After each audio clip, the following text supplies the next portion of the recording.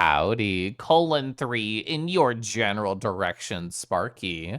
How are y'all both doing today? How are the three of us doing? You, me, Saribot. I hope we're all doing amazing here. I have had a pretty chill day, a nice Thursday, and I'm ready to just be on the internet for anywhere between 3 and 4 and maybe a little bit more hours. It'll be fun.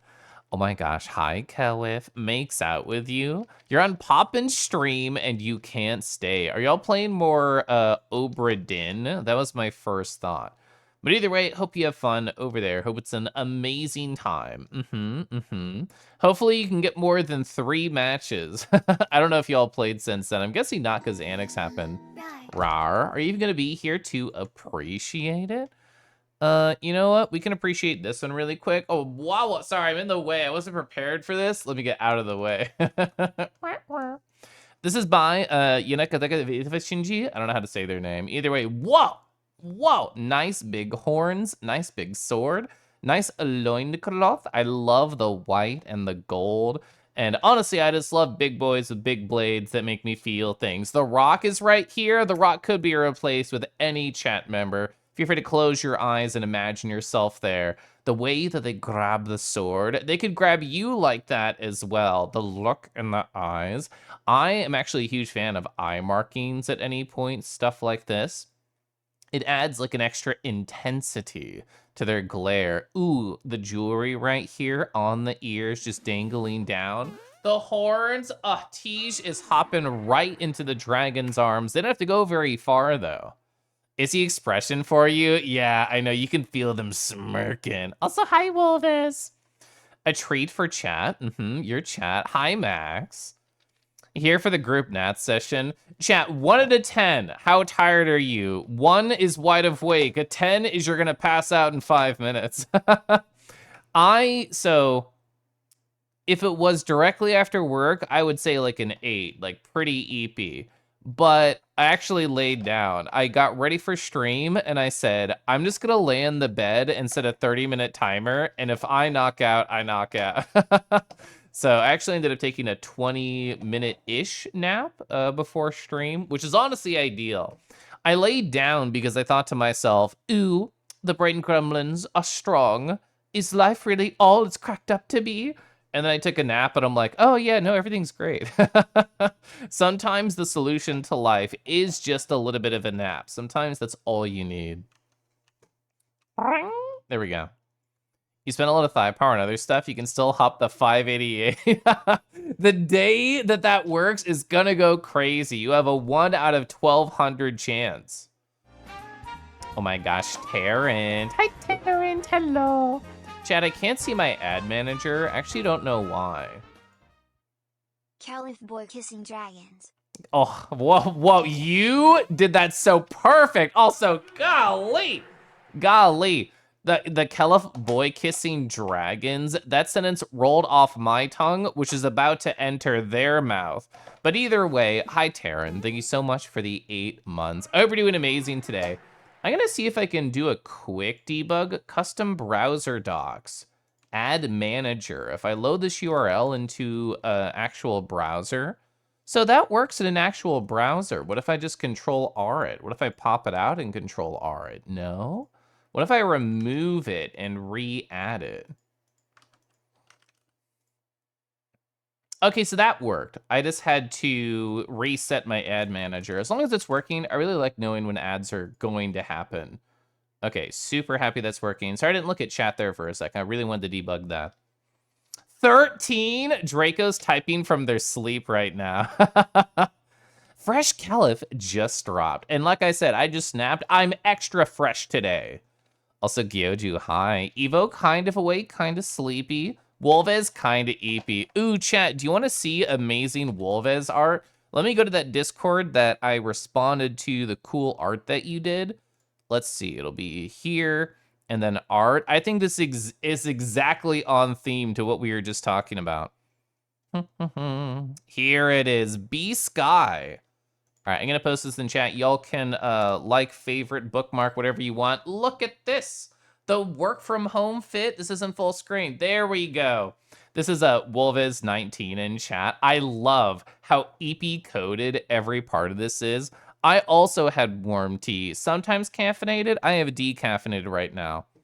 The blue light, I always get like, I've been a glasses boy since I was like 14. Nowadays, whenever I get glasses, I really love to get the blue light filter on them because I stare at screens like literally all day. Comfy clothes, the typing gloves. This looks so adorable. I just imagine you own literally everything in here. It's so good. You're cold, but you wear shorts? Yes, sometimes it's comfy. The yawn is so adorable too.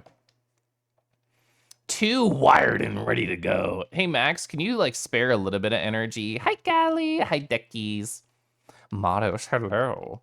It's crazy how needing food sleep is such a simple thing that can affect our mind so strongly. I know. I feel sometimes like a plant, because sometimes the X factor for me to feel better is just sun. Like, especially during the winter months, I'm like, it is all so cold and so dark. And then there's a sunny day and I go photosynthesize or take a walk and I think, wow, life is beautiful. Honestly, I think a lot of mental health is just figuring out what X factor am I missing today, and is it 5 small things actually? So you don't really get tired unless you pass out from being awake for too long.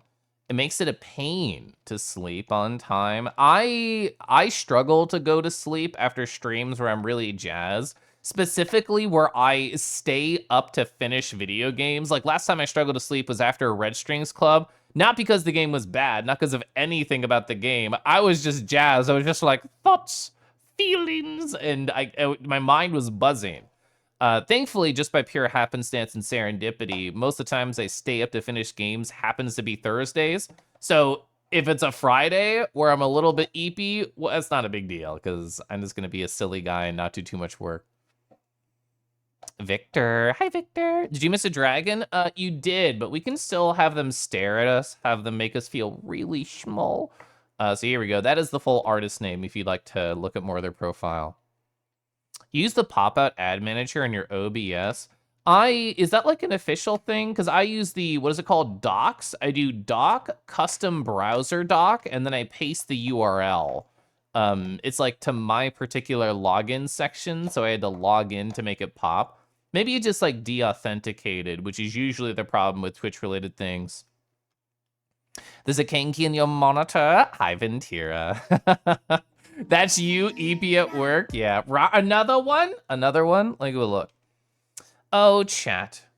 You know what a cozy thing to do is? Not just wear a blanket around the house and pretend it's clothes, but also stargazing. I love this piece so much.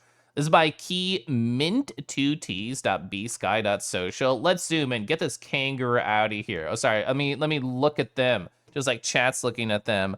They're winking into the telescope. They're so excited to learn more about the universe. There's some human thing that doesn't have wings or scales or tails, so we ignore them. But everything else about this, oh, there's another one. Yeah, right here. If anybody knows Blunder, this design actually reminds me of Blunder. More humans, that's okay. They can be like the assistants to the dragons, like getting their teas. Another one under the panel of the big face. The stars around the eyes feels like a My Little Pony cutie mark moment. It's like, oh, how'd you know what you want to be when you grow up? It was on my ass, don't worry. But this is on their face just 2 times in a row. It's very, very cute, though. I love it. Is that a Caliph and a Wolvie? Hi, Kieran. Caliph liking my art. I love every piece of Wolvez art. Caffeine. Chat, what's your, like, caffeine intake? Depending on the day, sometimes I do 2 coffees or a coffee and a tea or 2 teas, all of which caffeinated. And at the end of the night, I always do a decaf tea. Is that too much tea and or coffee in my body? I'm living, I'm loving, I'm laughing. Naps. Oh, Fumble, are you also EP? Wolf is cute, true. Those are your literal outfits. You look so cozy with it. Love the latest Wolvie art drop. I love every Werely art drop. Hi, Werely. You're 100% a t-shirt, sweatpants, and warm socks boy. I love just being cozy around the house. When I'm working, though, I have to be in a professional fit because I need the mindset. So I'm wearing like the socks and the shoes and like the nice sweater because it's chilly. And as soon as I'm done with work for stream, I'm like, and I kick off those things. And now I'm in t-shirt and then pajama pants and no socks because I get very warm as I'm animated on stream. And also there's 2 PCs on, so that probably helps too. A Kangi? Hope I'm resting up from Annex. I was just talking about being tired. I did feel good, though. For people who weren't here for my recap stream on Tuesday, I finished early, and I thought I could play, like, a game or something for an hour or whatever, but I kind of just want to chill and do nothing. It is true. The rumors are correct. I don't chill very much. I kind of do things all the time. Like, here's a high-level overview of my yesterday. Work ended. I talk with my husband. I work on certification things. I do chores around the house, and I read a book for an hour. I didn't just exist at all. And honestly, so one of the reasons I was tired earlier and took a nap, and it was like such a simple thing, like the idea of needing to photosynthesize, like I talked about. I wasn't on Twitch like all day. I was in 3 hours of work meetings and then focusing on different tasks. So in other words, I didn't like socialize at all. I didn't exist with a Twitch channel on. I was too busy focusing. And the second I put a Twitch channel on and just walked around the house, I'm like, oh yeah, like I do love this. I do love hearing the voice of my friends filling my brain cavity. So just another reminder to take care of myself. Toe Muncher, hi. That's a nice paw. Ooh, they painted everywhere on that toenail, including under it. Group napping. I think we all need a cuddle snuggle, a cuddle puddle. There we go. We all need a cuddle puddle right now. Hi, Pepper. You tend to see better alone. I think you do too. It's true. But like fantasy, the dream, yes, I would love to fall asleep in a group of 20 people. But I feel like, so you know how cavemen are paranoid about just living because a big saber tooth or whatever could kill them? I feel like the prehistoric dude living inside my brain says, you cannot rest if a twig snaps. It's obviously a hunter trying to kill you. No, it's just like, it's just life. A twig is gonna snap and I'm completely safe and nothing bad could ever happen to me and rest. But unfortunately, the caveman inside my brain says, no, you will wake up at the smallest thing. Dragon toes? Were they all covered here? They were all covered here, right? Censored. For Toe Muncher specifically, all the toes are blocked. We have to go back to the other one. This is nice. Toe ring and everything. Okay, these are much better toes to have in the background.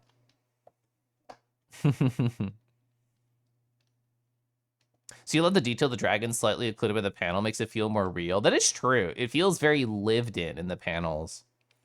Your caffeine intake is yes. I remember at my old job, my boss was like a 4 coffee a day guy. And I remember thinking, I never want to be him. Socks are evil. They get in the way of the toes. So true.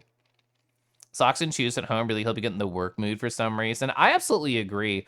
And I mean, I'm very lucky in the house setup. I didn't always have this. When I first started at my old job, the house layout was a little bit different for husband and I using it. So I used to work in like the living room downstairs. I had a temporary desk setup that I would just set up or tear down. It was one of those IKEA tables that was like a filing cabinet and then a table with only 2 legs. So you just rested on top of the filing cabinet. And it worked, it was fine, but I didn't have much of a mental disconnect because I was just in an open room that was not meant for working and it was a common thoroughfare if my husband or somebody else wanted to walk around.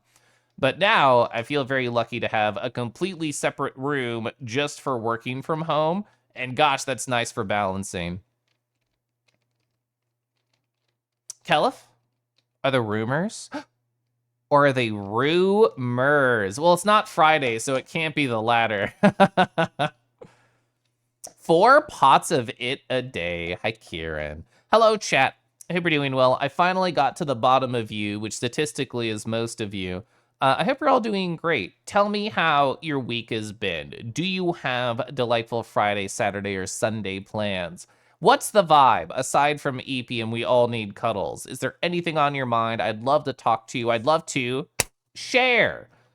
Just whatever's on my mind, what's happened in the past few days, as I gave a high-level overview of my yesterday. I was a busy little bee. I was a guy who kept doing things and couldn't stop. Is that going to be me tomorrow? Probably. Is that going to be me on Saturday? Probably. I actually have a big weekend goal that I want to talk about. So, I am a very, some might say, aggressively motivated person.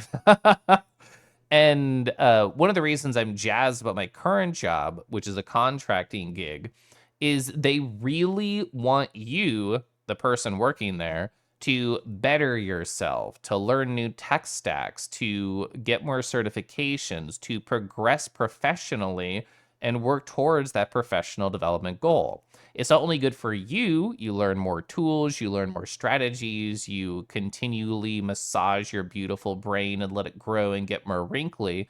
But for them, they can say, okay, cool, this dude at the company got a certification in this. Let's get a job for him. So many reasons I want to be a good certification lad. I want to be an oiled up cog that makes that machine roll. And this is something that I want to do. My bosses have not approached me about, well, Kenneth, what certifications have you thought about? No one at the company has talked to me about this. I know what I want to do.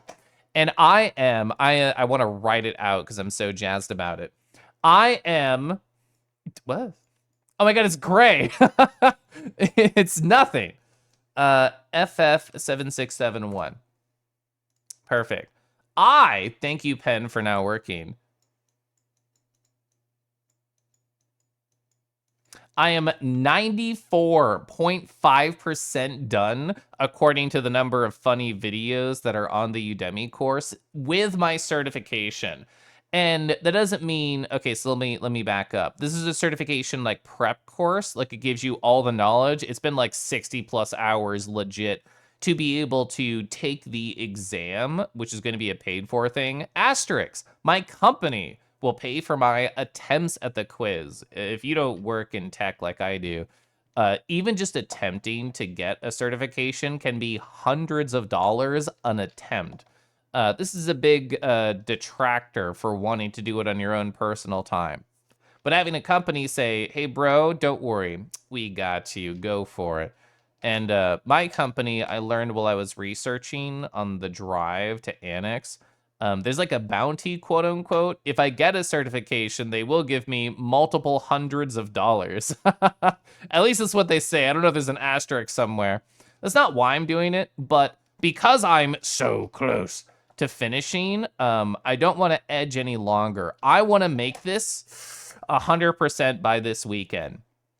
And then theoretically, so President's Day is coming up. I think that's like the 16th or something. And it's going to be, the government's closed, can't work there, but I can do whatever search stuff I want. I think that would be perfect. Like, I will finish talking to Badger Pants after my story, and I will like finish with my certification prep course this weekend, and then I can schedule an exam for the day off work. I think that's perfect. That is the goal right now. We'll see if I feel prepared by then, but I'm a hyper motivated guy. I think I can do that. Anyway, I'm scrolling up in chat.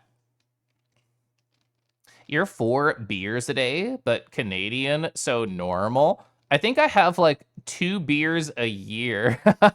To be fair, I have hard liquor once a week. I wish I had enough room for that. We have to settle for a separate desk. I was there. Yeah, I get that. Yeah, it's nice. Especially ever since I got my standing desk, I've been really living, laughing, and loving, and also wiggling during many work meetings. So you drove from Casey to Georgia as part of a road trip, met 6 friends after 1,800 miles. It was all caps, great. So tomorrow I start the 960-mile drive home. I do maybe one more on the route home. You live such an exciting life, Embellis. I love this so much for you. So get into the big 5-0 Saturday. Whoa. Lots of drinking to be had. So 8 beers on that day. That's what I'm reading. Hawk, chat.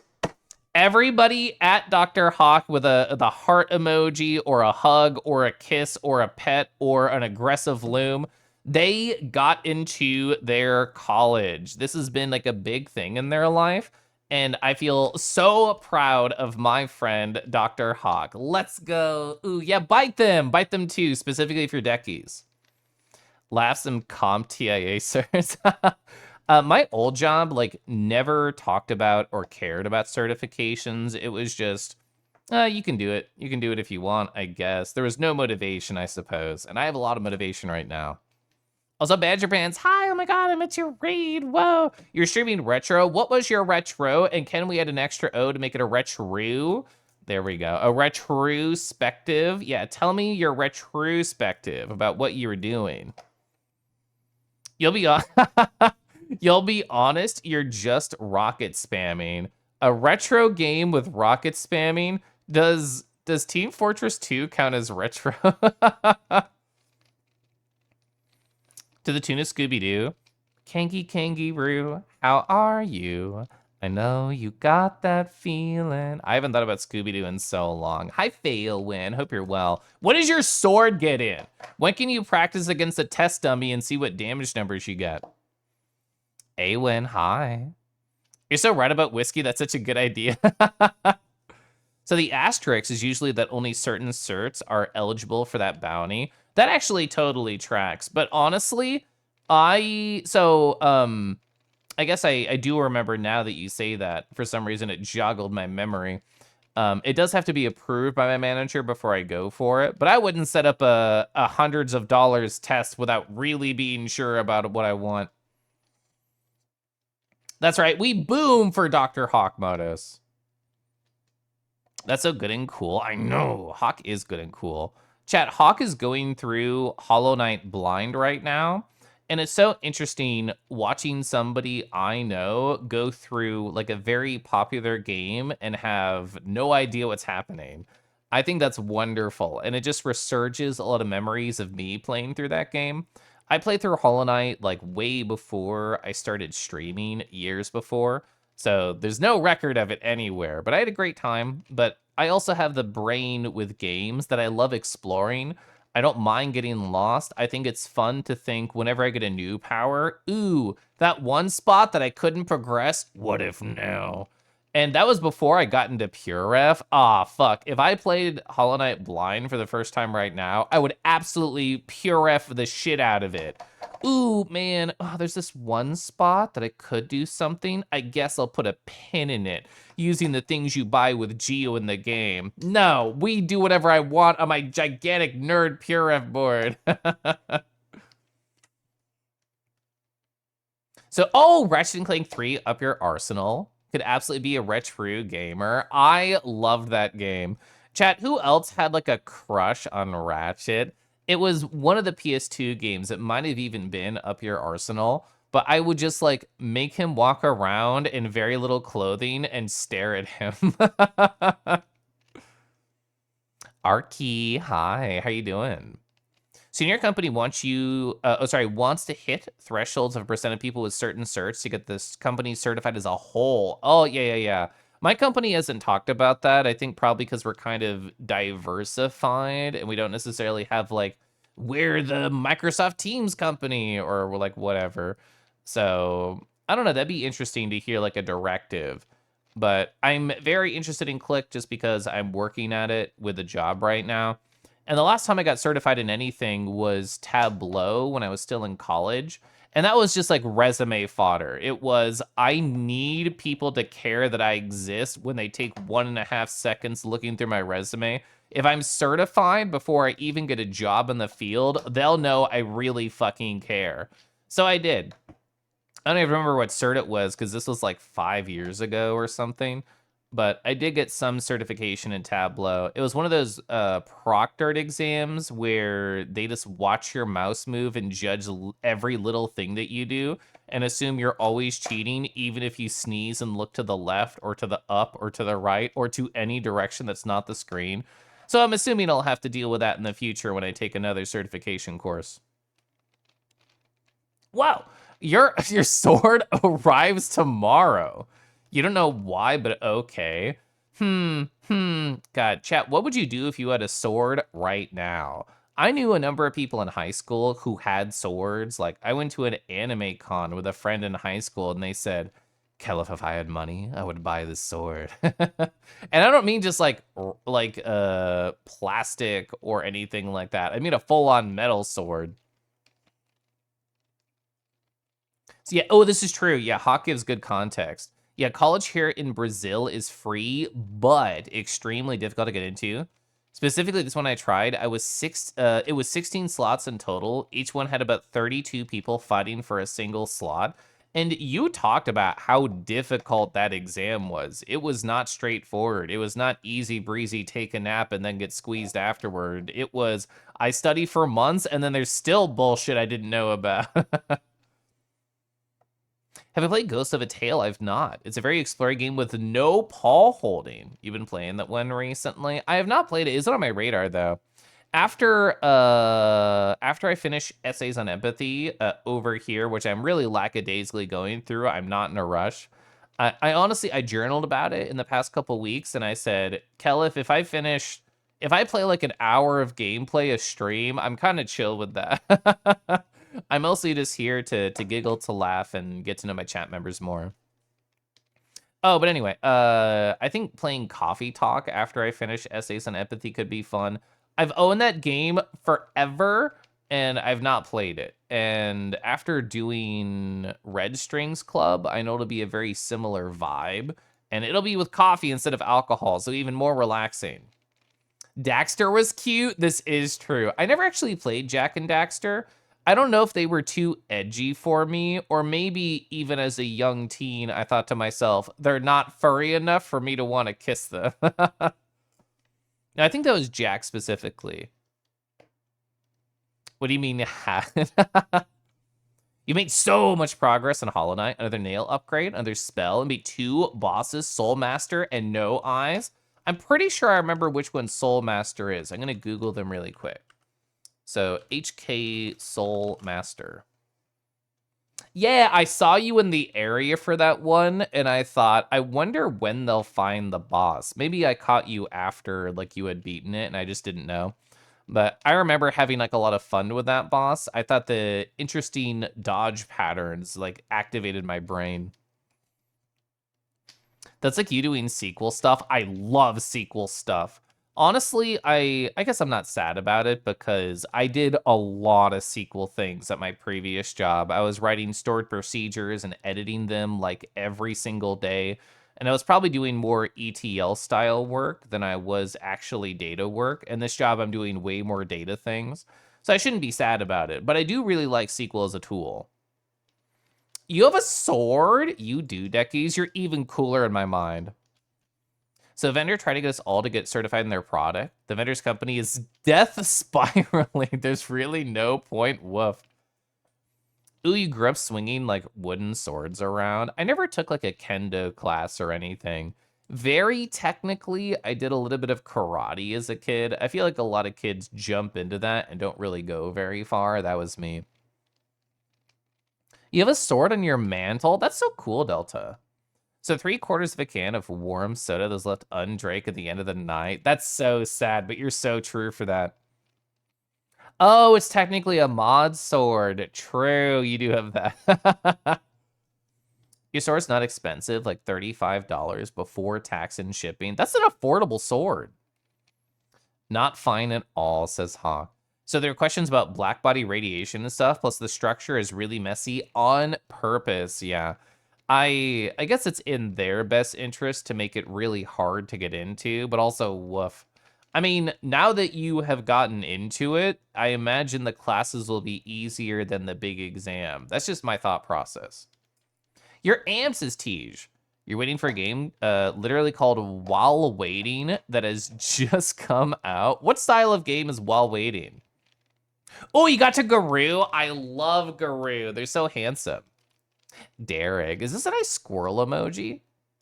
That is. Oh my god, you found other squirrel streamers on this platform? I love this so much for you.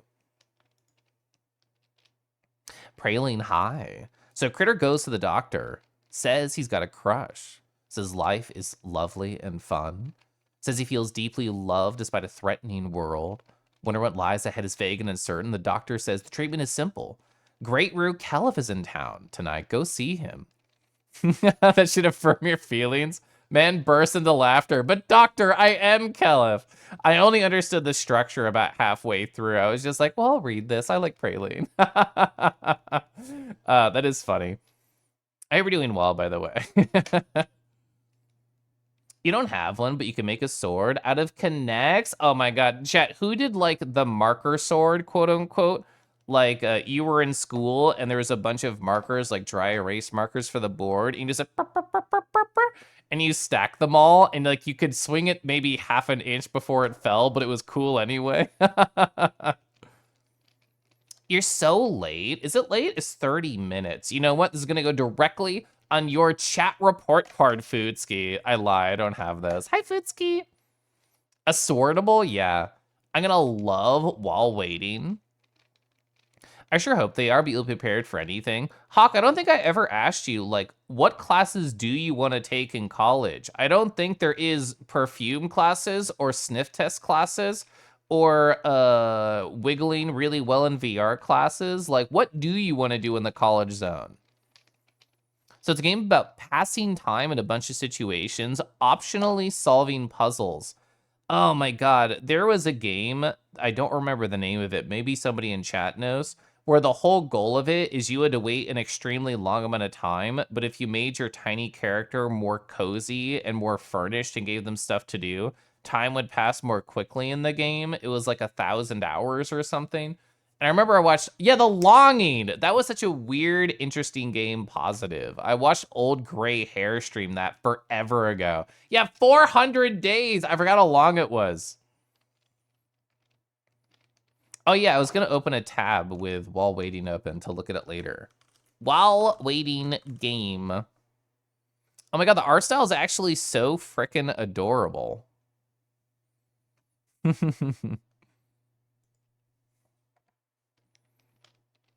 You love the marker staves? Yeah. Oh, they found you, Lamau.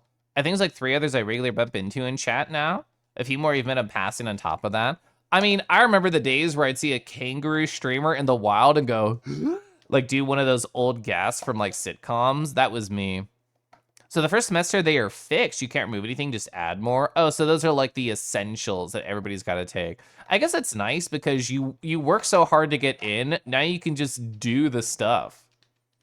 Uncommon species moment when we're all starting to meet each other. Yeah. Hi, Dusky, also. If it helps you're getting food and was even texting you before stream, I actually did see the notifications and I pushed them away. So I knew you were being good.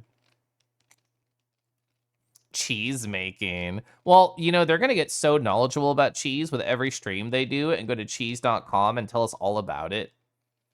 I know. I also miss Gray.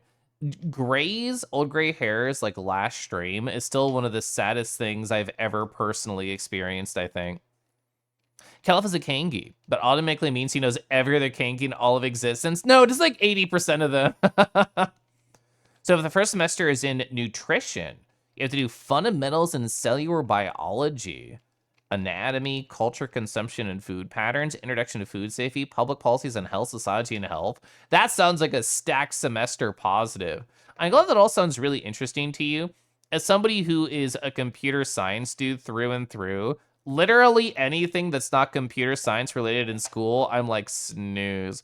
Although nowadays, I guess my interests have opened up more. That was true for me in college back then. But even some things like computer architecture, I was not super interested in. I just wanted to use the computer, not necessarily learn how it processed things. I guess all I wanted to do was program and then think about theoretical models and structure. So you've done a half a graduation in marine biology. You have experience with some of these. Oh my god, Hawk, every day you're cooler. How do you do this? The pouch net is a powerful thing, yeah. You love meeting Caliph, the first Rue streamer I know. Let's go. You really like some of their emotes? These are actually really cute. Yeah, is it a cozy? An eepee? An eepee, a party, a giggle, a drain. The cheese.brie. You've seen a lot of kangaroos down under, like Bruce and Jeff and wallabies and wallaroos and Nazi too. We're all here. Hi. Caliph, hi. Caliph, hi. Thank you so much, Nazi, for the tier 2, the 35 months. How are you doing today? I hope you're doing amazing. Chat, there's going to be an ad starting in like 50 seconds. I have no control over this. It must happen. So say capitalism. I'm just gonna hold my tea. Can I sip this? Can I actually hold it? Is it too hot? No, it's good. Oh my god, marine biology is Foodski's passion too. So now I know 3 marine biology nerds. I know Torrent Dragon, I know Dr. Hawk, and I know Foodski. I didn't realize this was such like a common interest among people. You all obviously got obsessed with SpongeBob and thought, I can make a career out of this. That's how it starts, right?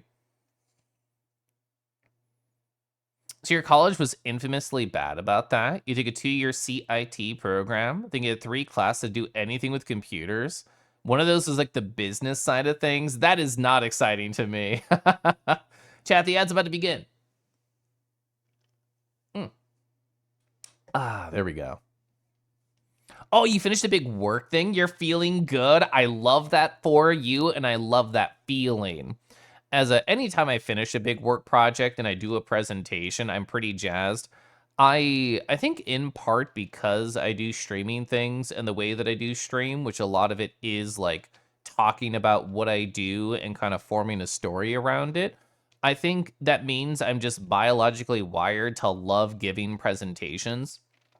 This is actually a perfect transition, so thank you. I've been up and down. Oh, never mind. I'll wait until after the ad's over, and then I'll do my story. You still appreciate it from like at a distance? Oh yeah, so I don't know if I read it out loud. I saw though that you started college but had to leave because of the pandemic. I think that's probably a very popular story for people. Ah wah wah, ah wah wah wah. So you never watched SpongeBob? You're just a wee lad when you started watching Shark Week. You were hooked for life. And now every time you see a shark furry, you're like sweat emoji. Does that work for you? Actually, given that I know what you're into, yes, actually, I'm sure of it. Look at that nice shark right there. Look at that Viv. But Viv is never innocent. This emoji is a lie. 2, 1. Okay, cool. So the ad is over, and now I can perfectly transition. Thank you, Nazi, for the layup. I just had to wait for it. It was in the air. It froze in time during the ads. So my work stuff has been mostly positive. I know that has a negative subtext, but it's still true. The majority of things I've been working on, I think, are really exciting. Context for people from last week who didn't hear this part of my stories.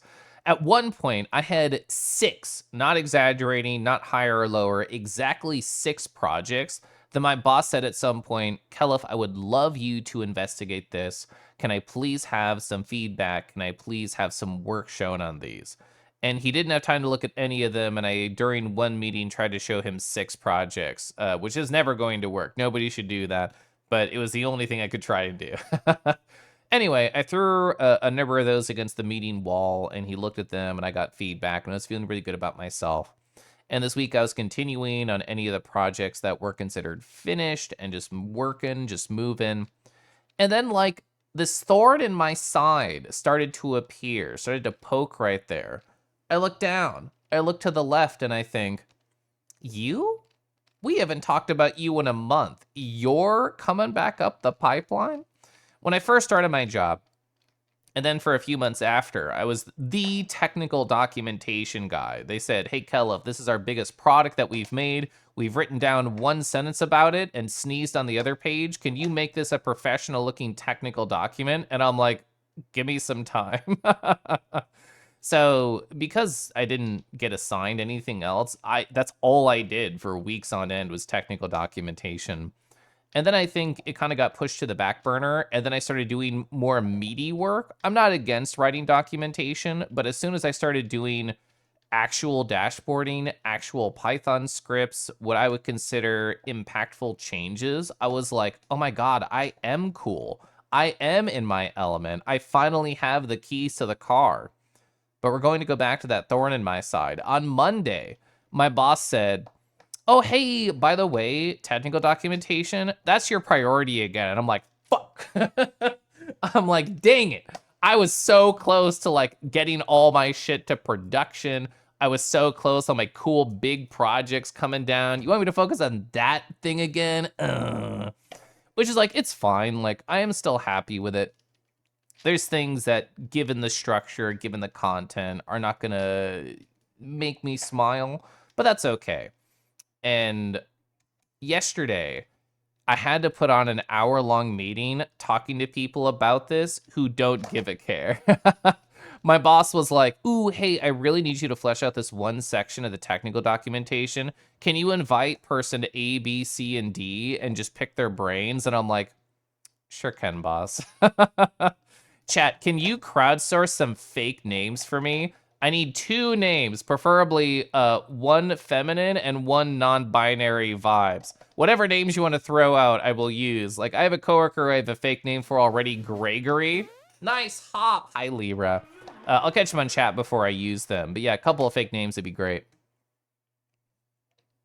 I want to add that this last college was not really good. They weren't very equipped or had the best teachers.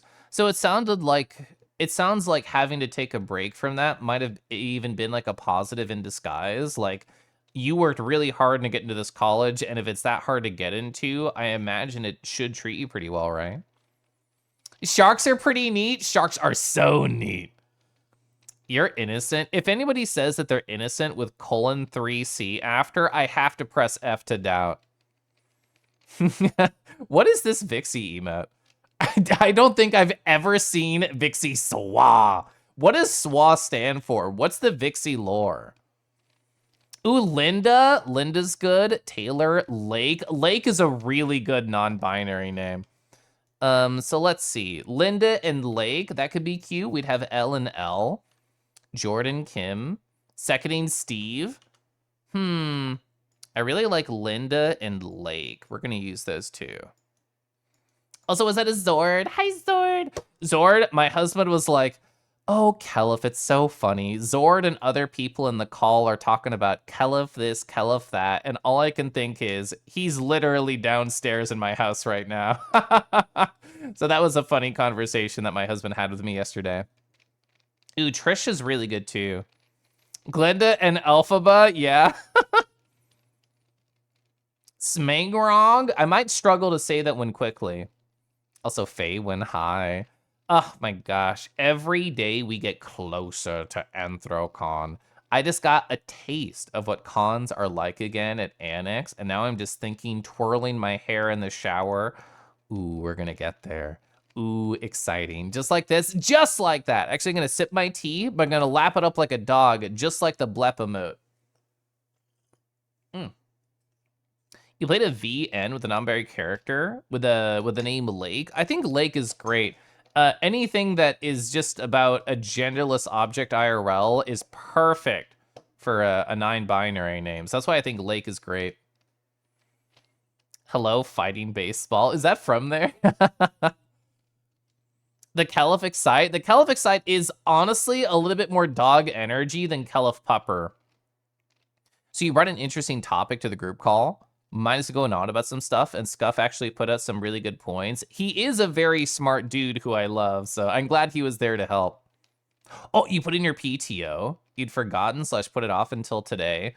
I honestly should do that. My boss took a day off in that general range, and I thought I should secure it 5 months in advance, honestly. You had a Vaporeon named Lake when you played Fire Red. That's a great name for them. Hi, PJ. Okay, so let me set the stage. Let me add one more name here. Get out of their hand. And then I'll tell you a story about my yesterday.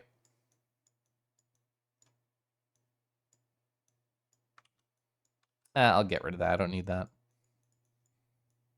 Okay, let's do... I'm not going to worry about it. Anyway, so jumping back, because I like to pause my stories to look at how beautiful chat is. I put on an hour-long meeting with Linda, with Lake, and with Gregory, and I know none of these people care about it. It's one of those like, all right, everybody, let's get through this as quick as we can. And when I set up this meeting, I thought to myself, everybody has an hour clear in their calendar, and I really think this will only take 30 minutes, but I'm going to secure the hour because who knows? Like, maybe they'll get really excited. Maybe they'll have good ideas. Maybe we'll go down like a positive rabbit hole. Either way, it's on their schedules, and if we end early, everybody's happy.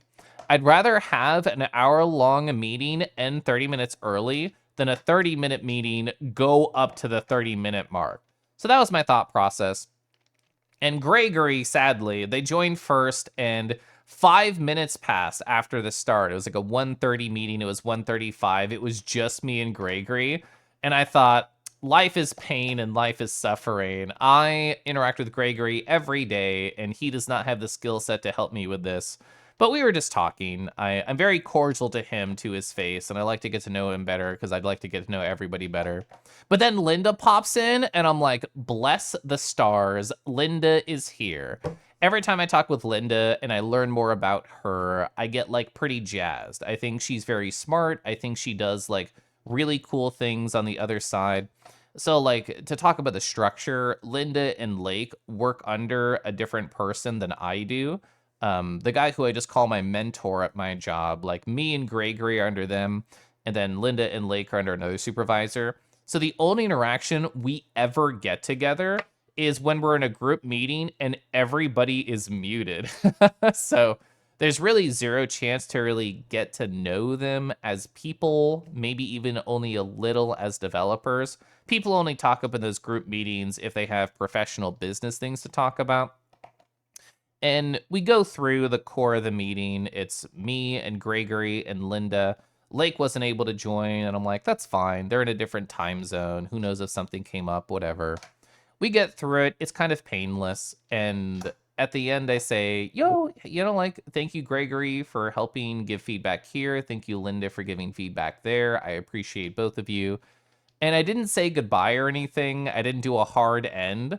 And then Linda, on her own volition, just started asking like nice casual conversation things. She's like, oh, so do you all have any like weekend plans? And of course, Gregory, being 100% normie and has nothing cool going on in their life, talks about how sports ball is happening this weekend and they're really invested. And I'm like, yeah, that makes sense.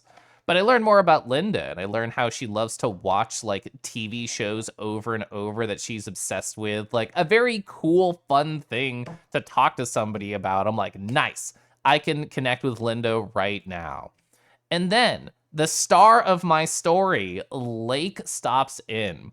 Linda was talking about social media, and it's a pretty common topic. A lot of people have Twitter or Instagram or anything. And in the middle of Linda's chat about social media, Lake pops in. And I say, oh, hey, Lake, thanks for joining. We already finished the topic for the day, the one that was on the meeting, the one with all the notes there. We're just talking now. And Lake says, oh, yeah, you're talking about social media? I'm on Blue Sky. It's kind of like Twitter, but with less Nazis. And I'm like, I love Lake already. The first thing they say is Blue Sky's like Twitter, but with less Nazis. I can definitely connect with this person. And as we kept talking back and forth, I realized I have like a partner in crime at my job with Lake. So Lake is really cool. I actually have extra context now because this was yesterday when this happened. And we talked back and forth. They talk about how they watch anime and they read a lot of like One Piece. And I told them about Land of the Lustrous and Cosmic Wheel Sisterhood and MyHouse.wad, and they were interested in all of these things. And as I was describing MyHouse.wad, I said, it's kind of like if House of Leaves was made into a video game. And they said, House of Leaves is one of my favorite books. And I'm like, this is great. We talked about Dungeons and Dragons and how they're a forever DM. And this was all yesterday. Very, very positive. Turned my super boring like work meeting into a positive adventure. Today, by pure random happenstance, we're on like a bi-weekly meeting. And every time somebody new joins the team, Lake joined in like December, but it's holidays. People aren't going to do a get to know you thing during that. And then January was busy. So today, Lake put together like a slide presentation to tell everybody about themselves. And I learned so much. They do 3D modeling in their own time. They made a slide. They're reading Bury Your Gaze by Chuck Tingle, Sister Maiden Monster, House of Leaves. They are cool official. They talk to me about like their fidget cubes and their fidget slugs and their slime. And on the slide presentation they made for my boring corporate government job, They're like, hi, I'm trans. My name is Lake. I'm non-binary, so nice to get to know you. And I'm like, this is great. Yeah, top tier coworker. I'm very jazzed about Lake. So Kelphic Side is the face that he makes when he drop. That is true, actually. When I drop backwards in my chair. When I originally sketched that out, I just wanted it to be, like the name implies, an excited emoji. But I realized it had dog energy, so I just drew Kofu over it instead. And then when I saw it as a finished product, I thought, no, I still want me, yeah. You love them? Me too. I also love Lake. My husband, after I told him this story, he said, so did you ask them what their favorite animal was? I did not. Lake also told me that they like have posted videos on TikTok and that if anybody finds them, they warn them and they're sorry or you welcome. So I don't know what content Lake creates on TikTok. I imagine it might be D&D related or just queer coded. I don't know. Mastodon is also like Twitter, but with less Nazis. That's true. Positivity's good. New work crush, let's go. Is Bury Your Gaze a serious book by Chuck Dingle? I actually don't know. They just said that they were reading it currently, and I'm familiar with the phrase Bury Your Gaze, but that's actually a good point. Like, Chuck Tingle is normally like a lampooning style artist, not like a serious artist, so maybe it is. Maybe they actually did like a serious work. So it is, I don't know what this is. I saw that on the call, Evo. I didn't know what it is. What is Mark Borg? Silver. Hi, Silver. Hello. Hi, amazing artist, Wolvez. We were just looking at Wolvez art right here, so confirmed, yes. Wolvez, amazing artist. So Chuck Tingle is usually writing stuff like getting pounded in the ass by my own ass and also a raptor. This is true. This is true, yeah. Hi, Kelif. I hope you're well. I am. I just learned that I have a cool non-binary coworker who's into 3D modeling, Dungeons and Dragons, and horror. When we were talking on the call on Wednesday, Lake said, ooh, yeah, I like to use TikTok to get my queer-related news. And I'm like, I love you already. They actually went, I mean, they showed their face on this, but I'm not going to show that here on stream.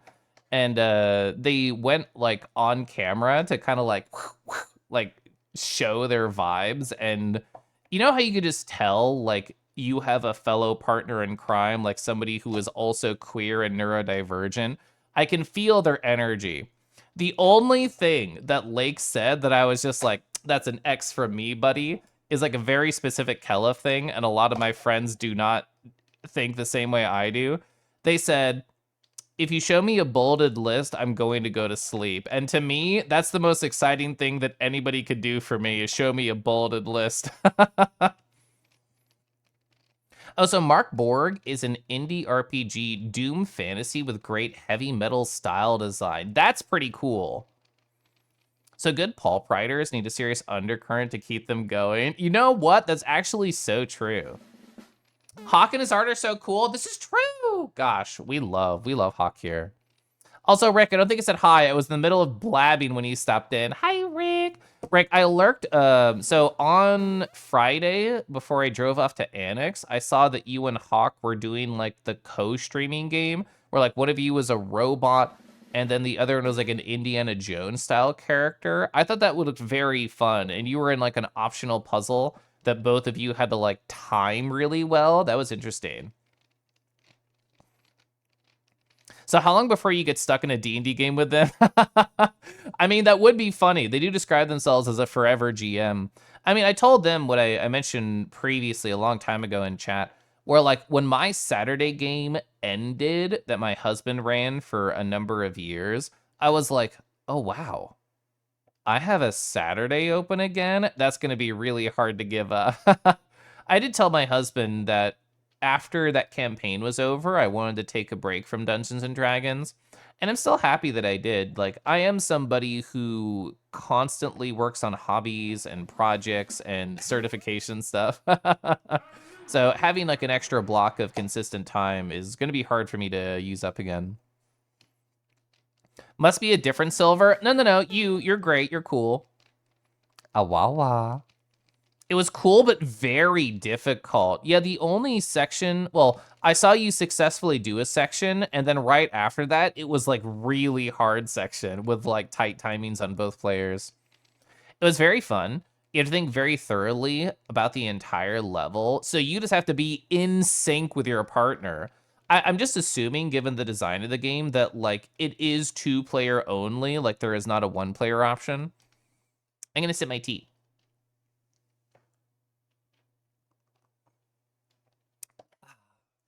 Let's see, what else do I want to talk about? That was the coolest thing that happened this week, is learning about Lake. I talked about all of that. Talked about all of that. Oh, I did a good adult thing yesterday. So I was reading House of Leaves, and I'm pretty deep into that book. I would say I probably have like a chapter or 2 left. And I just finished like, I'm not going to do any spoilers here, but I finished, let's call it a very heavy chapter. And a character I like is really hashtag going through it. And I felt this malaise upon my soul. And I thought, I have to stand up. I need to separate myself from this experience. It's a bit heavy. I'm going to go install that hard drive into my computer that I purchased before Annex and probably never talked about on stream. I don't have a lot of space on my computer. Asterisk. I now have a lot of space on my computer, specifically 2 terabytes more than I did pre-Annex. Honestly, so there's a story thread in my life that I talked about for a bit and then paused, which is creating educational content with my VTuber that I made specifically for educational things. And then I stopped talking about it literally because my computer was out of space. I'm like, I want to make a separate account on my PC and then put stuff on there specifically for recording so it doesn't show anything. I don't have to do a bunch of like work. I'm going to start with a blank template and go from there. And I thought, I literally have 0 space, and this is a constant problem. I need to upgrade. So I upgraded. So my main goals this week, 2. I have 2 main goals this week, and these are just for me. I want to get to 100% of my certification prep course, which is very doable. That's probably like 90 minutes of work. That's nothing. I can do that this weekend. And then I want to finish House of Leaves, which, like I said, I'm like a chapter-ish and then done. There's not too many pages left, but I don't know like how many of the appendices I have or haven't read. I haven't gone through with like a pen and checked it off. And then I'll probably want to flip through and just think about things from a different perspective. So probably one more reading session of House of Leaves, one more long session on certification things, and then boom, I get to move forward on more stuff. I love finishing things. I love moving things forward. I'm jazzed. I'm really happy right now. Sweats and ooh, just ordered 12 terabytes of storage space. Oh no, I get it.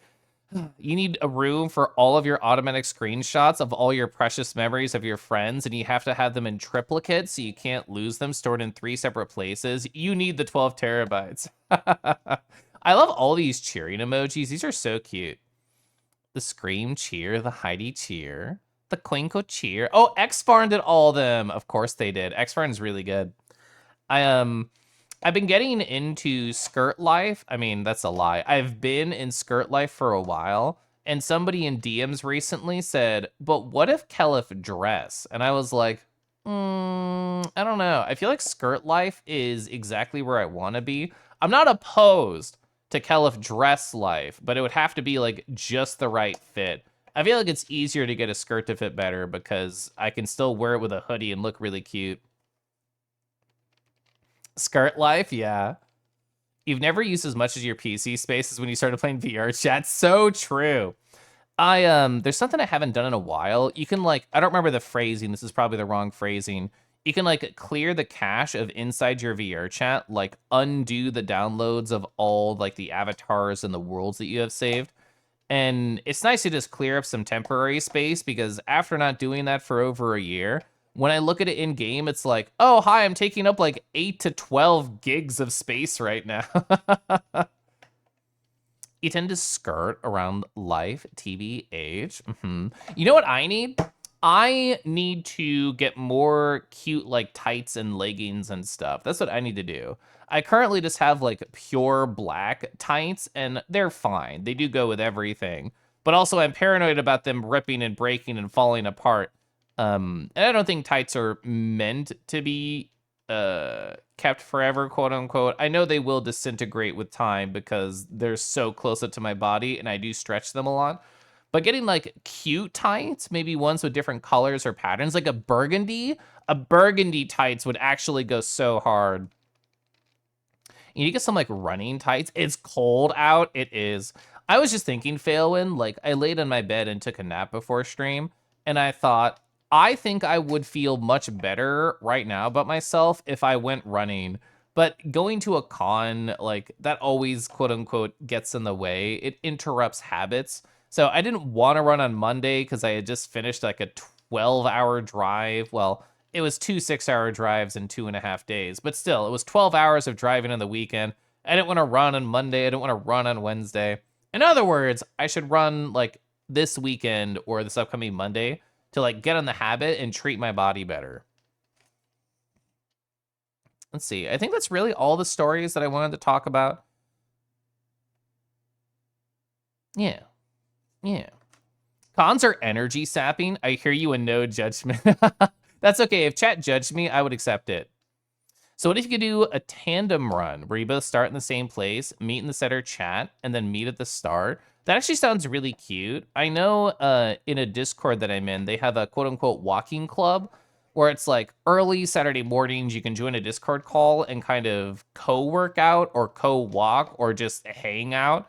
And that's like a nice, is a phrase for this, parallel. It's like parallel play type of thing. I would judge you, but I left my powdered wig at home. Are you not home right now? I'm gonna sip my tea. You're biased for working out on Friends? Yeah, specifically for Sundays and specifically with dancing, right? It actually just hit me in my brain that I should probably... Yeah. Context. Because I was just all in my head and I didn't voice myself. I'm honestly so bad at socializing. I realize I say that after an hour of just chatting in an incredibly social way with a myriad of beautiful personalities present here right now. But context. I'm terrible at socializing and actually setting things up. Like, oh, this one friend wants to hang out. Oh yeah, that requires effort of planning and thinking about what to do and setting time aside and reserving it for them. There's like 2 people who I would like to do that for in the recent future. So I'm gonna write their names down really quick to be like, hello, think about these friends, Kelif.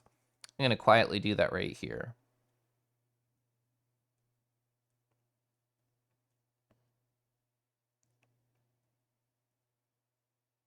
There we go. It is on the Post-it. Oh, I should do like a big circle around it. There we go. That'll be harder to ignore for future me.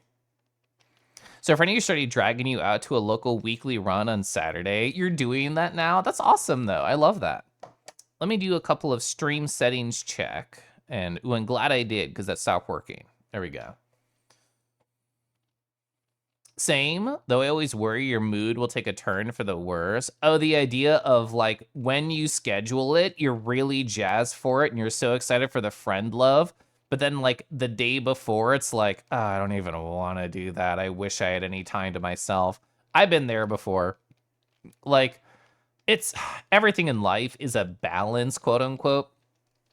And I mean, I'll just say it. I feel like I'm very selfish with my time, and I should be. But also, I want to make sure my friends know that I care about them. And, like, streams are great because I can say hi to many people simultaneously, and VR chat is great for the same reason. But just spending, like, a one-on-one time or a small group time, that really shows the people that I care about them. So I do want to do it. And I think I'll be in a good mood for it because I like these people.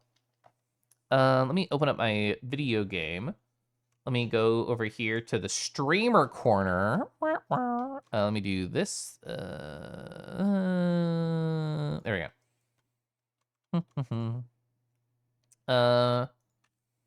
What is the name of this one? A Vivid Life. I'm changing my title right now. Puts Kingy in the streamer corner. It's where he belongs. Essays on empathy. Click. Then I pause my music. I go over here. And then an ad starts in like a minute. Ooh. The Twitch bots know. They're like, that Kelif guy, that silly kangaroo, he wants to start streaming a video game, not chatting. We must punish this man. I see that I have a snooze. I'll probably ignore it and then just let the ad run. So let's get the kangaroo out of the streamer corner for 1.5 minutes. I'm gonna run the ad now. Ka-ping! And then I'll transition to video games. Take a breather. Good point. In.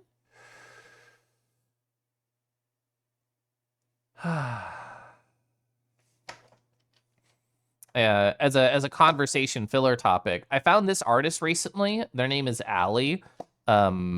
Sort of similar to my experience with Lake, but I don't know Ali personally. I Googled them. I like to do that with bands that I find and I've never heard of before, and I like their vibes and I like their music, to learn a little bit more about them, to sort of get an understanding about what the process is or what the songs are about, or really just what their energy is outside of making music. And Ali, just like Lake at my work feels like such a relatable, normal, quote unquote, human being to me. They are a trans alternative indie music maker, and I scrolled through their Instagram, and they feel like somebody I could go get Chinese food with and just talk about life. How do you spell that? Oh, it's just like a... like that, like Ali. It's I think their name, if I remember right, is Ali Cuva, like C-U-V-A, if I remember right from their Instagram. But they're the band I've been playing in the background here. It's a goodie to look at musicians. Yeah, I've been trying to be a big music boy recently, and I listen to so many new albums. Like, I probably listen to 4 or 5 new albums a week, and a lot of them don't tickle my fancy, but I want to keep exploring. And then when I do find somebody I like, I feel like I have a connection with them. It's like, ooh, let's get to know each other right now. Like a Sweet Pill is a band like that. And I looked up the artist, and the main singer, she has like a beautiful voice. And I read an interview with her. When I try and find stuff about people, I usually just search their name or the name of an album and say like interview or review or some name of a social media just to get like a vibe check. And when I read an interview with the Sweet Pill lyricist, she said, I make music for people like me, aka I make music for anxious people. And I'm like, yes, you do. This music is for me. So I've been enjoying that a lot. I want to keep doing it, learning more about these smaller artists that I find. Let's see. So, Essays and Empathy. It is an anthology of small video games, usually game jam games, like made in a weekend, by Deconstruct Team. We've gone through all of these. I played this right before Annex Lamau. It was a very sad game about essentially abusive relationships. We're on to this one. It's going to be much lighter, I promise. A Vivid Life. A short, weird tale about a girl who feels like her skeleton is not her own. She steals an x-ray machine and flees to the countryside to investigate her own body. That has to be fascinating. This is from a game by its Cover Game Jam. So the vibe of that is everybody is given a fake game cover, and then you have to make a game out of it. So I'm not going to hit the X. You close the game that way. I'm not going to do it. Every time I open a new game in this pack, it opens a separate EXE, and I have to change my capture window. I'm just, fuck, there were CWs, and I ignore them because I just click play. What was the actual CW? Nudity, self-mutilation, body horror, allusions to PTSD, and abuse. Okay, now I have an understanding. Oh, actually, the game itself had the CWs on there. That's perfect. I'm going to go to a window capture. I know you can't see it. I'll fix it in just a second. 1, 2, 3. There we go. So yes, this game contains depictions of self-mutilation. I did not know that. Some conversations allude to abuse and PTSD. Well, I guess if you're trying to get your skeleton outside of you, that would make sense. Oh, sorry, that's probably loud. Let me lower that. Definitely lowering that. I'm gonna keep it about here for now. I can't go back to live a normal life until I go through with this. Our name is Lainey. I love the name Lainey. That's really cute. ... Oh, is that an X-ray machine? That's what it is on top of our car. Please come home. A voice on the radio. Is that like our parent or our partner? Did you start the tape recorder? This is gonna get weird. No matter what you hear, please stay put. If anything were to happen to me, this transmission will serve as a testimony. I love the clouds in the background so much. I'm gonna check something about my audio setup. It looks weird. Why is that happening? I'm gonna just pause that right here. The skeleton inside of me is not mine. I'm in the process of investigating what's going on. Yeah, I tried discarding the idea at first. However, once you're convinced of something like this, an absolute horror gets a hold of you. Picture being inhabited by a stranger. You can't just go about attending school after the realization. True. So the best course of action is to steal an X-ray machine and escape to the country to peek into your own body. So true, Lainey. Correct. We're normal. Are you still with me? Please come home.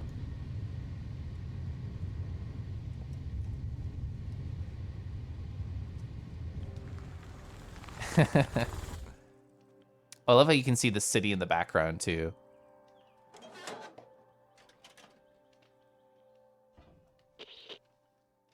How do you know how to use all this? 11:45, A Vivid Life. Oh, you like the music so far? I think Allie has great vibes. All right, I settled up camp. I'll keep you posted of my advances through the radio.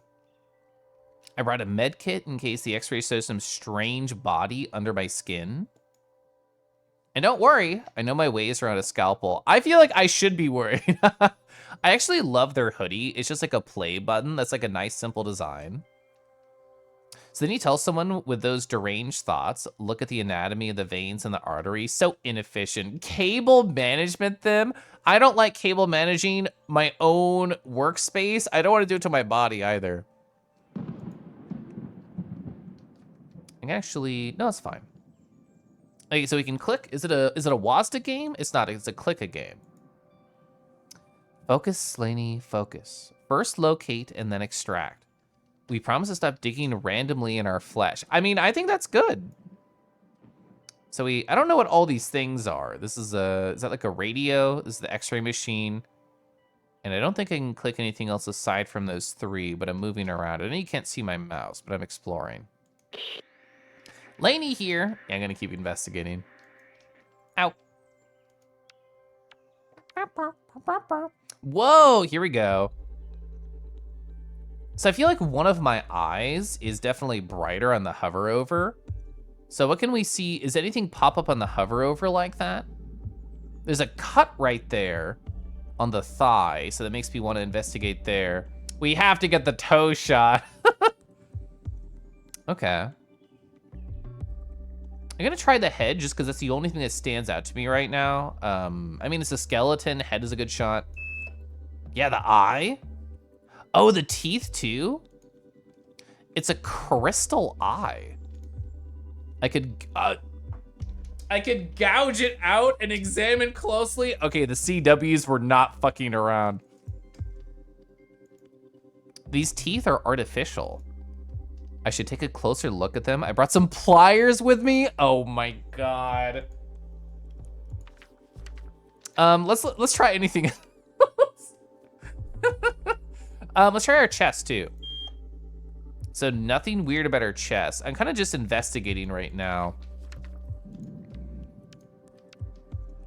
We could do tummy. We could do pelvis. Nothing weird in our pelvis. I did want to try the thigh because there was that incision there. I just double clicked quickly. The goblin energy is great. I mean, she's way more fearless than I would ever be. We have to look at the toes soon. There is something there. A small round object. What is it doing inside of me? I better extract it and get a closer look. I already inspected this, that's true. So I'm trying to just get a lay of the land. We have to get a toe shot. That's really important. This is for Toe Muncher Crimson. Is it my entire foot? My feet are sized very differently. I just thought that was weird perspective. Apparently that's true. They're like 2 shoe sizes apart. They're so different. These bones may come from different humans. Whoever put this skeleton inside of me is not familiar with the human body. Learned in class these humans aren't symmetrical. It's not conclusive. That was my thought, but it sounds like we don't have a memory of what our feet used to look like. I can do the bottom one. I don't want to go into a conspiracy just yet. I always hated my feet, especially when I have to buy 2 pairs of sneakers to get a single pair to fit my own. I feel like we're kind of like designing our own story right now. I don't know the level of like gore in this game because they talked about maybe cutting out my own crystal eye, but I'm gonna click the med kit, so we'll see what happens. Deep breaths. Ooh, yeah, ooh, yeah. I'm not gonna do the eye first. We're gonna investigate everything else but the eye. Honestly, I'm gonna go for the thigh. I've never cut so deep into my thigh. Here goes nothing. Ah.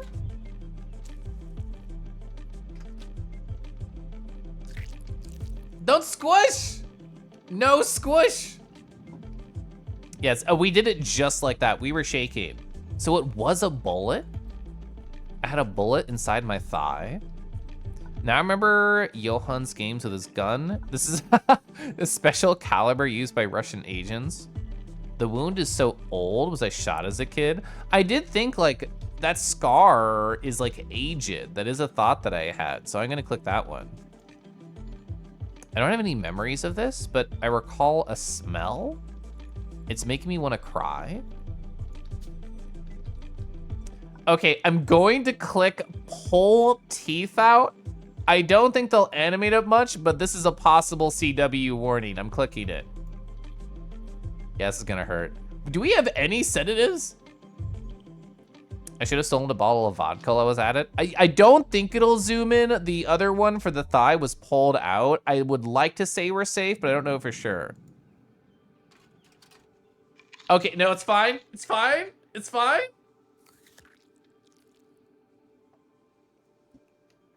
Now my mouth feels all... I wonder why your mouth feels weird. In addition to not being mine, I guess. These teeth almost look and feel like the real thing. So Johan again, they're mentioned. I almost died the day they beat me with a frying pan. It reminds me how they punish child soldiers on the other side of the border. They're not alike at all. These may come from different people. I mean, we're shaping our destiny with these choices as far as I guess, but... I keep choosing the bottom option, but I'm gonna do that again here. Is this skull some sort of Frankenstein? Where'd the maker of the skeleton get his material from? So, I'm gonna try and not do the eyeball for as long as possible. The knees are fine. I feel like there has to be something in the hands or the arms, because we just haven't explored those. They're kind of not near each other, so... Oh! It's an electronic device. I don't like the idea of keeping that inside me. Okay, so there's something in our right hand. Maybe like a tracking device. Nothing in the left hand. I'm gonna check like the shoulders, maybe the elbows. Nothing on the right shoulder. I'll check an elbow, I guess. Is there anything else up here? I'll try and get some overlap with the body because we have a lot. All right, nothing. I'll check like lower left. Ooh, there is something down there. I can barely see it. It's a fracture. I can't feel any pain. It looks like it healed badly. I have vague memories of a skateboarding accident. This is the arm I always use to protect myself. That's the one I like. I always try to protect my head at any cost. My arms took the worst part whenever Johan lost it.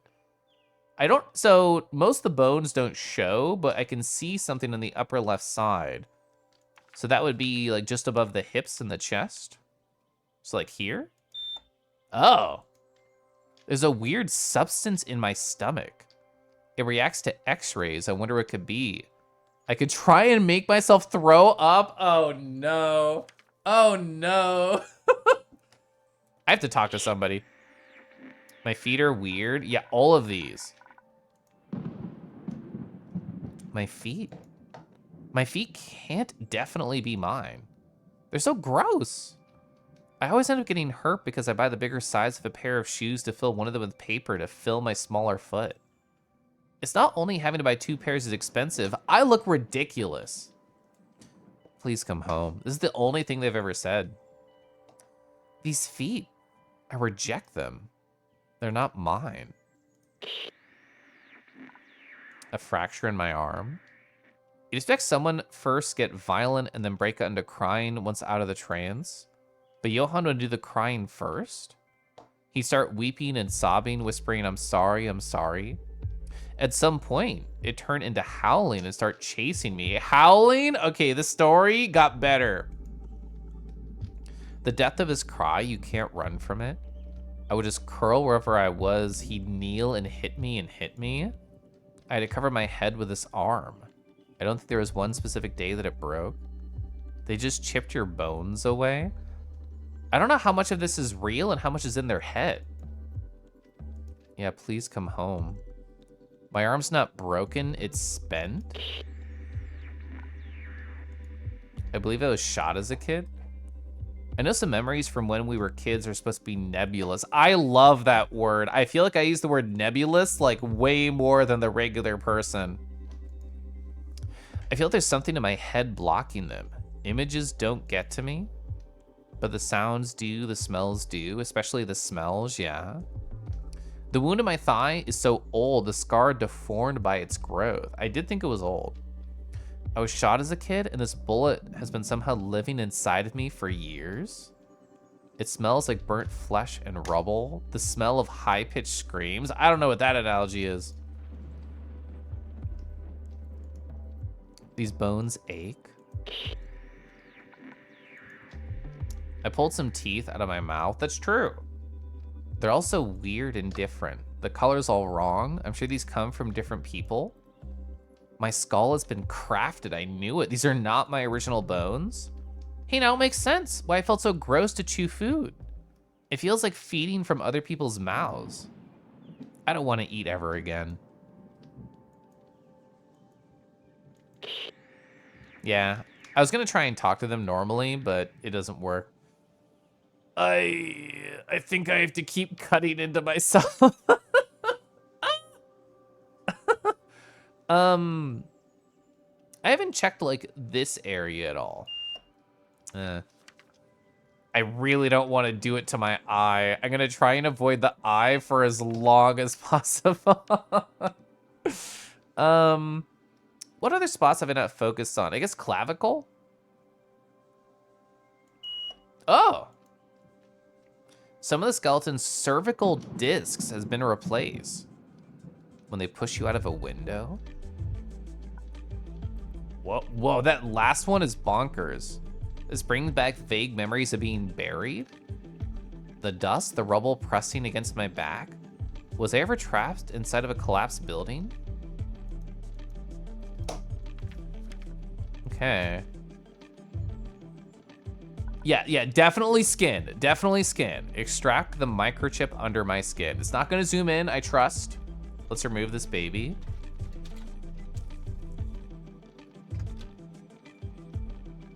Can we feel any pain? We're not reacting as if we can. It looks like a microchip. It's blinking.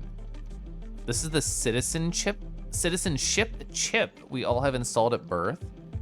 Doesn't look like human technology. It's a tracking device. Someone's watching my movements. So how do I want to shape this, I guess, is always the question in this game.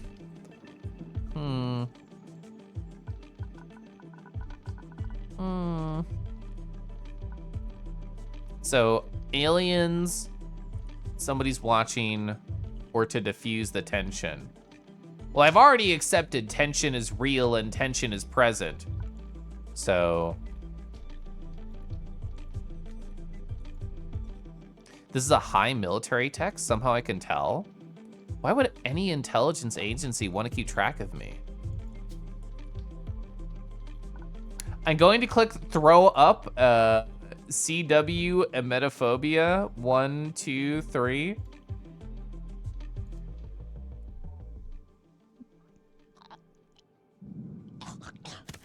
Whoa. Yeah, what was this doing inside of me? It looks like coagulated blood and pus. The smell is terrible. It's plastic explosive. I can notice stuff moving inside this mass feels otherworldly. It's getting harder now that it's outside of my stomach. How'd this end up inside of me? Is there only one left? Oh! I don't want to click it. I'm going to click it. In 3, in 2, in 1, I'm clicking it. I out.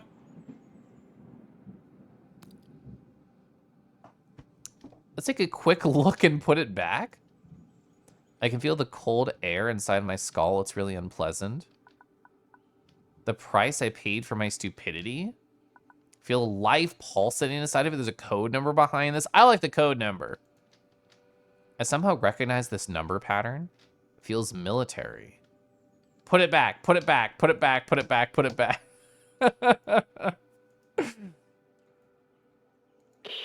Okay, thank God it's back. Mana, hi Mana. We're currently exploring our own body, not positive.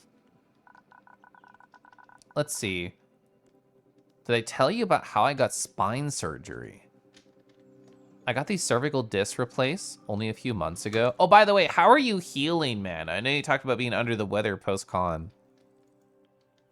In fact, that's when I started suspecting the skeleton wasn't mine. Well, I was on the operation table and the anesthesia kicked in. I started having weird flashbacks about life experiences that were not mine. Memories registered by these bones witnessed many atrocities. The spine was trapped inside of a collapsed building in the middle of some armed conflict. The images vanished after the operation, but the smells remained. The smell of dust and iron and rubble. Please come home. But I'm better now. Those paralyzing pains in my back are gone. I'm gonna do the crystal eye one last. So you have a cough and the sniffles, but no COVID or anything. I love to hear that for you. Is your weekend planned essentially just rest? I'm gonna rest a lot this weekend. I'm gonna try and be good on Friday, not stay up super duper late, but I will very much rest after that. Hey, we may be in serious trouble. I found a tracker device under my skin. It's like blinking and it looks military. Should I destroy it? What is it doing inside of me? Is my skeleton property of some government secret agency? Lots of TLC this weekend. Gosh, the tender loving care. That would explain a lot. Please come home. Is getting you paranoid? Or more paranoid? I was gonna say, I'm like, you're already paranoid. I found some sort of plastic explosive attached to the walls of my stomach. Imagine, I know, like, if you find a blinking device inside of you, the first thing you do is find a hammer or put it under the car and, like, run it over 7 times. It would not come out with regular vomiting. When I made myself throw up, it's like my body was trained to contract in a certain way to push it out. Now you're getting really lost. How long has it been there? Now this out, I can only think about a specific building on whose location I can't recall. Was this supposed to use an explosive to blow something up? Just who am I? Do you know who I am? Tell me. Please come home. Fuck. Ooh, she said, I think I solved the mystery. I'm not gonna click that yet. We're gonna click all the options. So that was the code on the back of the eye. Ode to October Owls. Wow, sorry. Reading the code out loud instinctively brought that line to my mouth. What's that supposed to mean? I can't remember buying this crystal eye now that I think about it. Please come home. Ode to October Owls. That line somehow makes me feel like I'm in the right place. Was it planned for me to be here? I think I solved the mystery. You canonically found a canonical job at Canonical? I know you talked to me about like job stuff at Annex, so you found something to replace the one that you were not having fun at? I've dug enough around my body for a life. True, stop it. So far, all I found are what points to a clear conclusion. Oh, It's just a listing, but you want to make a joke. I had not heard of Canonical, but given the face at the end, I thought it was a silly bit. The skeleton belongs to a child soldier. That's because I chose the thing about the bullet in my thigh. So it took you a while, but I've been activated, sir. I feel like whoever is on the radio just wants me to come home and will not react to that. Oh, it's a name you're familiar with since the one. Oh, they make Ubuntu. They're the company behind it. That is awesome. I don't want to do the bottom one, so I guess I have to do the child soldier one. I'm done. Definitely my skeleton is not what you'd expect from a teenage girl. The clues I found are hard to piece together. Mostly because my bones evoke like their sounds and smells rather than images. I don't know what things are actual memories and what are the product of my imagination. But there's a clear pattern: smoke, dirt, blood, fear, screams, scary loud noises. Most of the injuries the skeleton sustained point to the bones belonging to a child soldier. It's not magic or science fiction. I was hoping it was magic or science fiction. However, I can't help thinking in those memories and feelings as if they weren't mine. It's like I've inherited the body of a child soldier. Can PTSD do that to someone? It's weird though, because I don't really feel sorry or scared. I feel thankful for the poor kid having endured war for me, then sacrificing themselves to give me another chance at life. Thank you. I'll wear your bones with care and pride. Thank you. Ah! Hello? Person, please come home. A short, weird tale.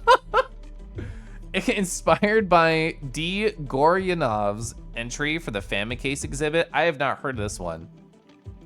I agree, weird. Oh my god, Remus Cobalt. Person, I'm your fan. I'm a fan of Remus. Remus, I'm a person and I care about you. Remus, how are you? Are we doing well? What the fuck was that game? I understand it was like a kind of a make your own tale with the choices that they presented. We're about to watch the behind the scenes videos.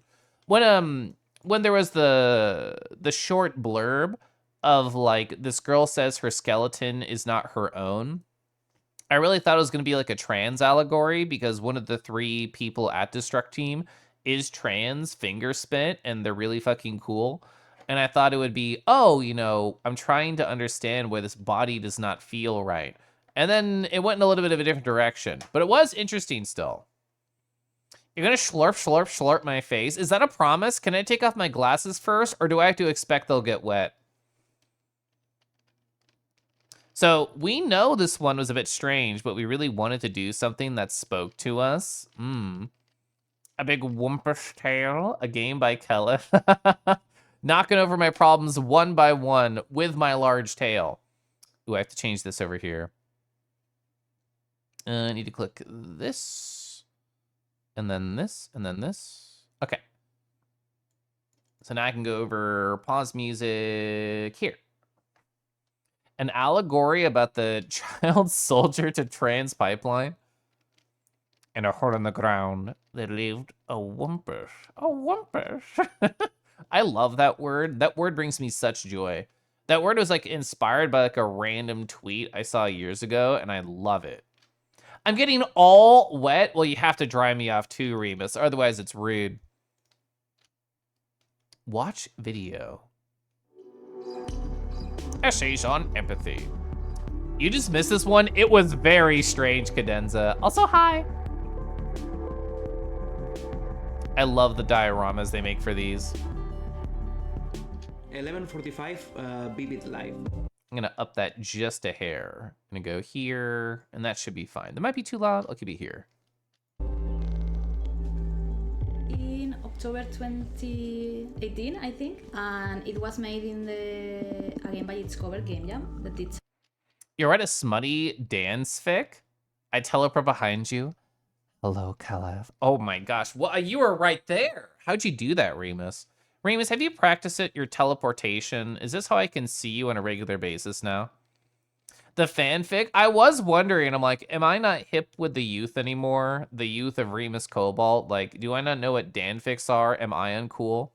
God, I wish. You just keep closing your eyes and practicing, focusing really hard. It'll work out one day. A game jam that it's an exposition of Famicase Expo. Yeah. Yeah. I love that sticker. Oh, so we have Teddy right here, but this one, oh no. It's like an alien cat dealing drugs. I'm hip. Oh, thank you. You know, I'm so happy that you appreciate these babies right here. I am hip. They are present. Danfic is like fanfic, but specifically for a dude named Dan. The only Dan in all of media that I can think of in this exact moment is the one from Street Fighter. You're too old. I don't know about Danfix. I know. My gray muzzle status just skyrocketed. I don't know about Danfix either. Famicase Expo. This is a pretty weird game. True. This one I wanted to use the opportunity to talk about our experimentation philosophy. It is something that we've been putting more and more importance into as our career as game developers evolve. Evolve. Hi, y'all. Hi, Matthew. How are you doing? I realize I have the agosexual tag. I do. Considering that tag for yourself, I didn't know that you were a fan of that word for how you identified. I don't know if I've talked to you too much about like your sexuality journey, Remus, but I hope that's been going well for you. Danfix. Fanfic specifically about the cartoon Dan Versus.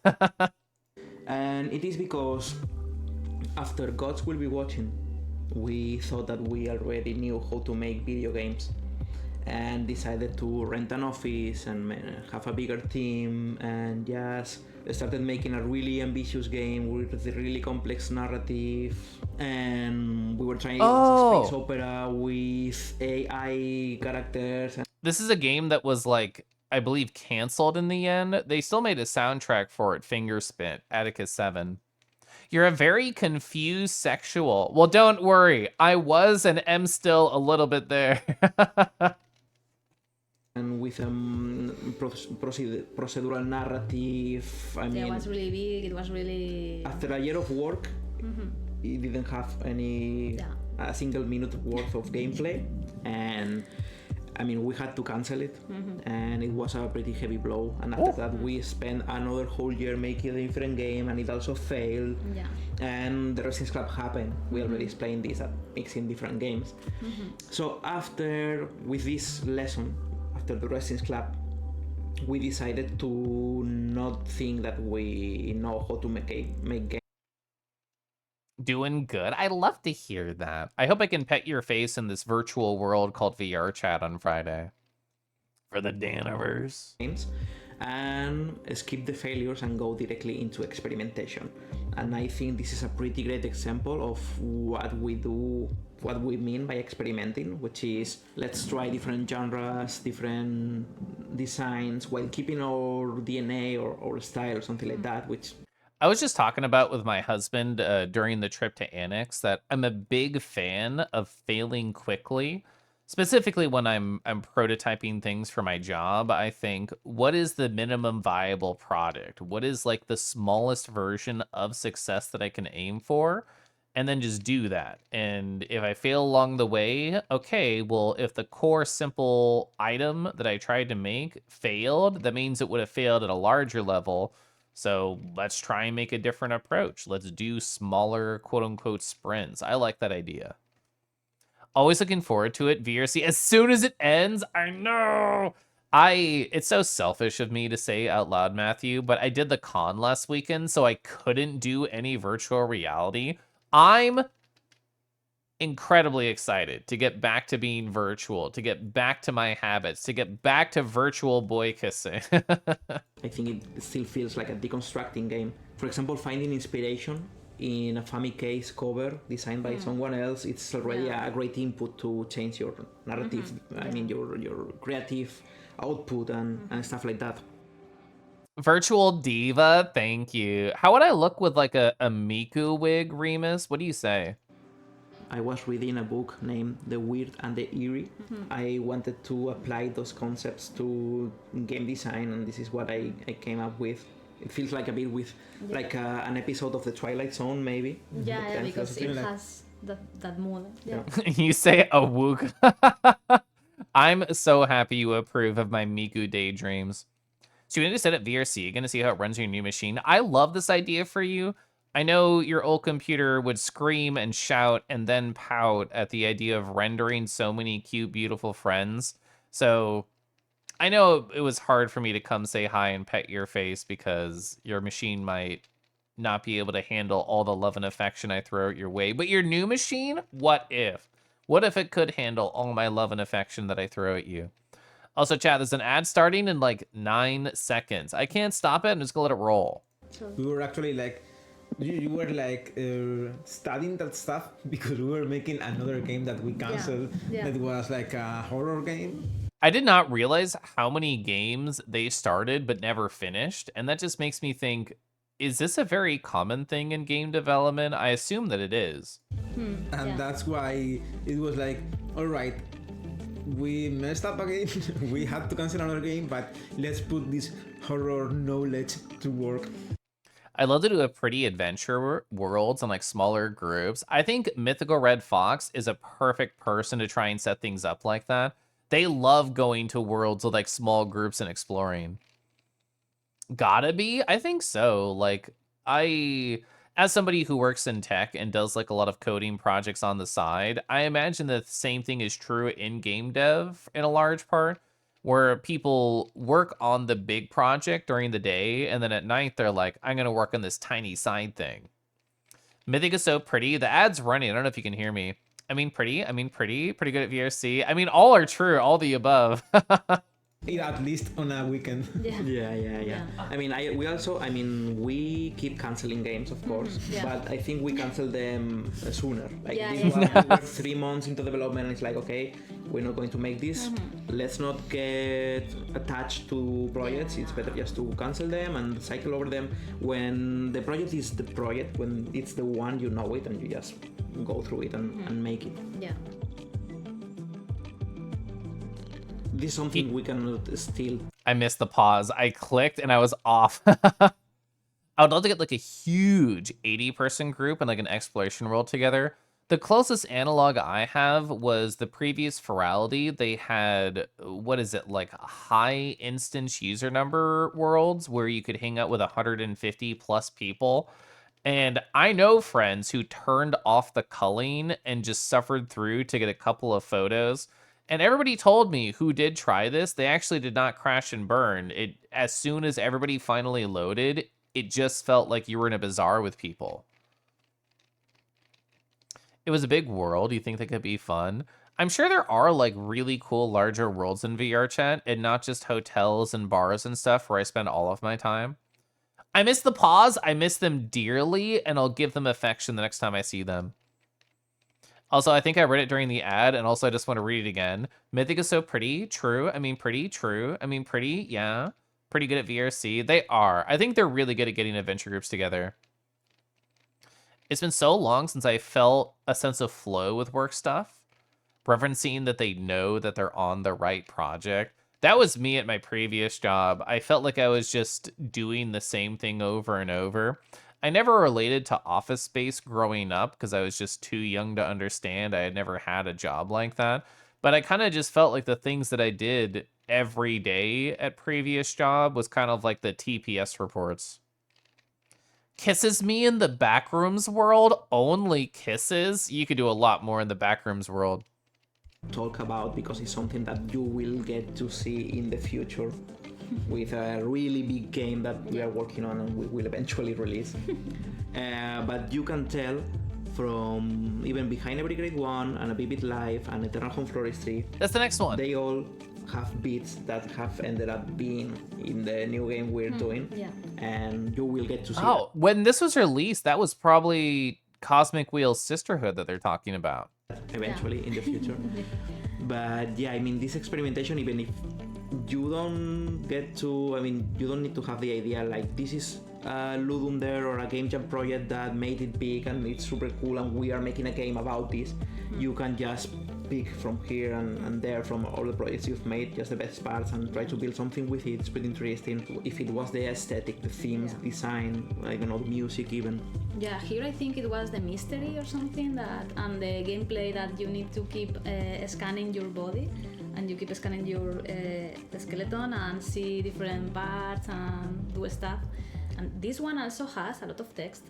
Yeah. Also, because it has different combinations depending on or what you say about the pieces that you have inside your body or whatever. Yeah. What we also inherited from this one is how this kind of way of presenting cutscenes. Yeah. Like it saves a lot of work. Like these cuts, like putting a character in different actions, like setting up the scenes. We use that. Yeah, we use that in. And you will get to see it eventually when we release something new. That definitely was in Cosmic Wheel Sisterhood, so I feel like that's what they were chatting about. I want to look at the gallery. I forgot about the gallery. I love seeing the initial sketches. I did see this fucko whenever I showed up the game cover. I didn't know who they would be. I love this hastily drawn skeleton right here. That's so good. Theme, self-acceptance. Oh my god, the little like flowchart diagram of the game flow, that's cute too. Always please come home. Oh, after 3 investigations allowed to solve the game. I did way more than 3. Sprite. Oh, this is the type of stuff that goes into my work notebook. There are times I'm sad I work on classified information because I would love to show my work notebook to people, but all of it is a CUI, controlled unclassified information. Sprite. Theme, self-acceptance, open-ended, free experiment. Get out of here, email. Oh, here's all the resolutions just listed out. Homunculus? Fuck, I should have chosen more things like that. We could have been homunculus. Yeah. Yeah, I felt that there would be a accept that's me after all one, but I did choose a bit of fantastical options, so we got PTSD Child Soldier. Whoa. Oh, all the answers, the 3 that you can choose to get an ending. I love seeing stuff like this. And they even added them up here. The background evolution. Oh, wait, I know you from Red Strings Club. You were a temporary sprite.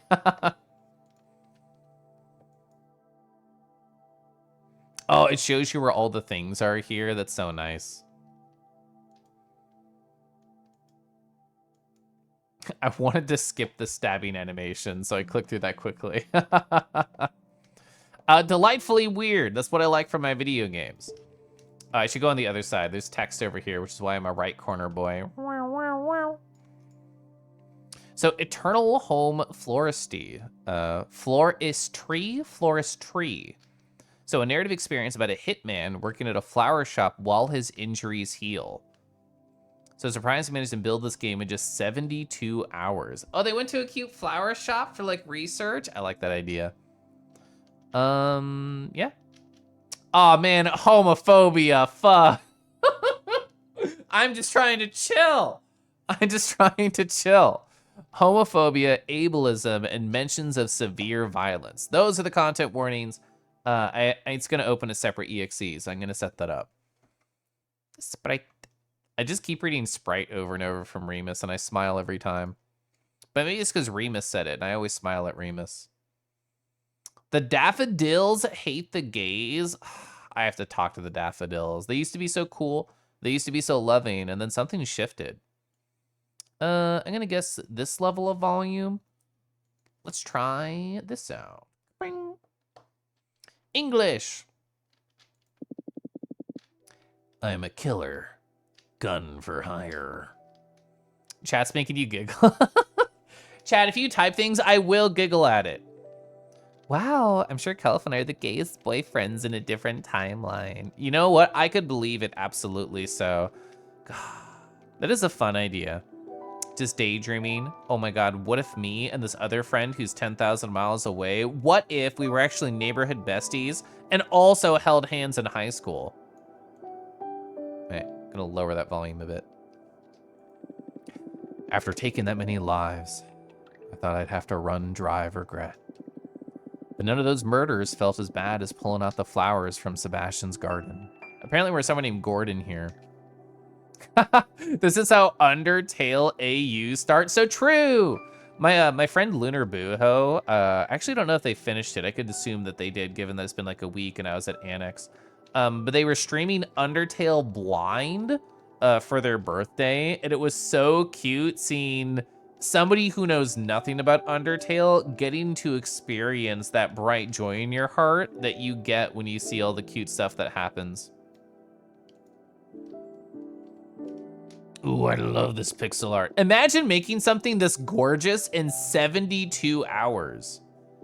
The danger money. I love just putting tildes on either sides of things. Some markdown I've seen before is that's like the strike through, and I don't like that. I want tilde to be like a showcase. Like, please look at me. Do not strike me through. It's fun to daydream about those things. It can be. Knowing nothing about Undertale given to the fandom is as wild, I know. You played like 30 minutes of Undertale. I think Undertale's legitimately great. To be fair, I haven't played it since it came out like 10 years ago or whatever. But I was really lucky. Like, I found it on Steam Greenlight, which isn't even a thing anymore. It's like Next Fest. And I saw it and I thought, oh, wishlist it. That looks interesting. Okay, whatever. I like weird indie games. And it was a massive, huge thing. I played and beat it in the first week that it was out and thought, that was rad. I really liked that. I didn't think it would become such a huge thing. So you played 25 minutes of it. All 25 were spent on the file naming screen. Squeak. Hi, Leap. Oh, we squeaking in here.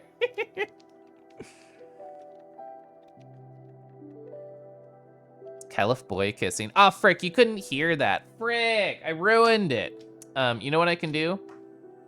I realized that for whatever reason, my audio setup is being a bit strange, not related to my old problems. But I'm gonna replay that because I can. I have these powers.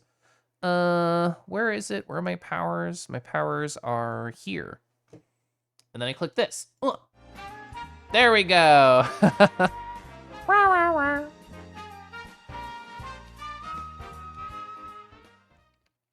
Squeak Caliph boy kissing. Caliph boy kissing. I love how the TTS says Caliph boy kissing. Maybe it's just because I love hearing Caliph boy kissing. I think that's what it is. Leap, how are you? It's so nice to see you. Thank you so much for the 6 months. Whoa. The 5, the 6. Hey, how are you holding up? I mean, pretty good. Leap's here now, so. Ooh, I like they got like gold loafers. They got like a teal sweater. They're in a gorgeous looking area. The vibes are great here. Better. Getting used to being left-handed already. Yeah, you have no right arm. I noticed that now. Listen, I feel bad about being holed up in the back of your store. Can't you put me to work or something? Ah, don't worry. Just focus on getting better. Oh, they have a tea set too? Never mind, I love Sebastian. Please, I need to keep my mind busy. Chad, are you like this? When I know people who I'm very close to who are like, I have to distract myself vividly if things are bad or happening. Like, they don't want to meditate. They don't want to talk about it. They don't want to go on a walk. They're like, I need distractions. I need video games or movies or cuddles to keep away the bad thoughts. You doing good, Caliph Wink? You must be good if you're winking at me. I'll do anything. All right, all right. What do you know about flower arrangements? Not my line of expertise. Don't mind my injury. I can do heavy work. I'm a good repairman if you need. Oh, this is all we have here, son. I know it can be intimidating, but I'm a good teacher. I don't know, Sebastian. I heard how the family talks about your bouquets. I saw one of them at Millie's funeral, in fact. Millie? Oh, that's you? You're a distractible? Not a flower guy myself, but I reckon there's something special about him. I remember the first time that I ever got flowers as a gift. It was after I started dating my now husband. It was at the previous house that we lived at, but I was at home and he was at work, and I think it was for a birthday. He just ordered flowers to the house, and I opened the door and I'm like, for me, for me, the flowers. It was a very cute moment. I wouldn't dare to. Ah, well, handicraft is important, but that can be learned. The secret of our bouquets rests in something quite more simple. We use actual flowers. What do you mean? Caliph is 100% a flower rue. Do I give off the energy of a guy who would cry if they were gifted a rose or a bouquet? Because it's true. Flower rue? Flower. Yeah. I mean, it is the year of nurture for me, so therefore, flowers are critical damage right now. They do extra. Well, see this garden. These flowers are real living beings. To my understanding, the last one's in the city. This is the last patch of healthy soil in this rusty megalopolis. Megalopolis? Megalopolis. Whatever you find in kiosks around town isn't the real deal. They're lab knockoffs. Why does it matter? Oh, the fragrance! There are very few people alive left in the world who have smelled a real flower. This is a sad reality. Oh, and the flower garden. Spring used to be a time of love and energy. Don't you feel alive just being in the presence of this garden? Our city brains are so hungry for life. The smell of a flower can trigger a symphony of neurotransmitters. I love that flower emoji. I also love Fox's flower. I honestly need to find reasons to use it more. I could just say hi in chat with Fox's flower, like, hi everybody, and just present that. I could start doing that. Dopamine, adrenaline, endorphins. That's why my bouquets are regarded as the stuff of legends in the family. The rumors about you making the boss cry aren't just a tale then, huh? Okay, I trust you. Teach me your magic. Well, that's great news. I didn't want to impose, but the truth is that my back has done its last garden, I'm afraid. I've been looking for an apprentice for some time now. That's why I took you in, Pop. You chose a butcher. Great judgment. I'm not a saint myself, Gordon. Flower arrangement is not for the faint of heart, trust me. Is this true? Okay then. Should I start picking flowers? I just noticed this. Is this like full screen? Is this exit? I'm nervous. It's not an X. I'm gonna click it. Oh, yeah, it is full screen. It's thinking. Sorry for flashbang. It's thinking. It's thinking. I might have to reset the thing. Don't look at me. So I'm gonna go over here. Oh, you can see my OBS so well. So we're gonna go here. We're gonna go here. That should work. Yeah, perfect. I was playing in a windowed mode, even though y'all didn't see that. Oh shit, no. Oh, you can see my mouse now. Well, first you need to know what the job's about, don't you? Shipping random flowers together is insane. All right. Who's the mock? Actually, now you can see how I use my mouse while I play, so maybe it's good, because I like to emphasize. The mock is so amusing. Our client is the Woodfield family. They've commissioned a bouquet for Jeremy's obituary. Jeremy Sr., the Woodfield patriarch, is dead. Well, last week's bloodbath didn't just take your arm, son. Who else is dead? Oh, don't concern yourself with that. You need to lay low and heal. The thing is, the situation's quite tense now inside the Woodfield family. These two sons, Jerry and Jonah, are waiting for the grieving to end to start fighting for the scraps of the father's collective business. Riches are easy to split, but clients, well, that's a Greek tragedy waiting to happen. Now, while flowers may tip fate's scale, go ahead and pick some. I'll run you through the meanings. I love knowing the meanings of things. This is the Eternal Homes Garden. I already want to use the right one because they're so delightfully red. There's only a few flowers left. I'm afraid this will be the store's last batch since the soil's exhausted after many years of business. So pick them with care. Click on them if you want me to tell more about them. I love clicking. Drag and pull a flower out to add to bouquet. We use only 3 for each arrangement. They're probably the last ones the city will see. The aconite? Aconite? Probably aconite, not aconite. Handle it with care. Some of them are poisonous. A poisonous flower in a bouquet? Are you insane? It's probably only poisonous if you eat it, right? Well, these are not to be sent lightly, for they carry hatred. These flowers symbolize a threat and an ill will. Oh, shit. I thought all flowers are meant to be nice. True, I honestly did not think there were threatening flowers. I'm learning. I told you flower arrangement is not for the faint of heart. The asphodel. Regret. Weakness. Death. Homer describes it as covering the great meadow. The haunt of the dead. Now these flowers aren't death breakers per se, but associated with grief. Its fragrance allows us to connect with our sorrows. It can bring the toughest guy to tears. Sniff. I love the sniff. The pink camellia. Sheer blushing powder. Love, passion. That was my last year. Strong desire. Still my last year. Whoa. I can feel my heartbeat smash my eardrums just by touching it. Oh, the lovers I conquered through these. Hee hee. The blue iris. Bringer of hope. Faith, wisdom, understanding. These beauties could put God on the good path. Add them to a bouquet to procure happiness. The crimson lupin. Ooh. Are these ones golden? They're the essence of tragedy. A bad omen.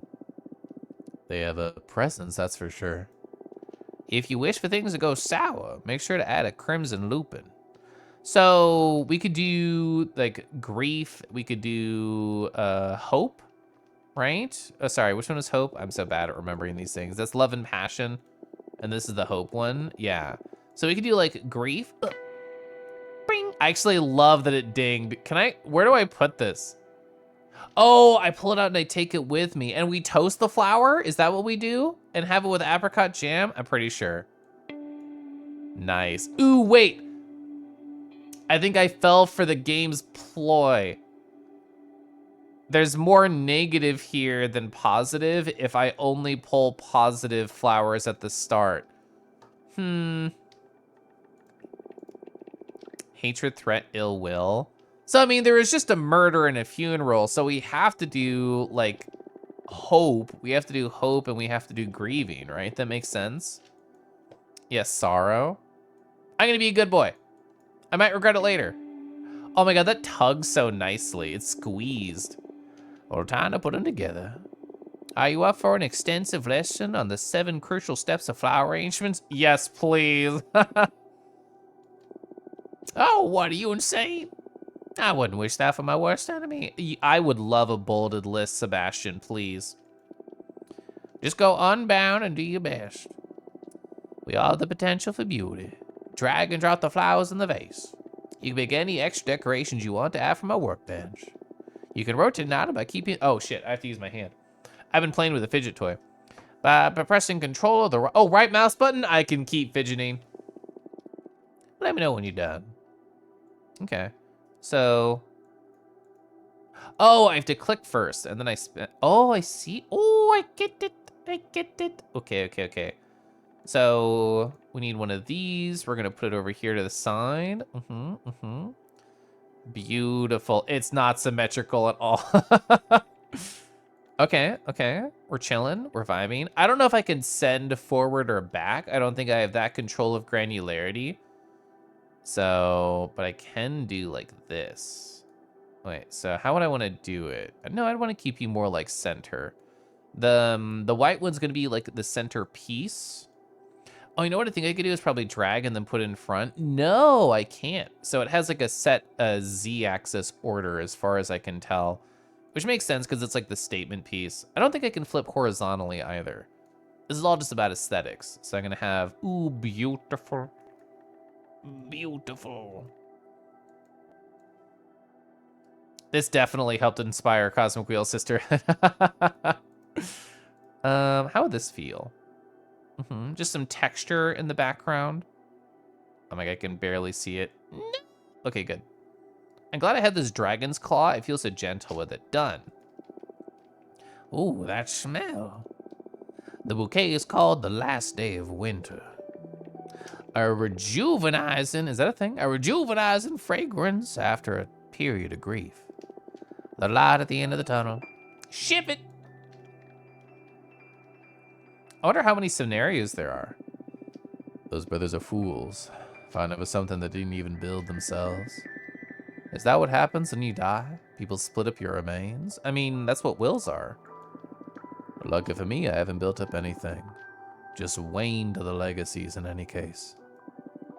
What does Sebastian want from me? Just like a hand. Oh, we sipping tea? I'm so jealous. I'm gonna be them. I'm gonna sip my own tea. Oh, I love how Sebastian changed their outfit too. They're more formal now. I'm pouring more tea because I can. Oh, thank you. Yeah. Thank you, Madas. I didn't even say what I got. I have a lemon ginger tea right now. Welcome back, Sebastian. Oh, hi, Gordon. I'm too old to be flying. 2 days outside the shop, I'm already falling to pieces already. How you holding up? Ooh, we can talk about our feelings openly. I would love to do that. I've been lonely, honestly. Oh, did you miss me? Well, yeah, you're my only company. It's tough being left alone with my phantom pain. Well, I know. I play Metal Gear Solid 5 too. I don't plan on leaving the shop anymore. You have plenty of company. How was the funeral? Oh, a river of tears. And not for the deceased, precisely. At the funeral reception, the brothers got pretty drunk, went for a heated argument to childish sobbing. They cursed the business, and they poured that poison in their minds, decided it wasn't worth it. Both of them declined running the Woodfield business. Whoa. Another branch of the family will absorb the business now that they're out of the family. I never would imagine those two would ever overcome their insane greed. The flowers are yours, really are the stuff of legends. The flowers of yours, probably? Yeah. I told you, careful how you use it from now on. I love that this studio likes to take quote-unquote mundane things and infuse them with magic. I think that's fun. Like taking a cocktail but making it magical, taking flowers, making them magical. I love whimsy. I'm here for whimsy. Well, I believe those two will be happier now. And absorbing the Woodfield collection business will prove a great asset for the family, so no harm done. I guess. In any case, the day before the funeral, I happened to spend some time with the widow, Mrs. Woodfield. Martha is an old acquaintance. Oh, I'm sorry for any inconvenience I may have caused her. Ah, well, don't worry about it. She didn't even attend the funeral. She was Jeremy's fourth wife, and she's mother to no one. In fact, we had some cocktails together. Were they magical? I want to eat a teacup after drinking the tea. The whimsy? What flavor profile would you want your edible teacup to be? Ooh, so you know how like with ice cream you have the waffle cones and you get to destroy them afterwards or eat them while you're doing it? Doing that with tea sounds really fun. The whimsy tea? Harpy, I thought she was... Friend, I said acquaintance. Do you know how we know each other? She's been married to Jeremy for 4 years, but she's been around for quite some time. Long ago, she blackmailed me into helping her access the high spheres. She threatened me with telling the boss that I was a faggot. Ooh, that's the homophobia. Ooh. What? To Mr. Faulkner? Oh no, we're pretty good with Faulkner now. I mean, the boss before him, a real piece of work. Oh, I remember old Boss Toon. My father once sold me, my father once sold me to spend a night with him. Once sold me? Then gave me a beating upon returning home for being such a pansy. Oh, you'd want it to taste like a coconut cream pie? I have not had one of those in so long. Actually, when was the last time I had pie? There was one time, there's a place around here, is a really cool, like, restaurant supply area around here that is, it used to be like a ballet studio and they repurposed it to be cooking stuff. And in the basement of that, they have a pie shop. I love those pies so much. I should get a pie soon and devour it, and maybe get some for my husband too. Yeah, Dunn was all about hunting us queer folks as a cover for him. Like if anyone would give a damn about who a crime boss sleeps with. And sorry to hear that about your father. I always thought he... fuck him.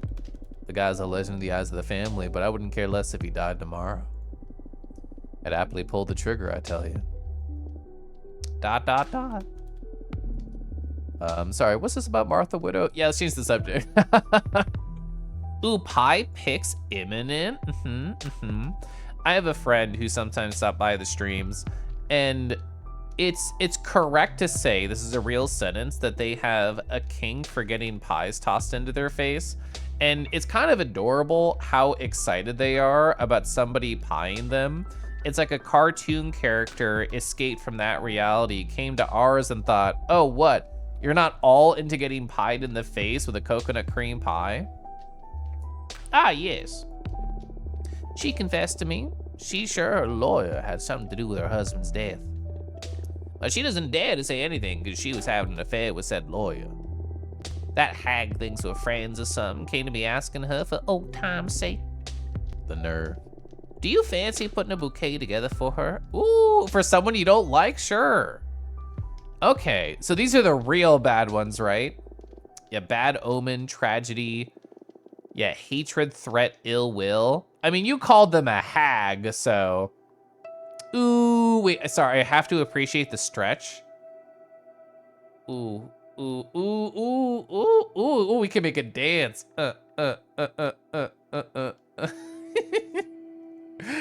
Sorry, I'm being a hater.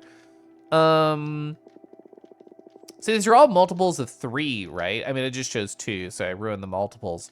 But there's going to be 4. There's going to be 4 orders.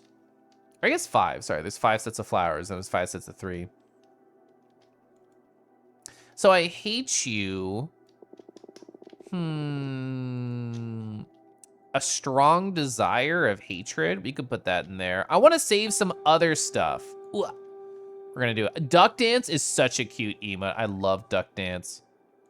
Oh, it's Bamboo. I tried to spam it. Oh, I did. I did spam it, but they all spawned at the same spot, so I couldn't tell. I can't click and drag a lot, so I might give up on a bamboo-related bouquet, because holy frick, I'll have to click and drag a lot. That's okay. I wanted like a fun collection. I guess this will be behind. I dropped my fidget toy. Ugh. Chat, what type of pie do you like? Are you like a fruit pie? Do you like your blueberries? Do you like your strawberries? Are you an apple pier? I really like a chess pie. So there's like chocolate in there. That's delicious. Duck Dance? Ooh, pumpkin. I do like pumpkin too. Pumpkin's very nice. I like the red accent a lot too. The centerpiece. I kind of just chose 3 colors that don't really go great together. Oh wait, is everything not into the pile? Oh, sorry, I spawned a thing. Oh, if I spawned a thing, I have to use it? Ooh. This is way too busy. Nobody judge me. Ooh, key lime all the way. I have not had a key lime in a long time, but that hits so well. They really like having their players make art in their games. This is true. I think it's cute. I want to make more dioramas in video games. Apple pie. Ooh, what ice cream with your apple pie? Hi, Hurry. So coconut cream number 1. Ooh, grasshopper. That is good. And pumpkin number 3. Is that olali? Olala berry? What's like that flavor profile? Is it like a blackberry? Is it like a boysenberry? That smell. Oh, that's the olala berry pie. That bouquet is called, ooh, fuck, the last kiss. Oh man. Oh man. I did choose 2 negative flowers and then the passion one. So last kiss actually makes sense. Passion and hatred together can often taste sour. Ship it. I'm still going back to the idea that this was made in 72 hours. That's crazy to me. What am I doing telling Sebastian about my father? The man doesn't deserve to live, not even in my words. That's hatred. That's hater shit. Sebastian makes me feel weird. Do you want to kiss him? Never had a man look after me the way that he does. You want to kiss him. So it's like a blackberry that was made by Dr. Boysen, the master of crossbreeding berries. That's such a cool thing to be a master of. Oh, he also made boysenberry. This makes sense with the name. I was thinking about it. I'm usually the one doing the protecting. I'm holed up at the bottom of the city missing an arm. One could say I hit rock bottom. Yeah, what's this wellness inside my stomach? Penis? Nah, something worse. Is it love? Hey, Martha's murdered her lawyer, by the way. Always good to hear there's a lawyer less. No, I love my husband. Keep the lawyers around.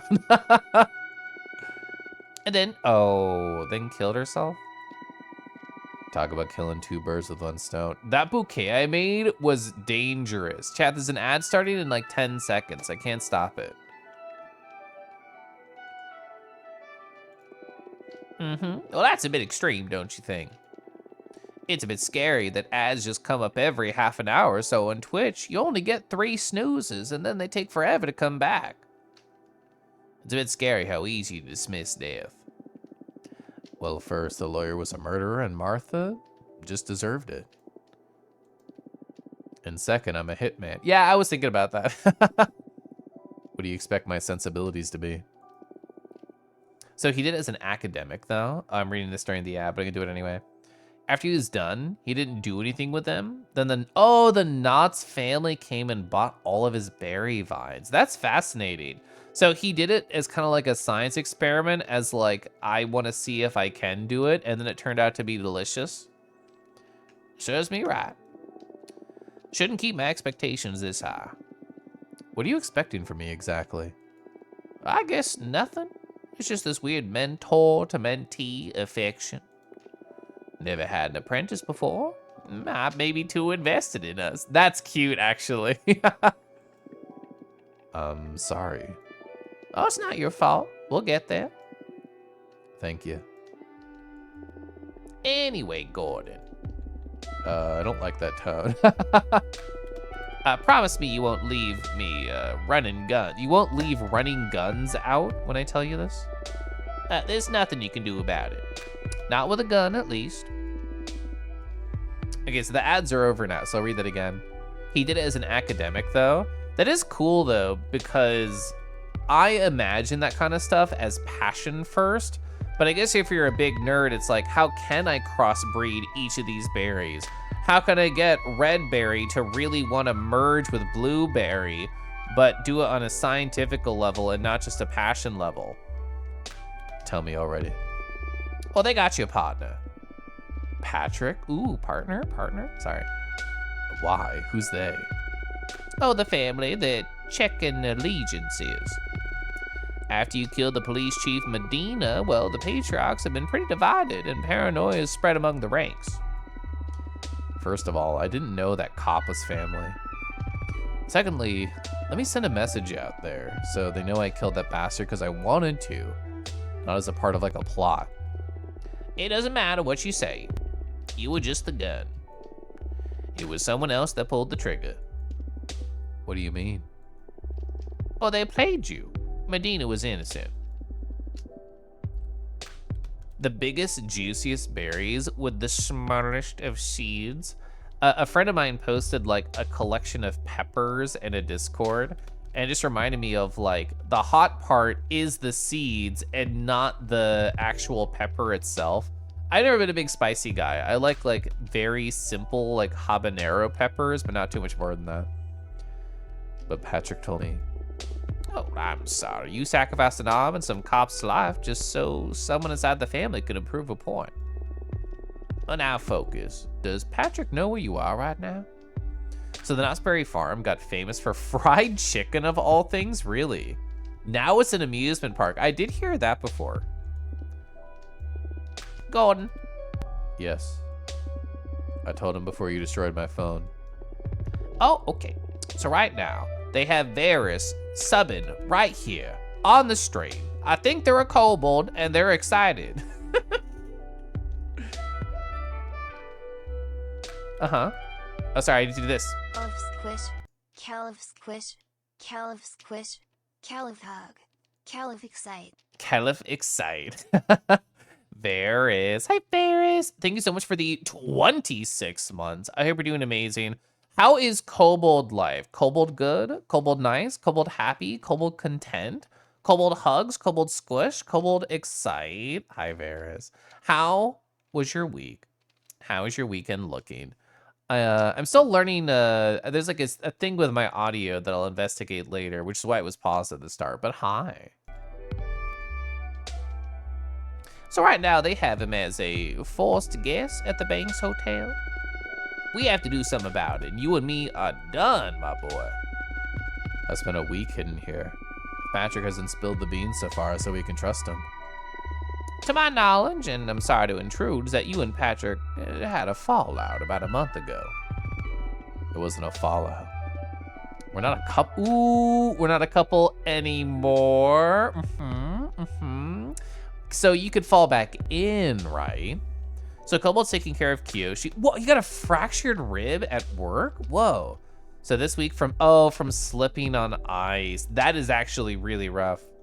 He should be recovered by Friday. I'm happy to hear that. I'm sorry to hear that Kyoshi had a fall. I used to live in Alaska, of all places, in a spot called North Pole, Alaska.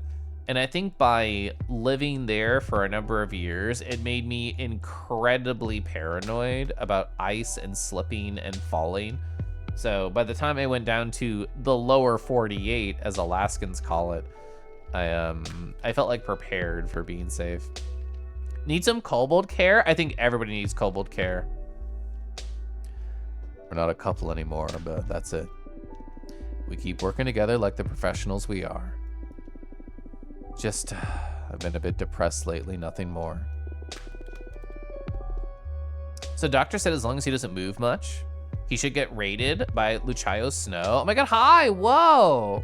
I'm gonna mute that, unmute this. Fallout New Vegas. Oh, Lucha Yosho, I see. I tried to read it too quickly, which is the Twitch streamer's curse of trying to read things too quickly. How was the Fallout New Vegas? How are you doing? Thank you for the raid. My name's Kelif. I'm a silly kangaroo on the internet who plays a lot of not very silly games. I can tab out because I'm just on display capture. I'm currently playing Essays on Empathy. It's an anthology collection it's a developer team called Destruct Team.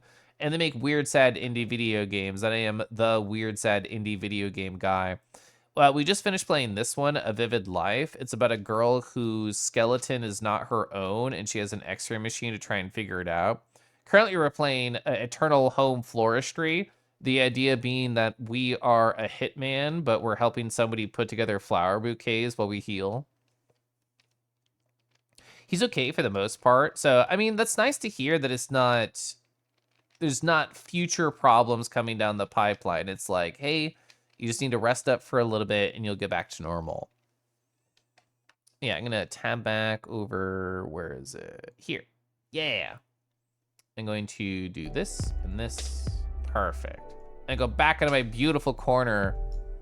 Good morning, Emendos. Hi, Felix. Hi. Pats. Ooh, right here. Aim for this spot right between the ears. Oh, that's right. Got a raid and run tonight, sadly. That's okay. I still appreciate you stopping by and bringing some friends on, and hope you have a great night.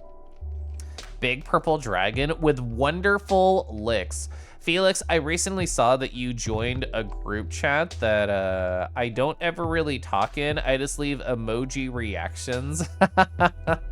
It's definitely one of the bigger group chats that I'm a part of. Ooh, lots of head pats. Okay, I'll get closer again. Right here. Ooh, that's nice. I can feel the phantom pets from here. Thank you. What a mystery. I know. So, you kind of attacked a police precinct on a suicide rampage. What's your idea here, then? Well, let's arrange a bouquet, send it to Patrick's room. Are you asking me to silence him? No, just please help me. I'd arranged the files myself this time, but since it'll be your ex's fate we're torn in, it's only fair that you do. Okay, let's see what we deal with this mess. So, what is it? It's love and regret, I feel like is the combo I want. Sure. So these two are love, that's, what is it, passion? Yeah, hope. Love and hope, I feel like is a fun idea. I could do regret, like love, and so like that we basically don't want them to rat us out, and we still want them to be safe, even if we're exes. We're like professional, and I still think some part of me cares about his well-being. So I'm a sappy guy. We're doing it. So get some foliage. Tilt it to the side slightly. Perfect. Go over here. Nice. There are times in my regular human life while I'm just walking around the house that I get into doing a voice and I can't stop doing a voice. That occasionally applies to stream. Like I've been doing that old man Sebastian voice, and I'm like, what if I talked like that forever? What if I just didn't stop? It reminds you of that Witch game. Yeah, it's interesting going through all of the older games that Deconstruct Team made and seeing what directly inspired that game. Cosmic Wheel Sisterhood is definitely the strongest game they've made, which is what made me want to play other things that they've done. And I am excited to watch the behind the scenes video on this one to see how they talk about mechanics like this. Improvised voice acting is so much fun. True, especially with Dungeons and Dragons. Ooh, that smell. Well, that bouquet is called A Letter from an Old Lover. It's literally true. We're old lovers. Beautiful warmth of the melancholic aftertaste. Chat, I put myself into a corner. If there's another scene into this game, I basically only have fucked up options I can do. I'll have it sent. I'm gonna send my tea while it loads.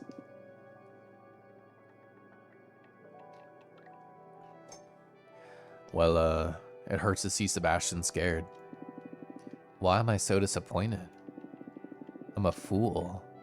I deified him as my savior and my mentor. He's just an old frail man after all, I guess. He's just a person. What tea flavor do I have? It's a lemon ginger tea.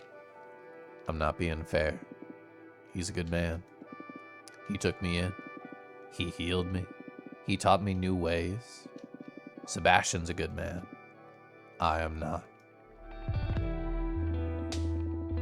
Patrick? Hi, Patrick. Oh my god, they brought that's like the bouquet I made. It's the 2 pink and the white. Patrick, what are you doing here? I didn't know you were capable of such... I'm so happy, I'm sappy. I didn't know you were capable of such grandiose romantic gestures. Sending flowers in a time of war. I must be an idiot because fuck me if it didn't work. You're sappy, I am sappy. I'm sappy, I'm happy. And I like doing weird little voices. Patrick, I never got flowers before, you know? It's absurd with these beauties. It's absurd aware where these beauties can get you. I love you, Gordon. I'm sorry I distanced myself. I loved you so much it made it impossible to bear watching you risk your life all the time. But I don't care anymore. I see now the idiocy of pushing away what you love just to avoid losing it. Ah. Oh my god, perfect. Bully color time after I fall in love with my ex again. Pat, this makes me so happy, Patrick, thank you. Oh, shit. I just go right there and make love to you right now on the flower bed in front of the old man? But I can wait until you're healed. In the meantime, I'll go and get things straight with the family for you. Right, yeah, right in front of my old man and his tea set. Sebastian, get my boy back in shape, please. Don't you worry. All right, see you soon. Wait, Patrick. I love you so much. I love you, G. G? Okay, I'm less in love with you now that I'm G. Do you think he calls me my little gamer? What's this all about? Wasn't he being kept prisoner at the Banks Hotel? Yeah, he was at the Banks Hotel for an interview with the family. But I guess oh my god. Sebastian, you set me up to be sappy. If you weren't 90 years old, this would call for a punch in the face. Hey, I'm 89, but don't hit me. That's actually so funny to me. Can I screenshot this? I probably can't. Damn it, I can't screenshot it because it's not actually inside of Steam. But I can sip water.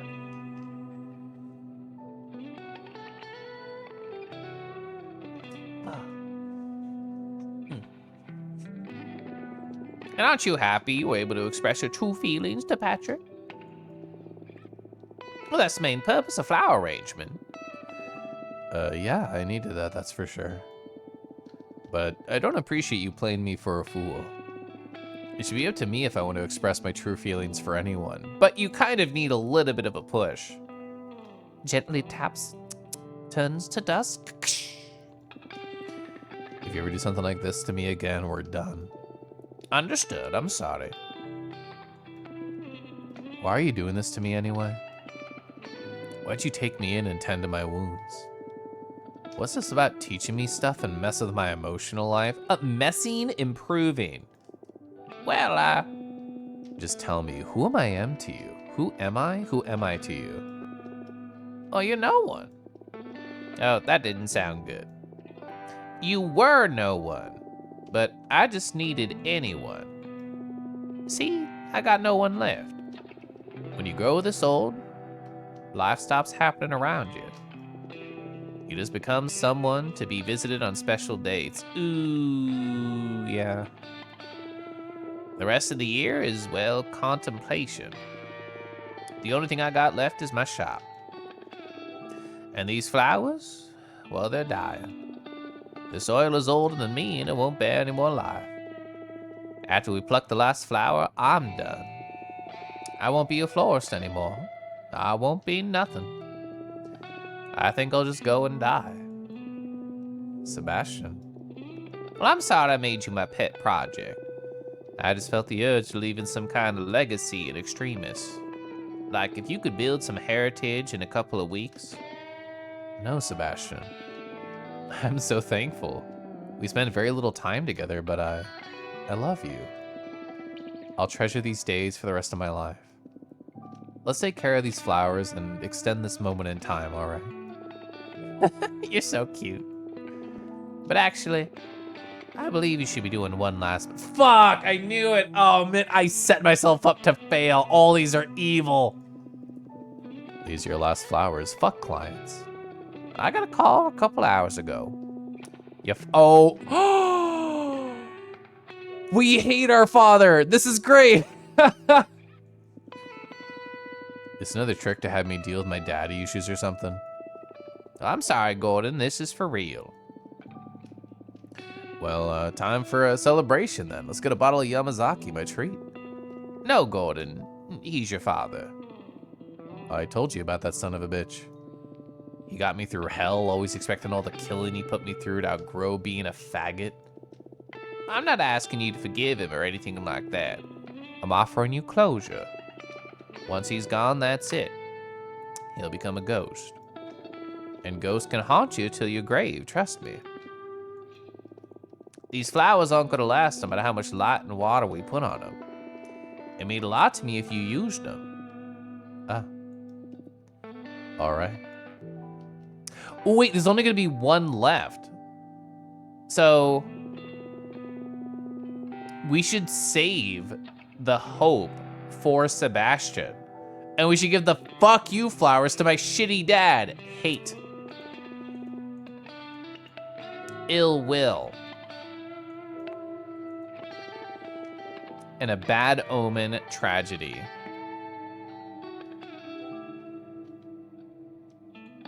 This is exactly what I want.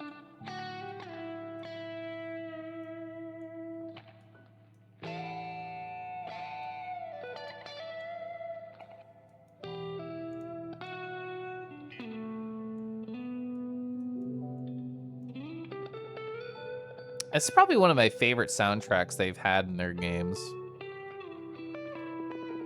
Well, that smell. That bouquet is called Judecca, also known as the fourth ring of the ninth circle of hell. What is flower language for let's make out? I think purple flowers. I think that must be the make out color. Oh wait, I'm just thinking of dragons, but you know what? We can do the same thing. We're gonna hear about this one on the news. I'll send it. I wanna say the last one for him. I got a call from my father. So in terms of what you've been up to, oh yeah, Rune Factory 5, you want to do a comfy game? Those games seem very comfy from afar, but I've never actually tried one. Ooh, involving roses, red and purple, my color and my husband's color together, that is a lovely combination. A whole bouquet of dragons just for me? Just for me? Oh, wow. Maybe he was delirious because of the medication, but he told me. You had to send me flowers like the faggot you are, huh? I'm so happy I sent you bad omens and ill will. Then nothing. But who cares? The night oh. That night Sebastian died too. That's why I saved this one.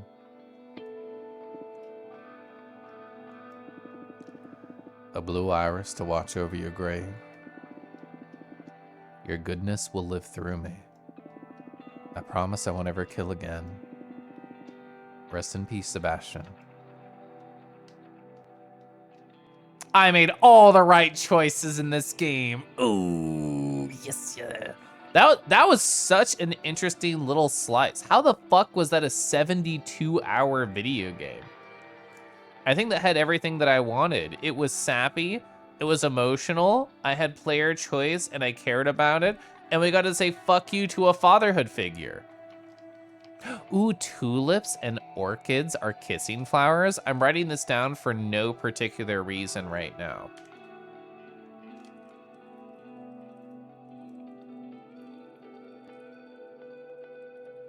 So you're excited for the new Rune Factory? Guardians of Azuma. It'll have a beautiful Japanese aesthetic. That's awesome. 72 hours later. Guys, I got the flower picking to work. I know. How do people do? Well, I know what the answer is. They have a lot of quick stubs out that they can work upon, and they have a workflow, and they have literally years of experience. I have to do a change here to get over to the video, and I'll take my break after the video. So do this, and then click here. So gallery. Ring. Ooh, is this Ludum Dare 43? Exploring the ideas and the meanings behind flowers. Betrayal, loyalty, love. I love this little sketch in the corner. It's so delightfully simple. Sketches for every section of the game.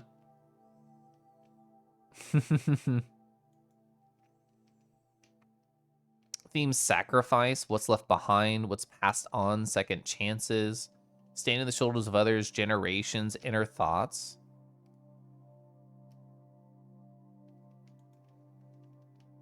All the different combinations. Have you ever heard of the flower language before? I've heard of it, but I've never really explored it. I've never been, oh my God. Hello, Google Docs. That's so funny, the Google Sheets. All the different combinations, the different keys, the different like names of them.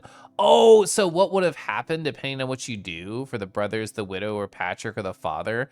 Every single combination is unique for the father. That's interesting. I love this organization so much. You could have had a fist fight duel. Lawyer found dead. That's what we did. We got the lawyer found dead. Oh, God. So Patrick is our ex who I fell in love with because I'm sappy. Oh, we could have gotten Dangerous Love. Dangerous Love would have been really cool. Hurtful Goodbye, Wrath, Worry and Disgust. I'm so happy I got Regular Love. The background evolution. How do you do this in 72 hours? Oh my God, all the unique combinations for Patrick. with all the different bouquets they had.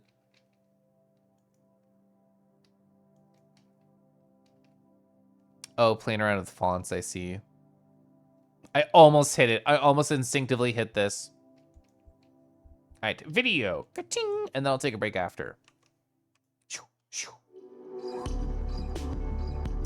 I was thinking, yeah, it always takes a second for whatever reason.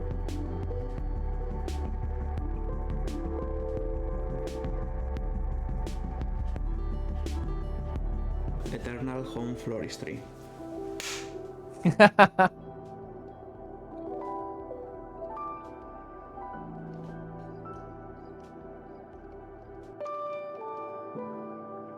Eternal Home Floristry was, I mean, it was developed for a game jam. Yeah, in December 2018, the theme God, I feel so old. 2018 was so long ago. Oh, you hear that with nachos and cheese? I am jealous. I wish to have a chip covered in cheesy sauce. It's your first time trying the Rune Factory. You're excited to see where it goes. You'll be just so cozy on Friday. I'll just see you with like a 3D blanket and a mug of cocoa. sacrifices must be done. Yeah, what I wanted to say. I didn't even think that what the theme for the game jam was. Sacrifices must be done. Tifer, what sacrifice could I make for all of dear kind? Do I need to sacrifice a tree to get you tasty leaves? Is that an option? Oh. There it is. Oh, sorry, I don't have the thing on.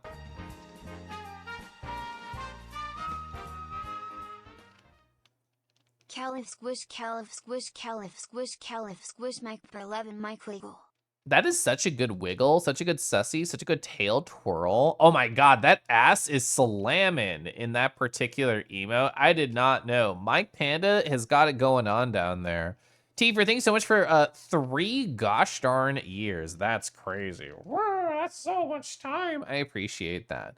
Where did the vibes at? We're vibing right here. Also, Tifer, hi. How was your Final Fantasy 14? Thank you for rating. So my sacrifice can be my corporeal body to deer and become one of you. I think it must have been like 4 years ago, Tifer. It wasn't a deer, but for Christmas, I drew myself as like a caribou. Oh, no, it was a reindeer. Yeah. The memory is coming back now. I drew myself as like a festive reindeer. And when I say reindeer, I don't mean like Hot Sigma X reindeer. I mean like feral reindeer, like Rudolph the Red-Nosed Reindeer. And I thought that was very cute. So you're doing Shadowbringers post-patch. It is interesting. I heard great things about Shadowbringers. Not that I ever played it. Feral. It was a long time ago for sure. I'm glad you had fun, Tifer. It's nice to see you. Oh my god, whoa, Alpha, hi! I'm gonna simply draw more dear you as I could. Actually, I have not drawn too much since my new job. I have been delightfully obsessing over my new job instead of doing art. You heard Shadowbringers post-patch? Ventura, I don't know if you were around when I talked about this. I haven't talked about it in a while. But like, one of the main things that my husband and I did to get to know each other better was obsessively play Final Fantasy 14 every single night for like a year. And that was when I first started playing. It was like Heavensward leading into whatever that one was called that I forget off the top of my head. Stormblood, there we go. You're hunting for a new job. Right now, you're hoping for a good upgrade. I hope you find something exciting. When I was at my previous job, frustrated, like in February last year, I didn't want just anything. I wanted something I could sink my teeth into. I definitely feel lucky at the job I have right now. You would sell your soul to have something like that? You love Final Fantasy 14 so much. I really enjoyed it for the time that I did play it. I say this in a positive way. It felt like a part-time job where I'm like, oh boy, I can't wait to clock in once I'm done working at my job. And it's one of those things where the social aspect is so important for any MMO. And the reason I fell out of it is because my group kind of had like a social falling out and I kind of distanced myself from the game. But weirdly enough, it meant I got closer to my husband. while I was visiting my now husband for a few weeks here in Kansas City, we both looked at our phones as the Discord for this Final Fantasy 14 was exploding and all of our friends were becoming fractured. We thought, I guess we have each other. So in a weird way, like that awkward social thing brought my husband and I closer together. Oh, you're frustrated, you're drained, and you're checked out. I'm so sorry for all three of these for you. You're at a point where ooh, okay, so spoiler things I don't understand. I'm going to go back to watching this behind-the-scenes doc. This game is one of my favorites because it was just done in 72 hours and it feels pretty big. For real, I thought that the whole time. You're booming into marriage. Yeah, it was so weird. It's weird to think like this was what 6-7 years ago, something like that, a long time ago now. And my husband and I did not have a wealth of social friends to get lost into. I say this seriously and completely without exaggerating. Our Final Fantasy 14 friend group was our entire social existence. So when that exploded, we basically had to start from scratch. Like part of the reason when I got into streaming and when I got into VR chat, where I thought I want to have a lot of small groups so that no matter what, I will never have to go through that again. I'll never be at 0 friends. I'll always have like a couple of small groups to go into. I'm thankful to say that I've never had a social explosion at that caliber since then. And I pray to never have one like that, because losing a large group of friends is always like catastrophic to your emotional and social health. But like I said, I ended up having like a lot of weird positives about it. So back at the flower language. So Victor and I talked about the topic one night, learning what different flowers can represent, aspects of a different person, develop a deeper appreciation for flowers. That is cute. Lemon, fuck, the ad hit. Dang it. I wasn't paying attention to the ad. That's a mood, yeah. Tildare flowers are beautiful, both literally and metaphorically. Lemon, if you happen to not be in ad jail, I did purchase Lemzine 2, but I've not read it yet. I literally have it open in my many tabs right now to parade through and to appreciate. But I'll probably do that this weekend. And I'll say this again after the ad is over. The ad jail. And the production values are pretty great. It feels like a chapter, an episode of the Restaurants Club, Yeah. and it was just made in a weekend.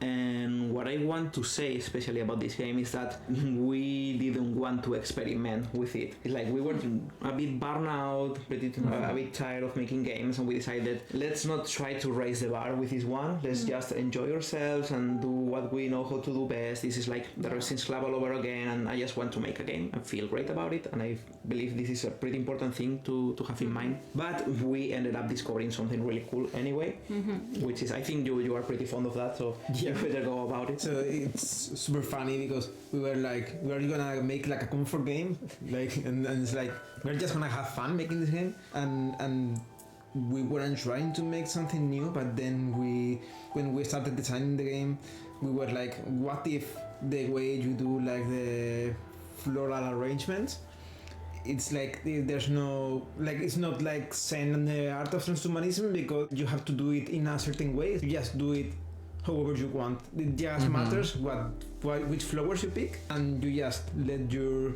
creativity let loose and have fun. And I forgot to do that, sorry. Like so amazing, like to realize just playtesting the game, like how cool it was, like, because for me, like, I always compare it, because when I buy games that have like a level editor or something like that, I always waste more time making levels for myself than playing the game itself. And for me it was so fun. It was like, you know, I know I am not the only one that enjoys this, so we have found something unique. This game. I want more games to do things that it's just you aesthetically put something together, but it has 0 gameplay effect. It's just for fun. I mean, I guess that's literally Animal Crossing. Thank you so much for buying it, Kelif. I had a pretty big impact on the zine. We can discuss after I read it. I do want to read it, yeah. I didn't even like flip through it. I'm like, I know I want to support this immediately. As soon as I got the email, I'm like, let's go. And then I'll be able to appreciate it. I still have a list. I made like, what do you call them? The bookmarks, the 2 plays on itch.io of the stuff from your first scene. I've not sunk my teeth into those yet. I'm busy playing other weird games right now. Said like a designer. True, true. It is a new breakthrough in our philosophy of removing challenge altogether from games.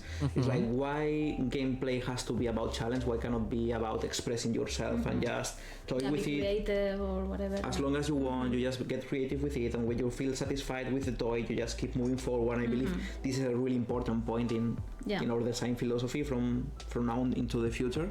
And I also want to say that with this and many other games, but I want to get into this with this specific game, we are really all about documentation. Oh, God, I just had like a mental orgasm as they said this phrase. We're really fond, really all about documentation. I'm satisfied. I'm smoking the emotional cigarette after reading this. That's probably the reason of Valhalla caught your interest as an indie game, just making drinks. Oh, yeah.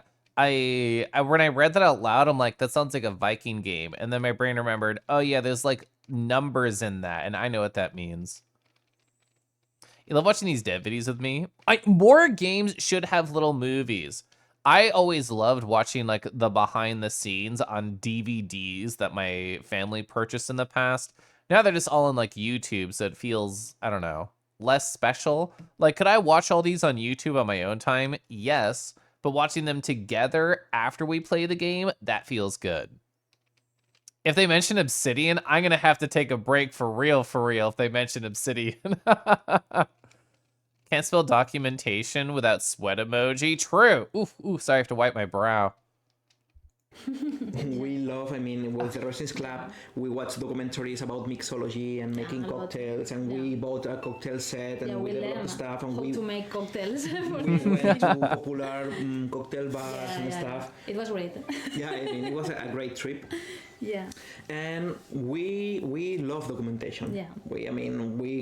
We love to get into what we are representing, and we also do that for game jams, even if it's just a short amount of time during the frame of a game jam. And with this, I remember that we were having all the breaks to it. We were watching tutorials on YouTube about flower arrangement. It was really nice. Just to get the essence of it and know about flowers, and a lot of what we saw on those documentaries ended up in the game, like in what kind of ornaments you had and what kind of flowers do we use and stuff like that. So it's really, to me, it's really fun because you get to learn new stuff, but then you get to apply this bit of realism to what we do.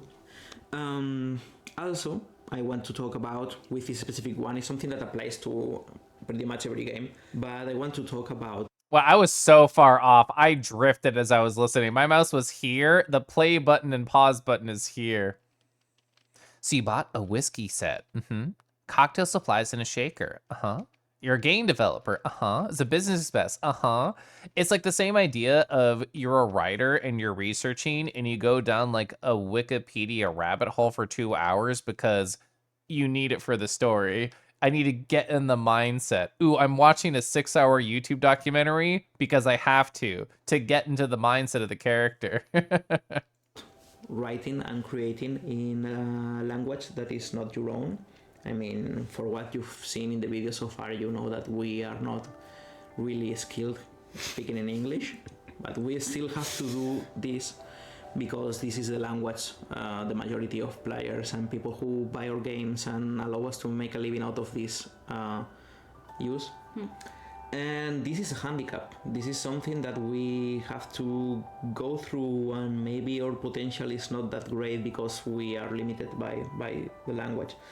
And specifically with Eternal Home Floris 3, we were called out on ableism because the game is full of lines saying that, are you crazy? Are you insane? And stuff like that. And it feels like you always are bound to be behind the times because you are on a language that you don't really know if something you're doing is offensive, or maybe it was offensive 1 year ago when you learned about it.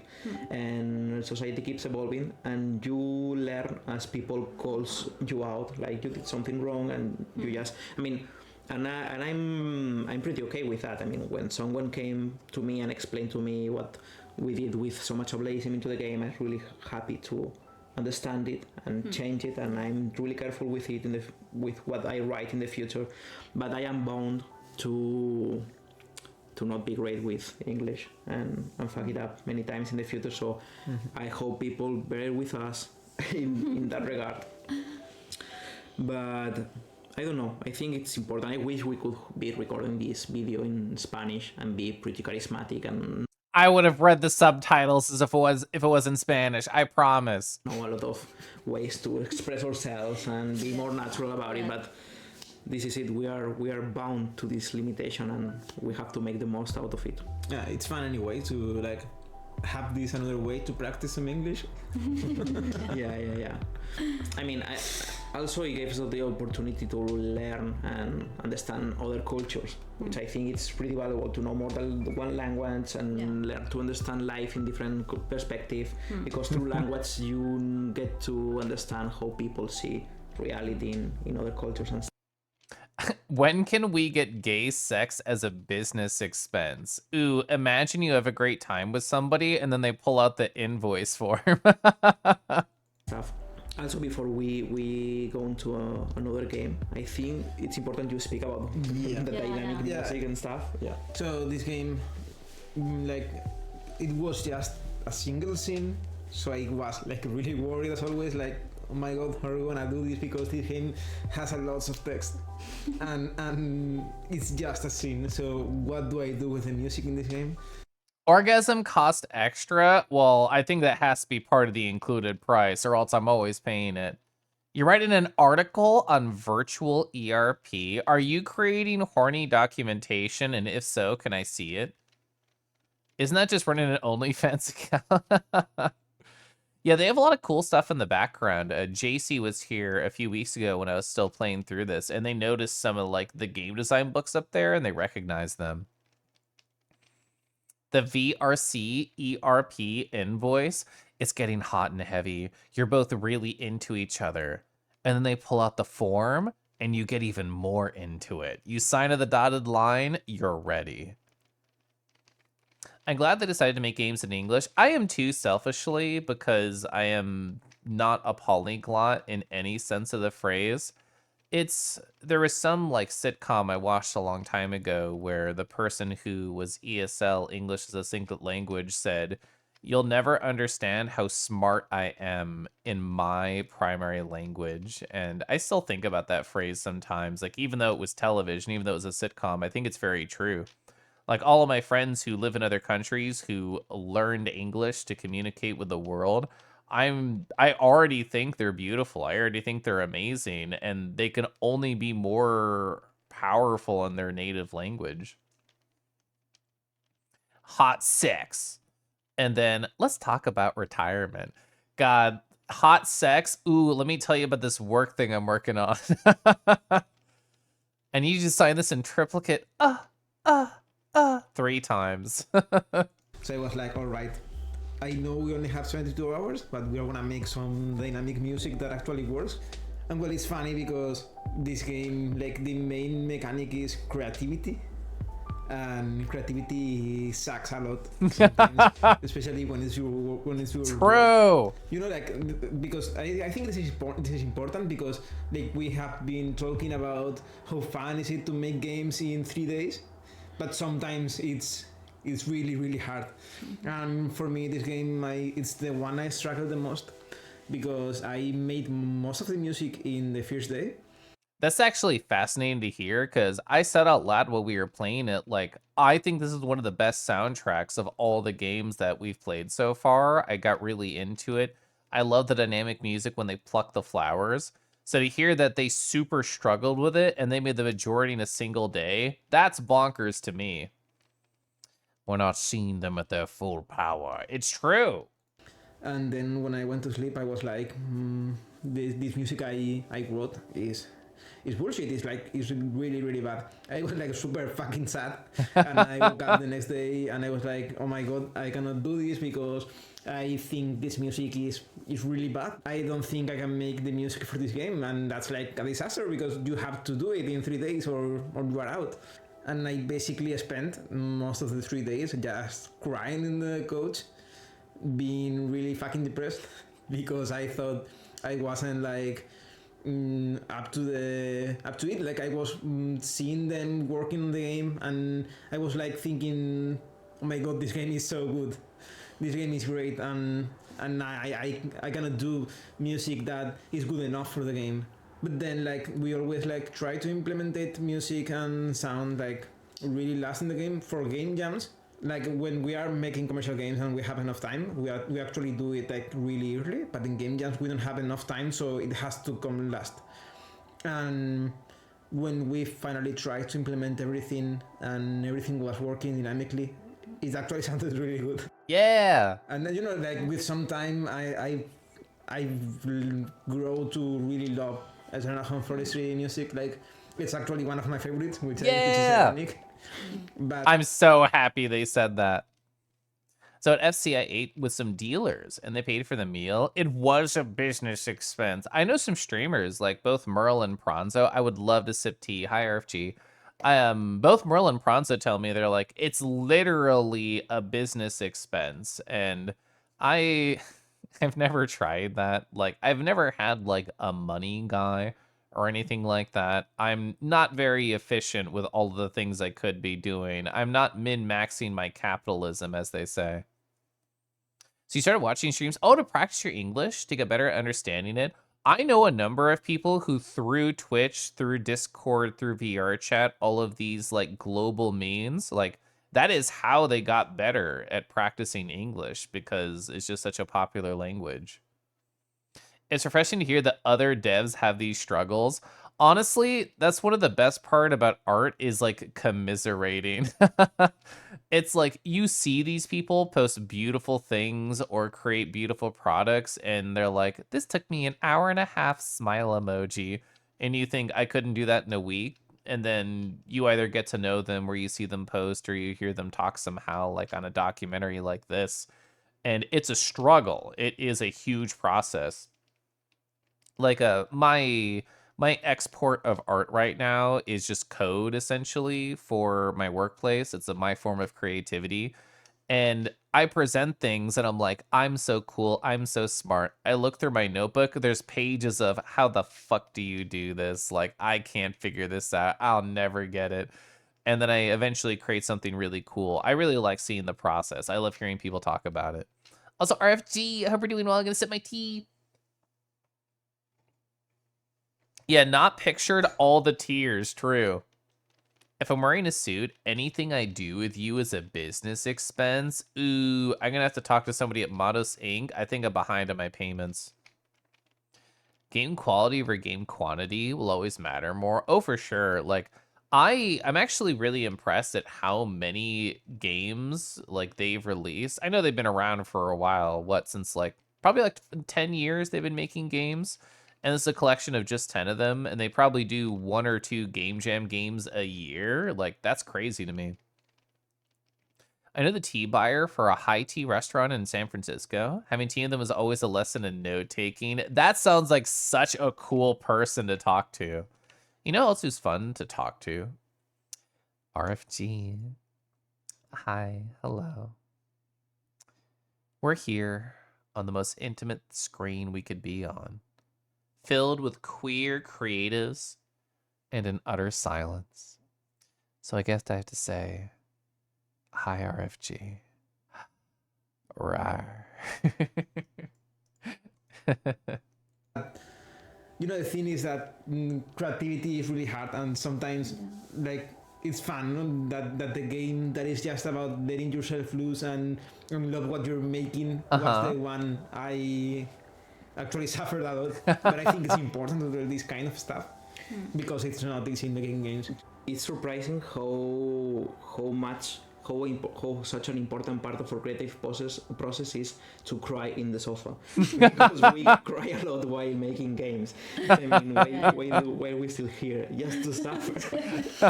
Yeah, totally. Yeah, I remember in some earlier game jams that I struggle a lot myself with that, with the art and everything, and I had to take breaks to go outside of the computer and like, wow, this is not working and we don't have time and I need to do this because if not, we're not going to make the game. And it was like really, really hard. And I think, yeah, with these last ones, I mean, it worked better because I knew the art style and whatever, but it sometimes is really hard and you think that it's not going to work, but it needs to work because we are doing it together. So it's really hard, and I think it's important to talk about that because it's part of the process. And creativity works like that, and we work like that. Like, it's not always fun and you're not always like in your top of the mood or whatever. It's like you need sometimes to go really low and you need to be with yourself and cry, be sad and whatever to then appreciate what you've done or to take another look at what deal you've with the done. pressure and I mean, So Yeah. Oh, these pillows are so absorbent. Excellent. I'll take it. Hi, Joey. I can't remember the last time I cried because of a creative endeavor. I don't think I cry very often. I think I don't know. I'll say less than once a month I cry. But usually not because of creative endeavors. Do I get frustrated? Do I need to go take a walk? Do I do like that look to the side and do like one of those? Yeah, but I usually don't go to tears. They're not wrong. A bit of trauma creates a lot of good storytelling. It's true. Hi. Good morning. Does that imply that you just woke up, Dio? All those question marks? You say that someone who's slowly getting into creative writing. I really, so technical writing, I guess, is going to become a bigger part of my life as my job cares about technical documentation again, which they didn't for like a month. But like that plus wanting to write like educational tutorial-ish style content, that's the type of writing that I'm passionate about right now. Yes? Okay, so what caused you to pass out at such a different time? Hi. Good morning. Also because like sometimes I really think about this in a way it's like it's really common to struggle with creativity and how it affects you, but it's like even harder when you are making a living on it. And in this case it's not like we are rich or anything, so but we don't make games to make money. So it's like we make the games we want because we want to make those games, but then sometimes you struggle making that work because creativity is what it is, and then you have like you need to take a break, and then you realize maybe if you take a break you aren't gonna pay your bills. So then it's like you have to balance it really well, and it's really hard because creativity is something you cannot control at all. Yeah, that was a really fun behind the scenes. Get creative. Yeah, we did watch that video. Med side effects, specifically as I'm coming off of one. So you're in like the adjustment period right now. I cry so you can love me. Say that you love. Oh, I love that song. I haven't heard the melody in so long. It's like, fool me. Say that you love me. So I will take my break, but as I always do, I push it off. I wait. So this is what I'll play when I get back. It'll be the last game of this collection that I play on the stream, and then I'll rate out. Dear substance of kin, forsake the mortal hex, abandon flesh, abandon sinew. Thou art now my magic, thou art no more sin. Oh, it's another Ludum Dare game, so another weekend, probably 72-hour work. So we'll see what that's all about when I come back from a break, because I haven't done that. I've been sitting here the entire time. I can't believe Dio woke up at Euro-appropriate times. So pretty much you're getting the side effects of when I started them. You're not surprised that you're getting the reverse. I guess that makes sense because it's like leaving your system. You have a vid to send me with that song? Do it. I love that song. Honestly, so I've been one of the ways I take breaks, they were talking about taking creative breaks, like in that behind the scenes doc. One of my favorite way to take breaks is to pull my Bluetooth speaker in the living room and then just walk around the living room and sing very loudly to music. Yeah, very cult ritual, I think, is going to be the vibe. But once a stream chat, I want to stretch. I want to take care of myself. I want to take the smallest break of silence, of positive self care.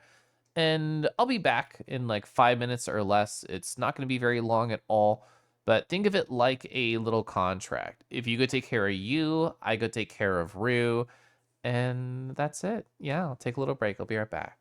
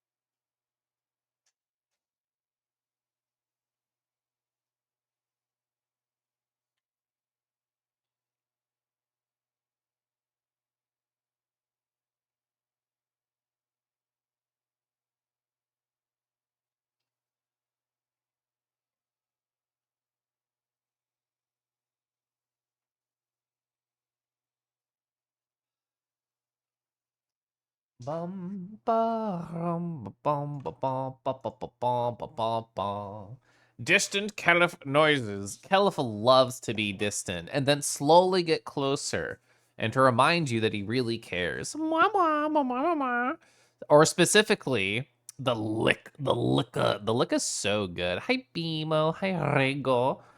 This feels like a Rego drive-by to me. Like they're still over on Poppin' Stream, but they had a small respite and then they're disappearing after Moaz. That's my thought. That's my Rego theory. I don't know when Rego's doing their Annex recap. I think they said maybe like a weekend day, question mark. They usually stream on Saturdays. Oh, you're still here and secretly watching while Poppin' pisses. Go Poppin' piss, girl. Oh my gosh. What? What? Let's see. Oh, tea. I should pour more tea too after I take a sip.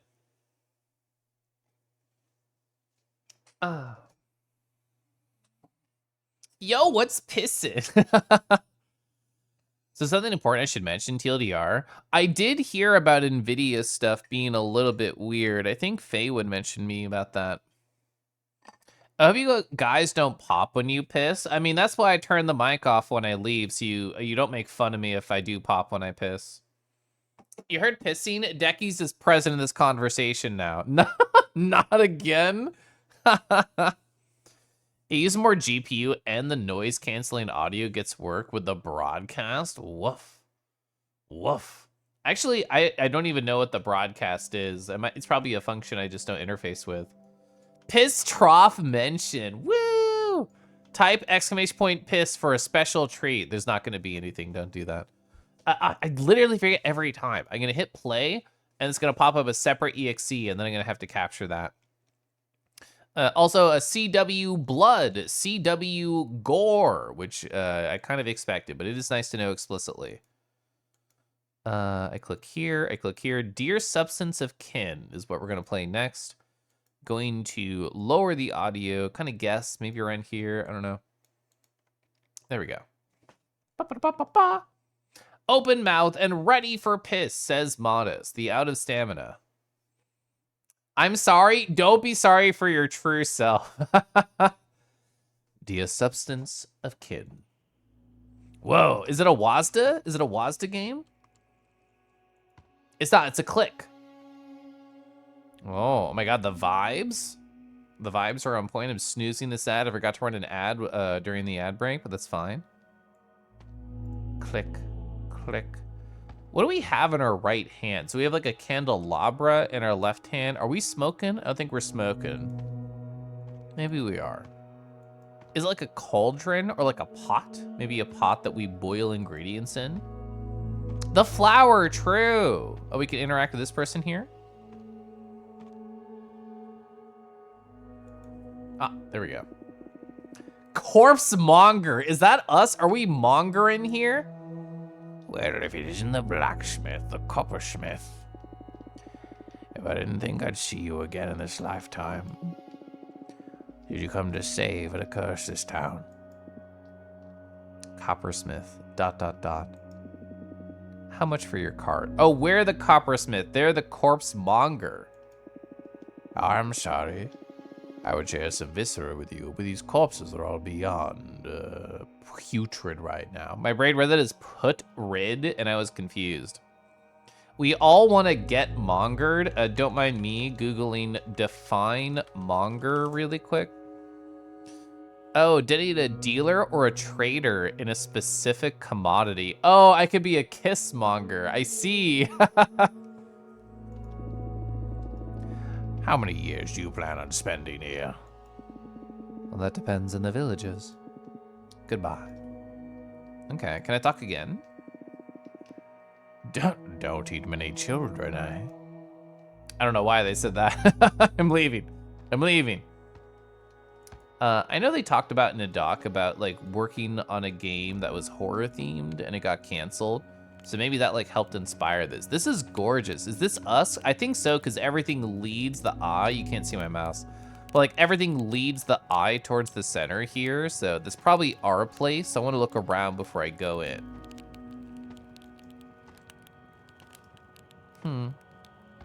It's definitely a decrepit town. I don't know if there's going to be another individual to chat with. From Wholesome Flowers to Silent Hill. Well, they were only so wholesome because we were a hitman doing the flower parades. Talk about the tonal shift, yeah. Maybe I should go to my house. Maybe I should not explore first. Maybe exploring happens after. But if you give me a town, I'm going to click around. I'm going to find out what the vibe is, and the vibe is horror. How do you think all the holes happened in the roof? Are there just like rambunctious neighborhood children around with baseballs and baseball bats constantly playing just another hole here, another hole there? Oh, that's why the person was talking about eating children. This is what they do to punish them for creating all these holes. Poppin finished pissing, makes out with you. Ugh, did you wash your hands first? Oh wait, it was Poppin who pissed. Never mind, leave. Coppersmith, please hear my plea. Go home and hang a blood-soaked cloth from your door? I have no home, I've lost it all. I want you to turn me into substance, so other families don't have to sacrifice their kin. I smell truth.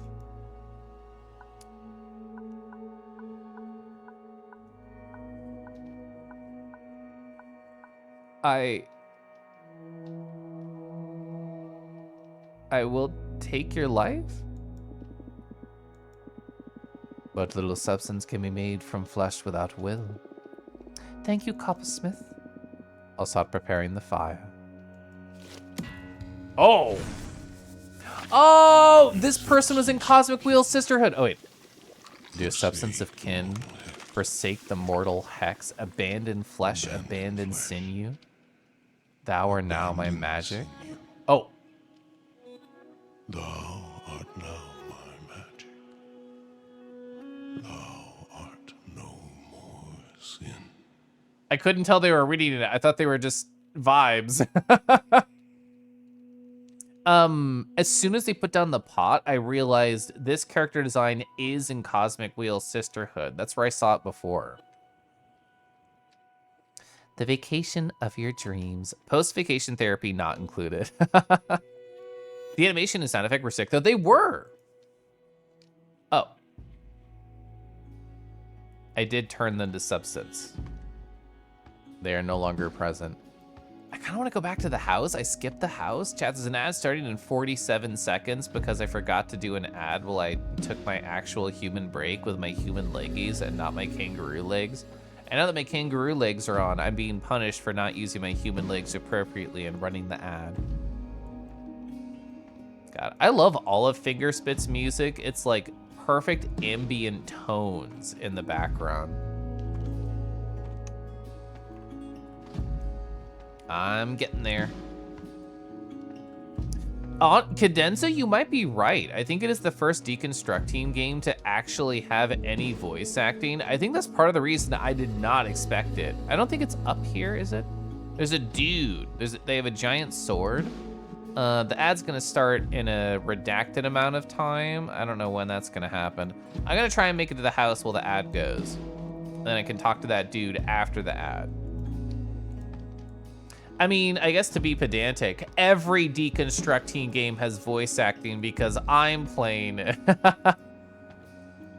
We love dudes with giant swords in this household. That's true. Like, if they struggle to lift it, you can be there to help. And if they're great at lifting it, I'll just get a nosebleed thinking about how strong they are. All right, now I'm at the house.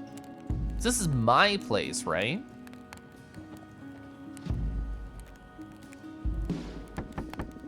Oh, it's not. Whose house is this? My name is...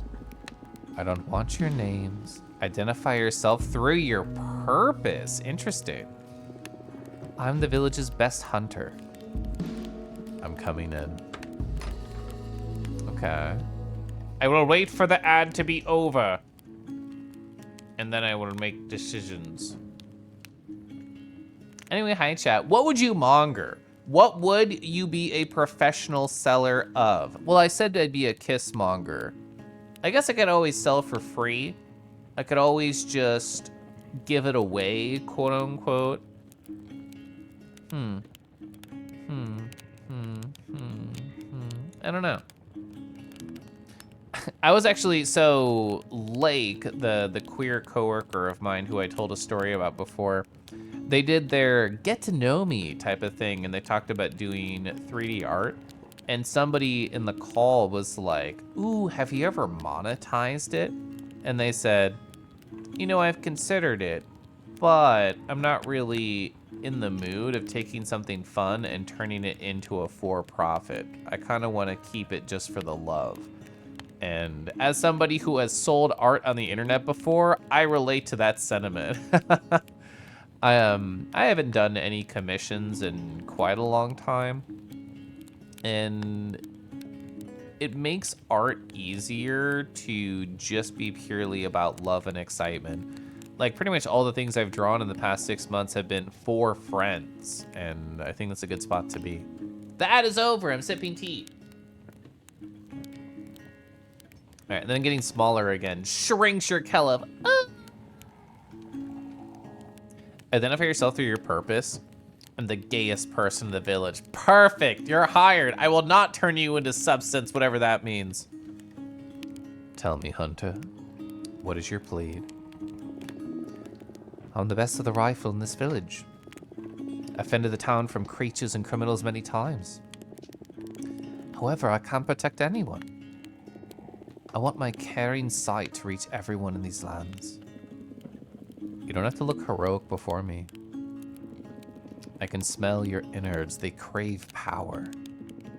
Expose your true desires before your family. I want to be... Ooh, you want to become a crow? Based, actually. I want to be able to fly. I want to be a crow as big as the roof of this house. I want to feed on those who hurt us in the past. I smell truth. I smell Beasley lurking. Hi, Beasley. Quah! Now for the cauldron, I need... Your eldest son's bowels, your wife pancreas, your youngest daughter's heart. I mean, they already look in poor shape, but what's the least murderous option? I think heart is big murder. Youngest daughter, triple big murder. Bowels, he needs those. Pancreas, you don't need that bad, right, wife? Your wife's pancreas. Yes, Coppersmith. Ooh, they just call them sacrifice? Organ, harvesting. Everything's more fun and more palpable if you dance to it. Sacrifice, step forward. Oh, Coppersmith. If you don't take pleasure in the gutting, allow me to put my kin to death myself as a ritual of goodbye. Do as you want, but you may regret it forever. Thank you. I'll bring you the Viscera when we're done. I'll start prepping the fire. Dear substance of kin, forsake the mortal heavens. Abandon flesh. Abandon sinew. Thou art now my magic. Thou art no more sin. I feel like we're bad. I feel like I'm like giving power, I'm using magic, but in the most fucked up way. Gonna call your next bottom sacrifice. Ooh, what would be the safe word if we're playing along with this? Like, oh no, you just want to go even deeper into it, but how would you cancel out of this evil, fucked up, cool, but nice horny hex you have of sacrifice? This little chant goes so hard. I like it. So you're gonna actually lurk? This game has had your interest. You don't want to be spoiled. Best of luck, Kelef. Oh, so Beasley, just so you know, this is like an anthology. It's a collection of Game Jam games. So each one of them is like, I don't know, anywhere from a 10 to 30-minute experience if you're not streaming it. But yeah, Essays and Empathy is a collection of deconstructing games. So Cosmic Wheel Sisterhood, great, I know you know. Red Strings Club, their other full-length game, we beat that one recently. Oh! And Thou Art Done. There's Paranoia. There's Perversion. There's Marksmanship. There's Bloodlust. Oh, so do I use my finger to paint on him? I do. Ooh, interesting. Perversion. We all need a little bit of perversion in our life. Oh, I need more. Oh, fuck. More perversion. Oh, I didn't think about it. Oh, I didn't think about it. Oh, I thought we were just painting the line. Ooh, I crossed the line. Oh, fuck. I made him perverse and paranoia and marksmanship. Shit. I only wanted perversion. I just wanted him to be a little silly magical crow. Oh, God. You don't need the bloodlust, right? We're good. You don't need the bloodlust. Just a little. Just a little. Ooh, will we get to see a giant crow later? Hopefully.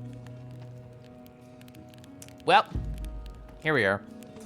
We can go find a big sword guy again. I thought that would be my house. I thought that'd be a central like repository, but it is not, and I was mistaken.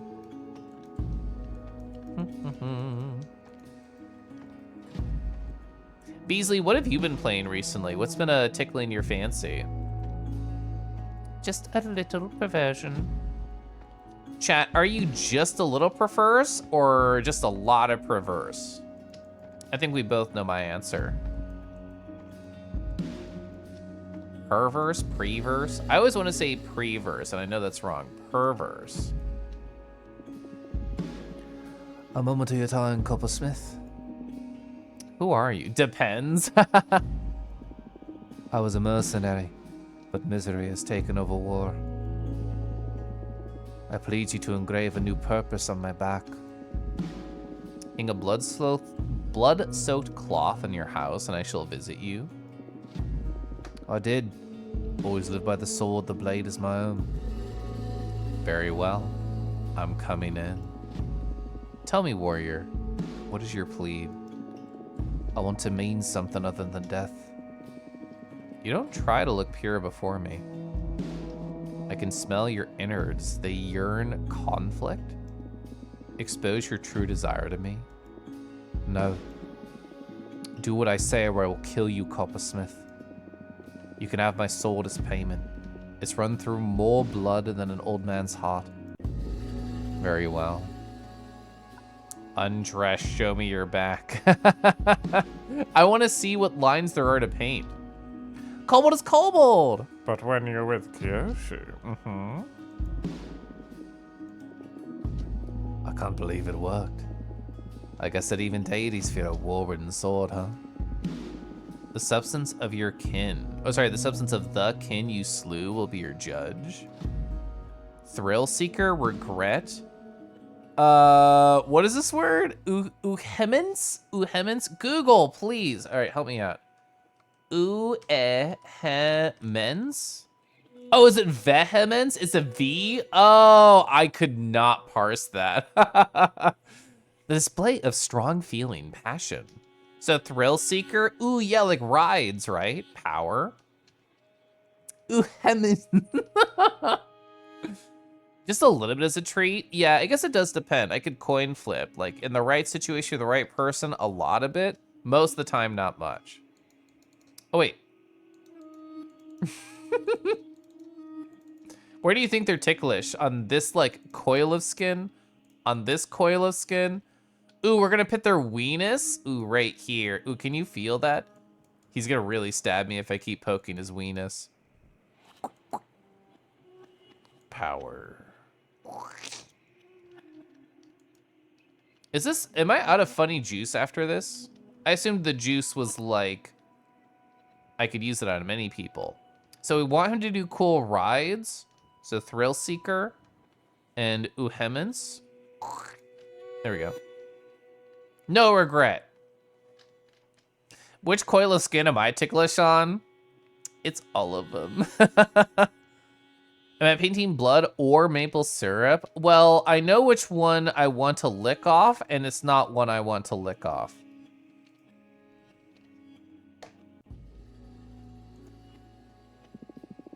I'm grateful, Coppersmith. I'm sorry I resorted to intimidation. I didn't expect you to concede, I just wanted to die out of my curse. Wait, I'm talking again? Oh, okay, same thing, okay. Not a Canadian game? True, nobody has said A. Oh man, so the quick story about Gregory, my coworker who is learning on the job. He, so chat, do you have like a filler word? Do you have like your ums or your likes or your or anything like that when you can't think of what to say, but you have to keep talking? So you need like a gentle mental pause to keep going. Gregory has multiple of them, but his most used one is you know. And during one explanation, I counted and he had 5 you knows in one long sentence. He was like, oh, you know, Mr. Boss, I just have to, you know, do this thing that, you know, I'm really working hard on, you know. And I feel bad that I counted, but I could not help but count because it was so often. Oh yeah, moi moi moi, that is such a you thing, or a blargle. I usually know quite a bit too. I say like probably too often. I am an or an sort of guy too. Gao is a cute filler. The text scrolling sound effect sounds like somebody strumming their fingers on a wooden table. That is a fun stim. I do like doing that. There's the cloth. Whose house is this? Oh, an I'm father to a shameful child. I have no interest in your disdain. Identify yourself through your purpose. I am the butcher. I prepare the scarce meat a hunters bring. I'm coming in. Bird is good. Tell me, butcher, what is your plea? Squawk. My firstborn is very weak, both in body and mind. He barely eats, I worry about his health. I want you to make him more resilient. You don't try to look caring before me. I can smell your innards, they yearn pride. Expose your true desire before your family. I want for my son to become a beast. I want my neighbors to be terrified of my kin. This boy refuses to eat meat. That's why I've been starving him. I want you to enchant him so he craves meat as his lungs crave air. I smell truth. Now for the cauldron I need.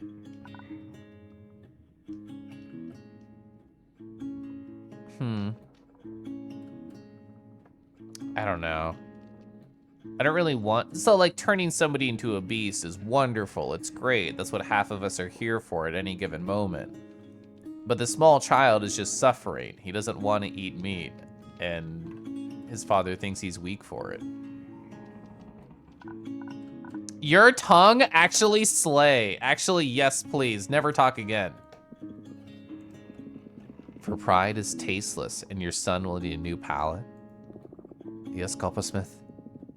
I'll start preparing the fire. I'm loving the vibes of this game. Substance of kin. Forsake the mortal hex. Abandon flesh. Abandon. Abandon sinew. Thou art now my magic. Thou art no more sin. Ooh, chat, the next time this happens, I should try and mouth it out so it looks like it's coming from me. Ooh. Cookery, gluttony, submission, vegetarian. God, submissive vegetarians describes half the furries I know. I mean, this does not seem like a town that is rife with substance to be gluttonous on. There is a lack of meat. There's definitely a lack of fresh veggies. Submission. I do want to do the submission. So submission and cookery. I think that sounds fun.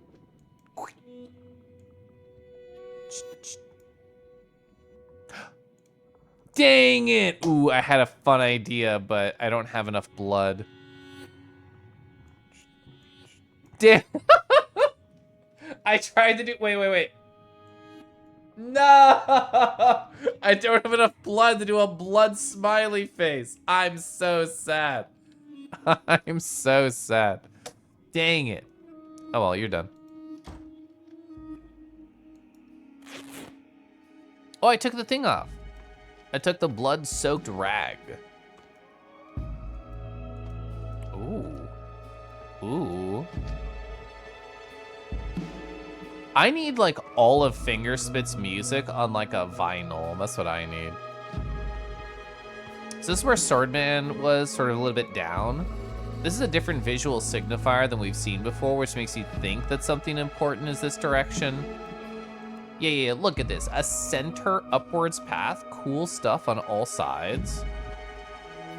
Oh, this is important.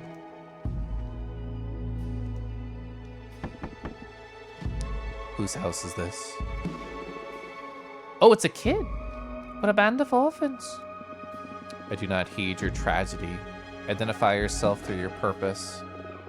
To put food in our bellies. What do you do to keep your bellies full?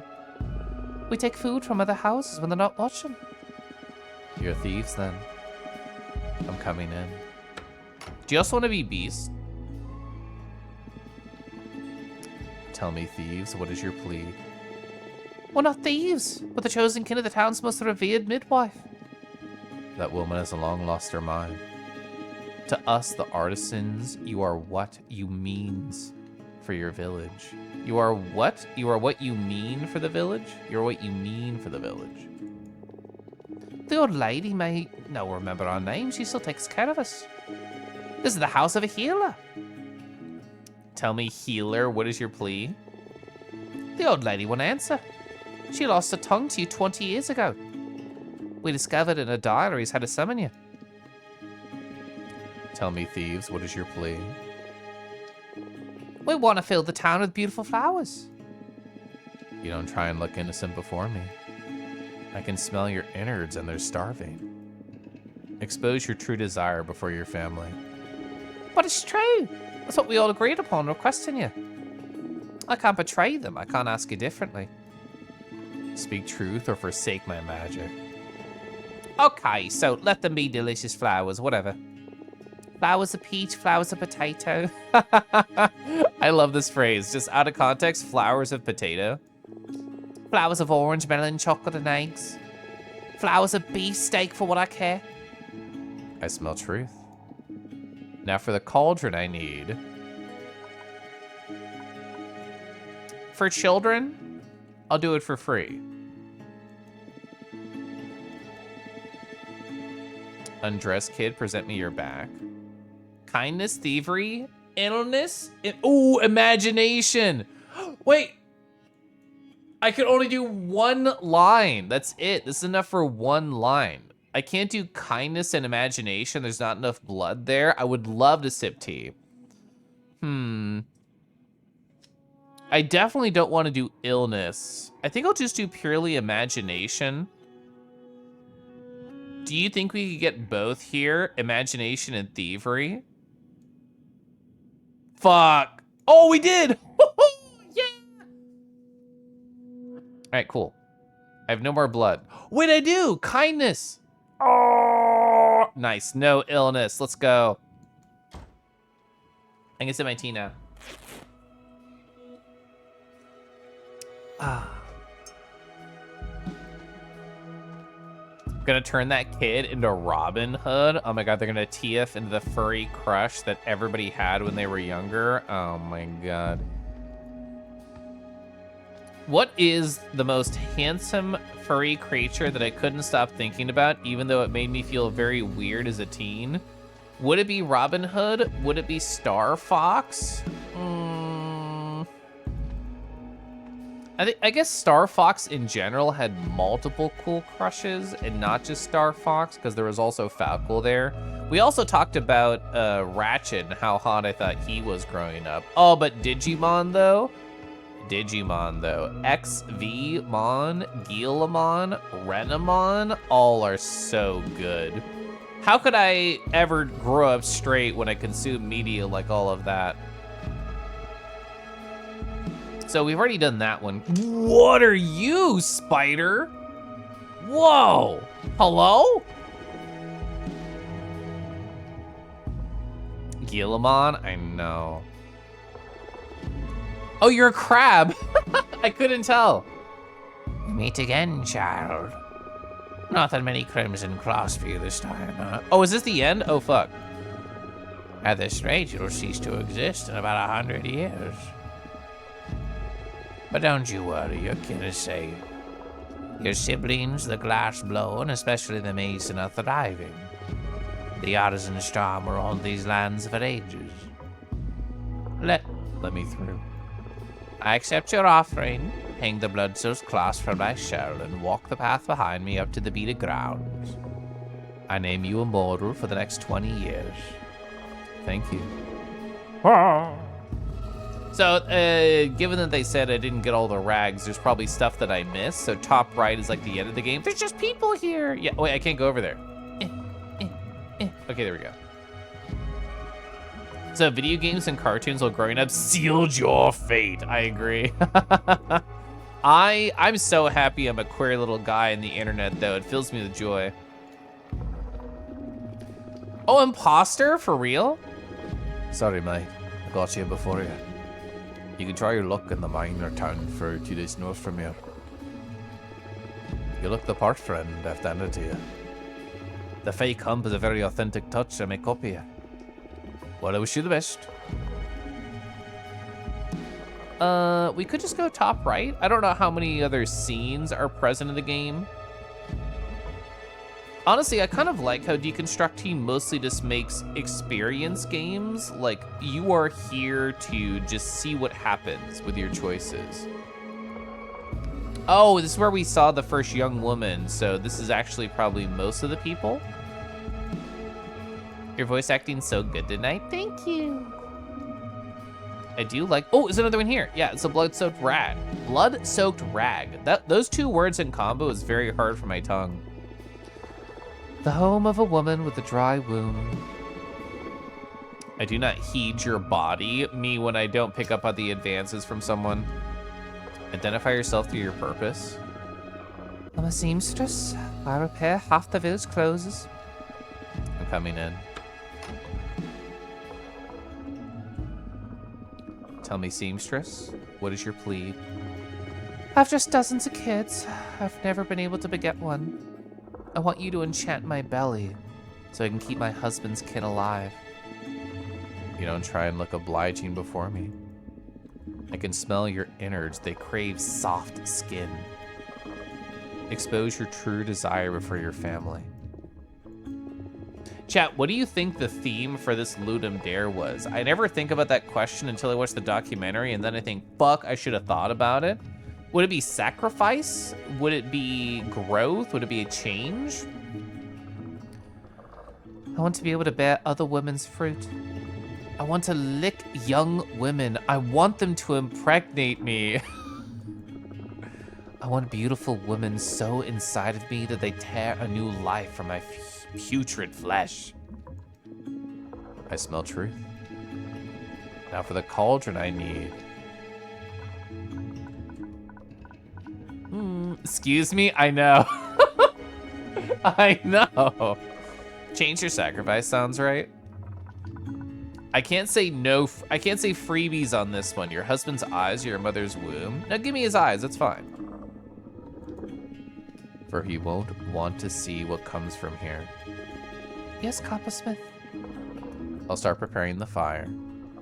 Oh, wait, I should try and do my mouth. Dear substance of kin, forsake the mortal heads. Abandon flesh. Abandon sinew. Thou art now my magic. Thou art no more sin. It is so hard without knowing the timing. I did my best to mimic the voice. Sterile, servility, duty, love, pragmatism. We could get everything here if we really want. Clip that. If we find another seed, I will try it again. Oh, sorry, here? Here? Here? Ooh, we could give them a tramp stamp of blood. Ooh, we could be so silly with it. Oh, fuck, I have so little blood. I can't spare in a tramp stamp, I'm sorry. Look at this, there's nothing. Hey, Caliph, guess what? What's that, Lupin? What's your silly, small win that you'd love to share? Oh, let's go! That's so smart. I was thinking, there's a bit here. What's the bit? Nice! Where's my Post-it? Here's my Post-it. Oh, fuck! You actually just reminded me, too. I need to go over to, it should be in my saved messages. It might be in my phone if it's not. I'm gonna do quickly look for a thing. I'll have to send it to myself, that's fine. Where's my big pen? Where's my permanent marker? I don't know, I'll put it here.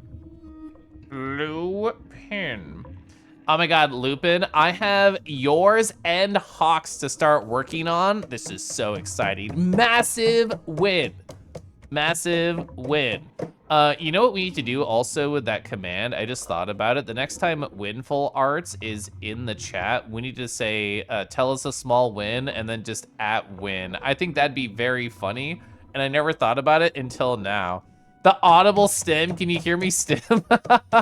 I am in fact stimming. I love that y'all can hear no matter what I do.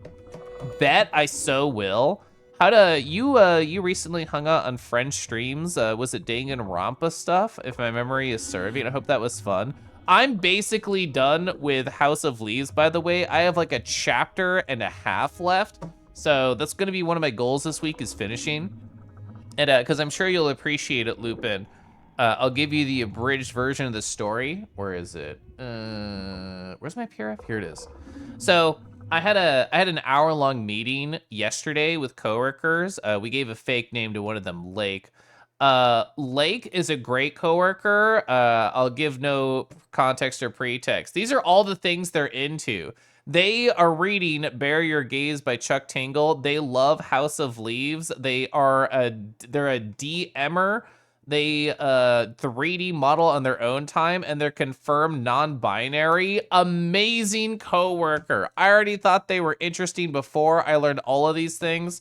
I told them about myhouse.wad. I told them about like Cosmic Wheel Sisterhood, and at the end of our talk, they said, "Kelf, I have like 5 tabs open right now." I know. Can I be their friends too? I dropped my fidget toy.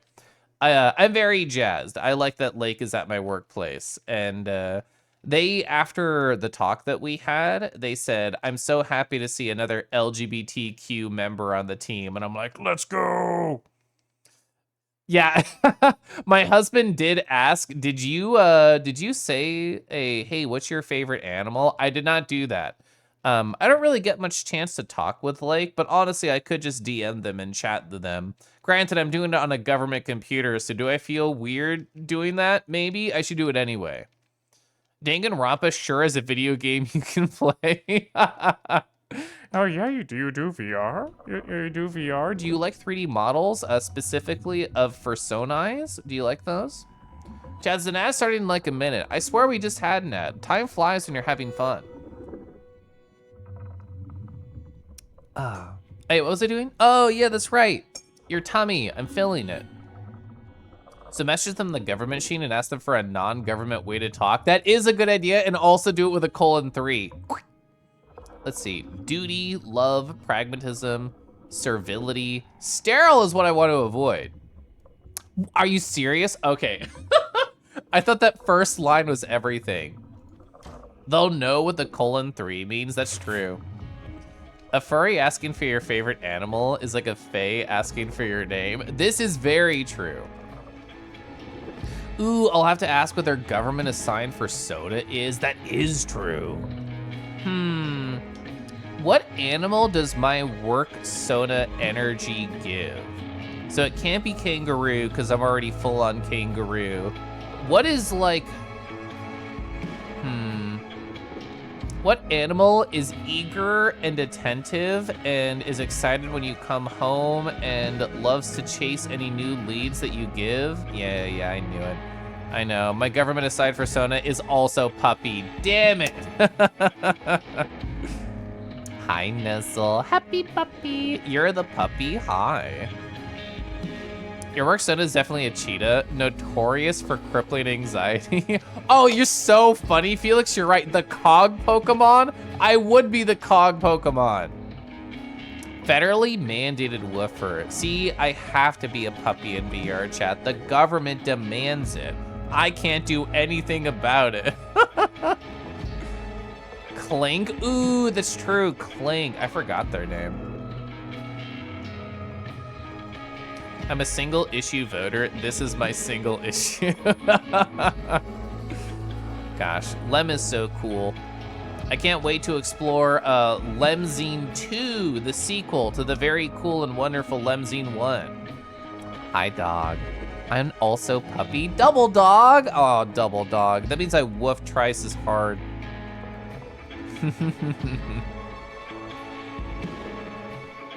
Oh, is this like an altar?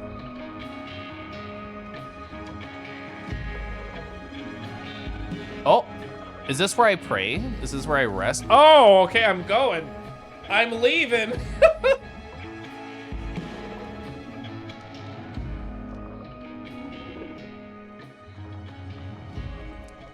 When I say I meditate every day, this is what I mean.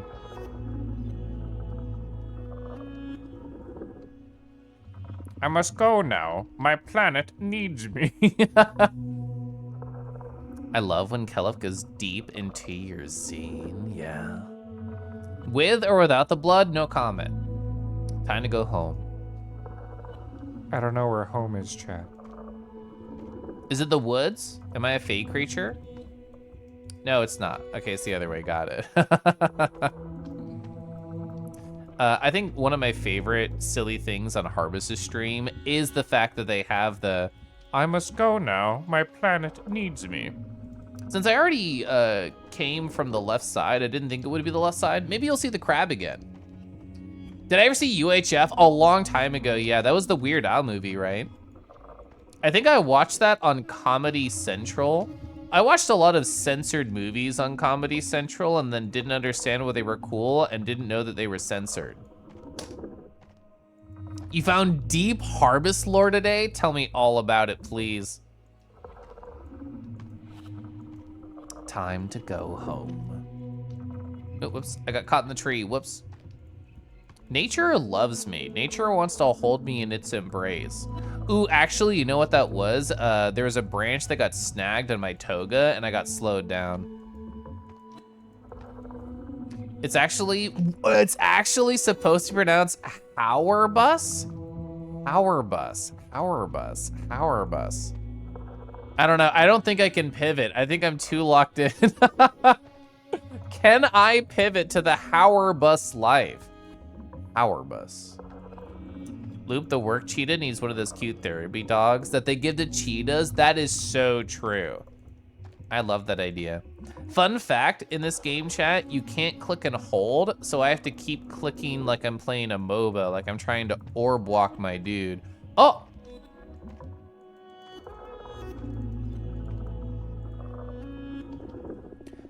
Don't touch that sword, mate.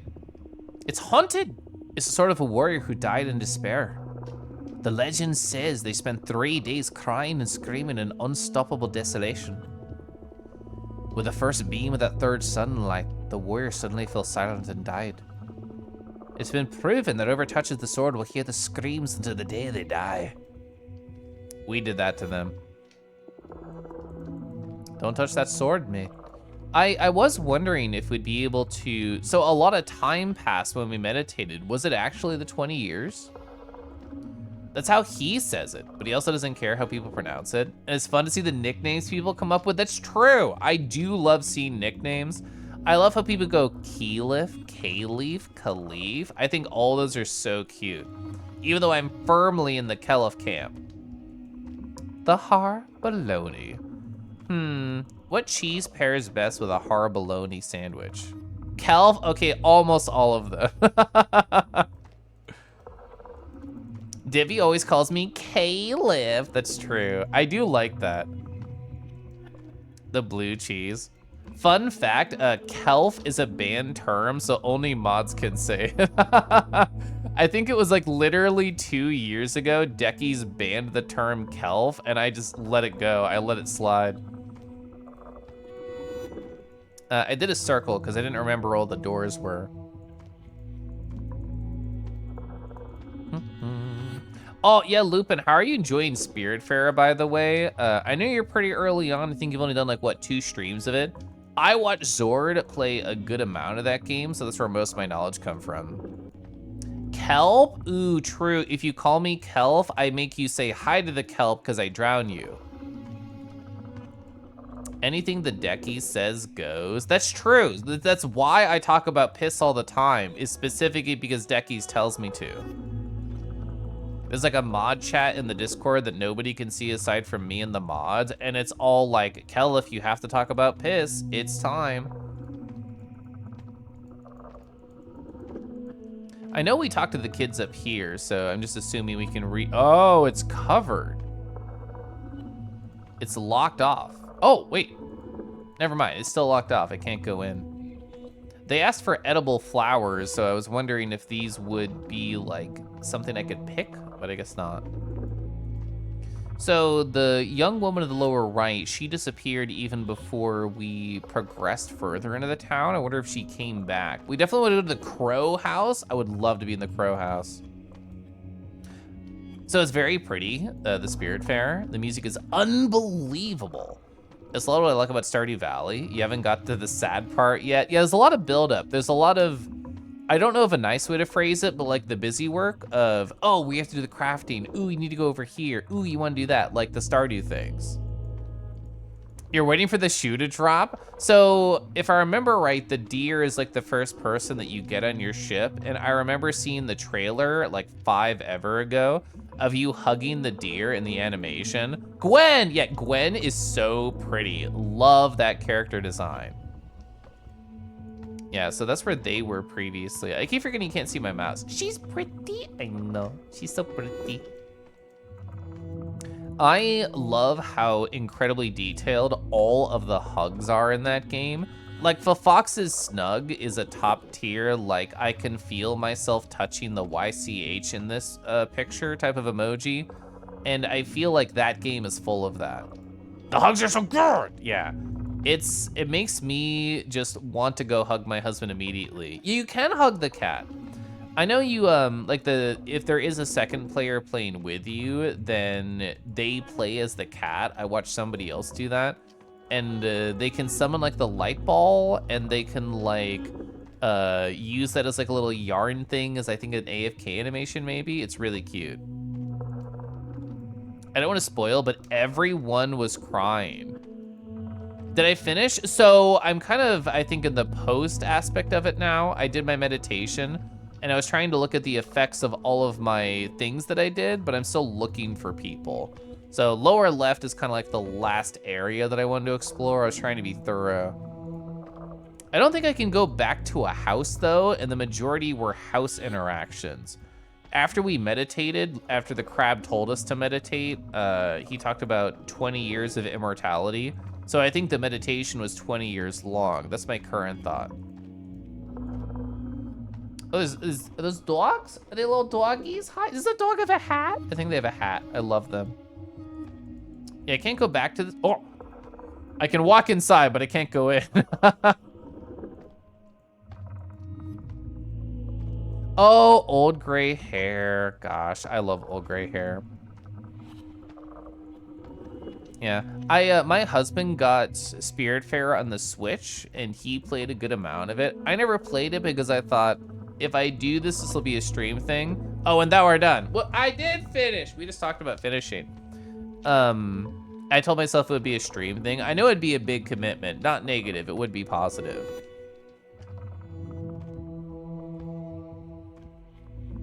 I never know if the game will like fade out or if I have to literally close it because every game is different. Oh, okay, it just closed. It just closed. Oh my God, the art is so pretty. Early sketches for the Coppersmith. I love the basic, simple shapes. Designing the pixel version of the main character. Oh, you forgot it was green milkshake season again. Do you taste like the green milkshake, Ferris? Is that like your exact flavor palette? You think Kelf Pupper is quickly becoming one of your favorite emotes? I'm happy to hear that. I love using it in any capacity that I could think to use it. Indie games close into their own when you finish them is its own cliche these types of days. Yeah. Like, I remember when Undertale did that 10 years ago or whatever, and I thought, what's happening? It was the crab. I taste like melon ramune? Ramune? I don't know how to say that. Is that right? Ramune? God, I love seeing sketches so much. Art is so pretty. Art makes me so happy. The systems, movement, you click, dialogue, you talk, and you paint. I love the tiny, simple hand and the paint. Ra-mu-ne, Ra-mu-ne, Ra-mu-ne.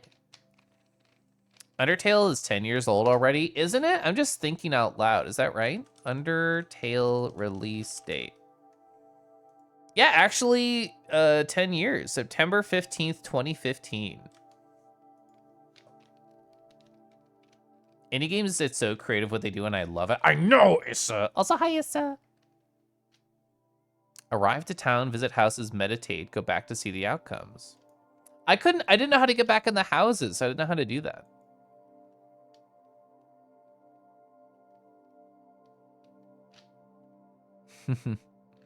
Got writing out like the programming stuff, the from X from Y equals 0 is such a real thing. Kiyoshi can verify I taste like melon. He licks me a lot. We do like it when boys lick us.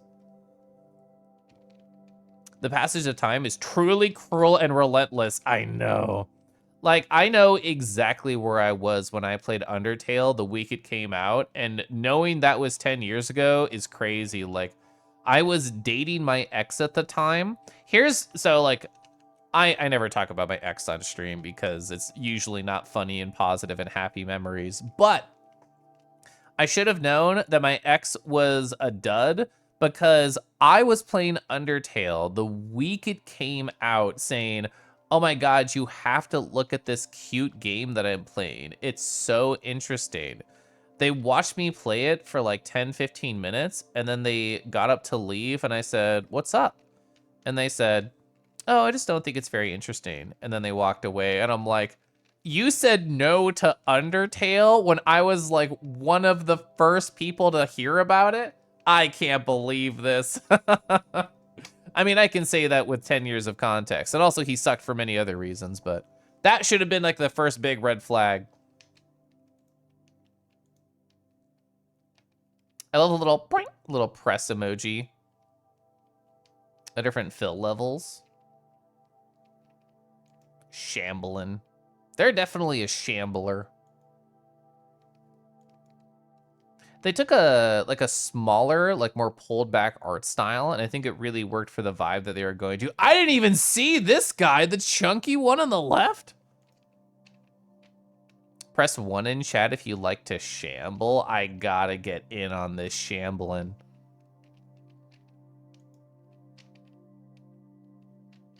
Honestly, I thought the town was bigger than this when I was inside of it.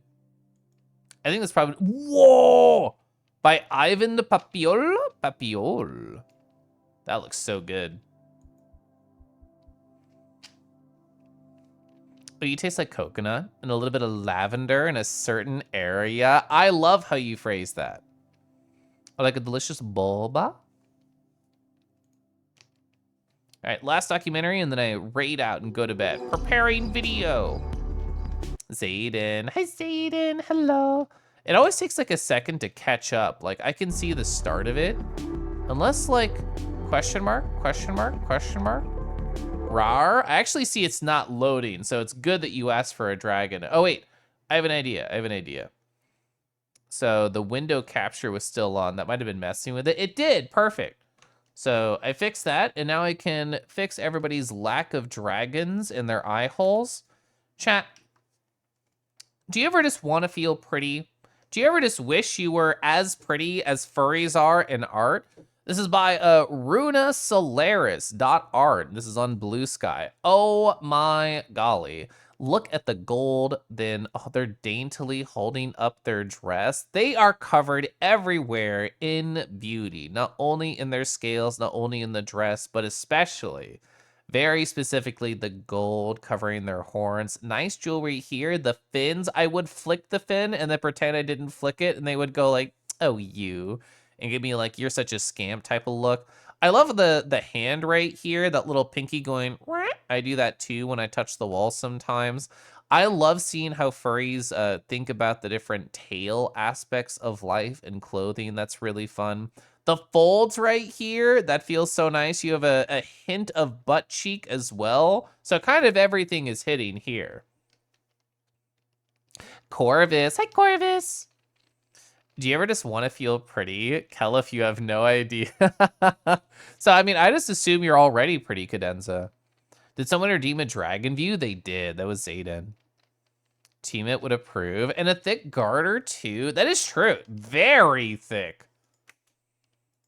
We love a hint of buck cheek. You know, it lets the imagination go wild. Also, just feels so cozy. Like, I've never been a plant guy, but I could imagine becoming a plant guy, especially in my year of nurture. I can't just hit you with a compliment out of nowhere like that. How dare you? That's one of my favorite things to do, though. Anyway. Oh, wait, I'm on the right now. I feel weird. I'm usually on the left during the videos. So, dear substance of kin. Thou art no more sin. This game was another Lunder that we made in April 2019. Oh, what's the theme? They're about to say it. Is it sacrifice? The theme this Damn time it! was That is such a specific theme, and honestly, they hit it on the nose. Your life is currency. Your Life is Currency. And we made this game in collaboration with our friend Ivan Papiol, that is an artist. An amazing artist. Yeah. So I really like the mood. It's really dark, maybe too dark in the Visually too dark.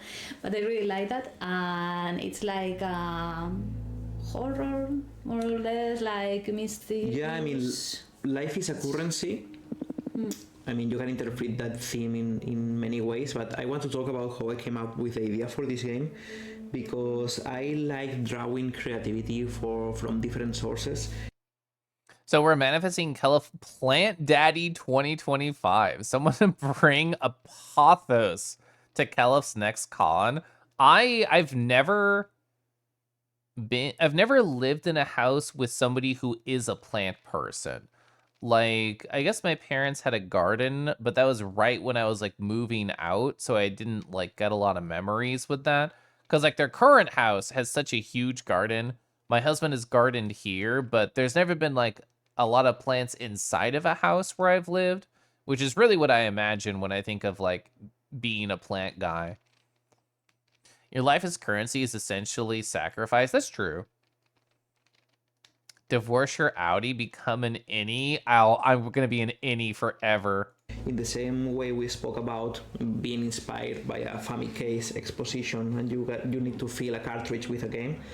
In this case, I got up really early in the morning, put myself some eerie music, some ambient music, made some tea, and started listening to it. And I took out my tarot deck and started asking the cards what kind of game should I make. I'm so happy he got the idea from tarot. Your life as currency is a fascinating theme. I feel like I'd have a blast with that. I am very curious to see like what lighthearted takes somebody could have done on that. Like this, of course, is a very dark take, and I feel like most takes would be dark. But if somebody did like a silly fun, like your life is currency smile emoji, that'd be fun to see. I love the show Severance, but the innies are all horny furries. I don't know anything about television and the state of it, but I do know people who talk about Severance. Oh, you want a yard full of mint? Fresh mint sounds so nice. There was a movie like that, yeah. I remember there was a movie, God, probably in my teens I saw advertisements for it, but it was like time was the currency and you could pay like years of your life away to do things, but I never watched it. I just saw the trailer. And I remember clearly drawing the devil, which in the deck I have is a autumn forest full of brown leaves with a snake in the middle and stuff. That is such a pretty deck, by the way. Speaking of pretty, hi Kyoshi. Kyoshi, I hope you're doing well. Varys told me what happened.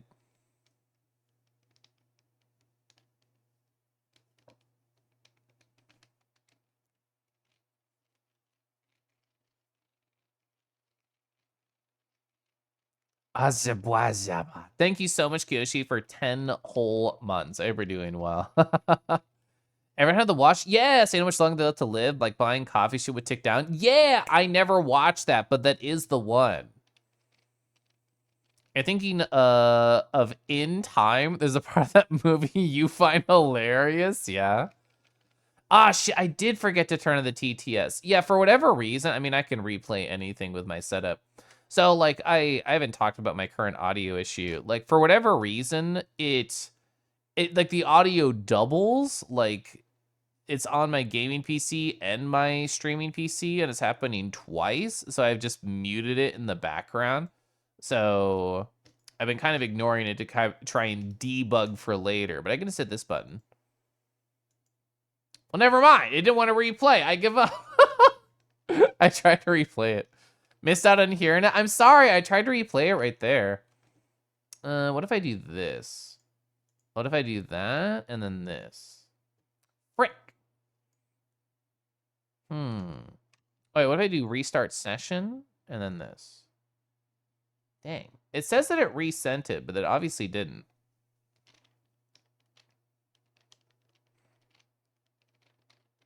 So you never saw it? You remember seeing the commercial as a kid and hating the idea? Yeah.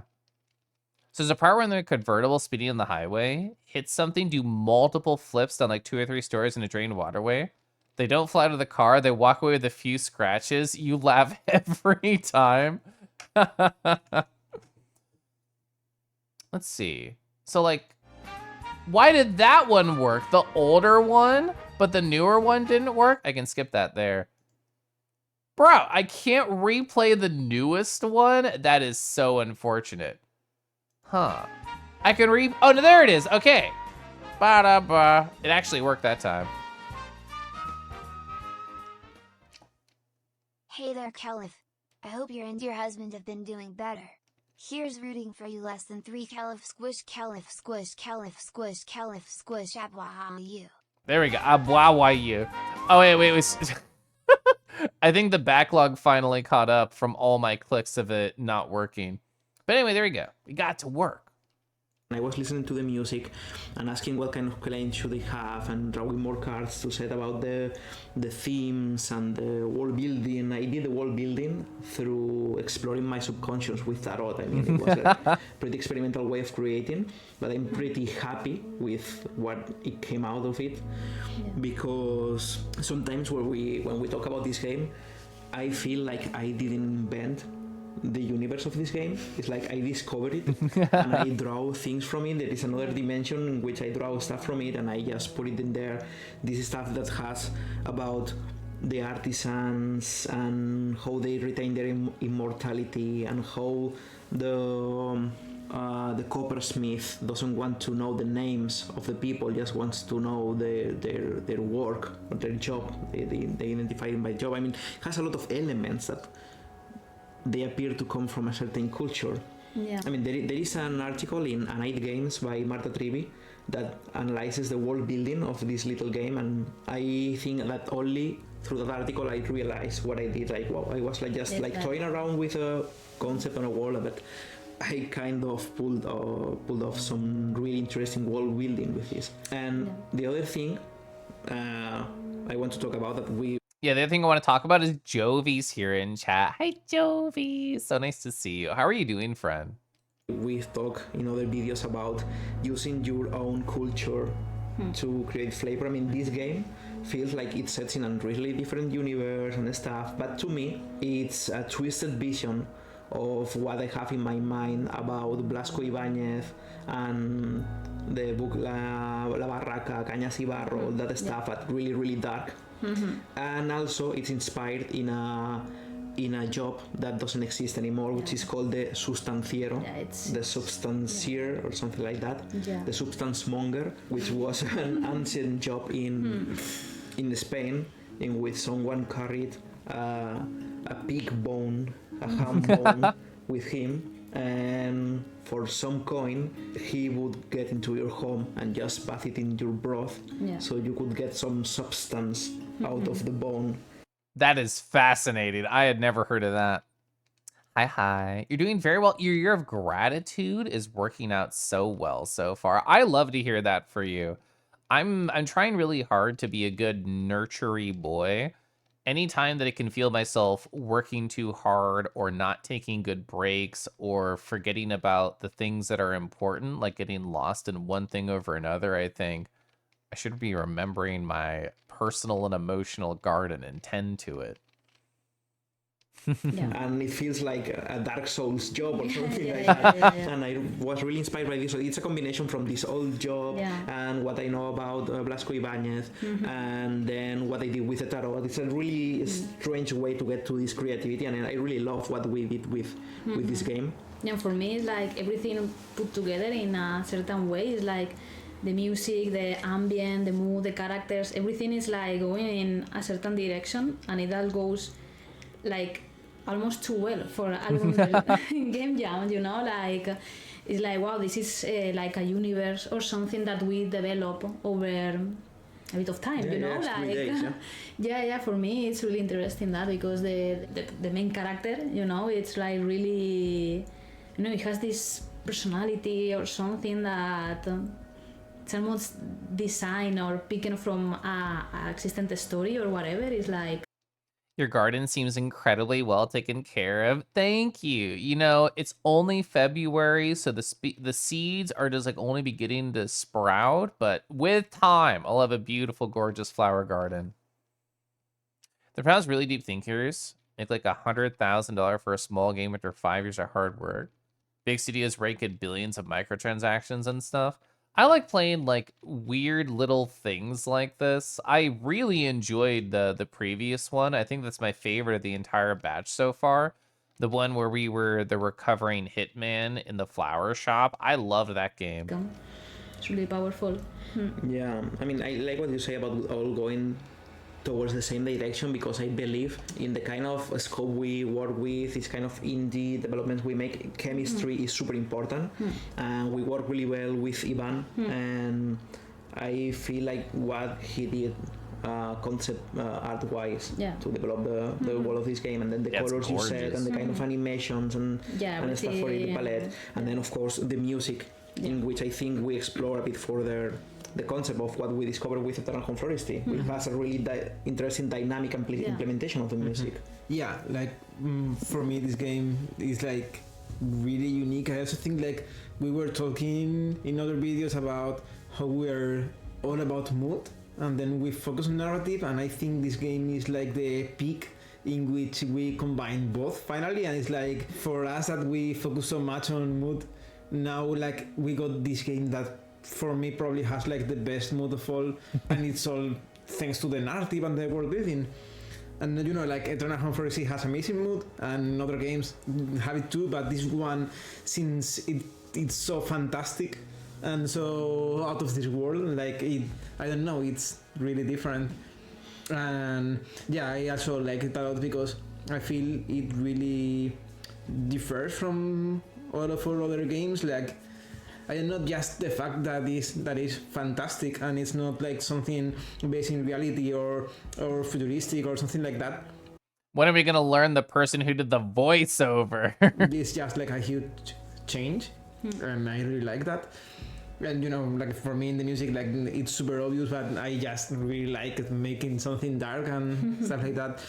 And also I think with this game is that since we wanted to make like a really tiny sandbox in which like you were exploring like this town, and we had like 2 artists for the game, we could like, it was like instead of just making a hands-on level, and I already talked about how I really loved level design, but more, it's not just level design, but like I really like it like in games in which you could have all the assets and just make levels with that.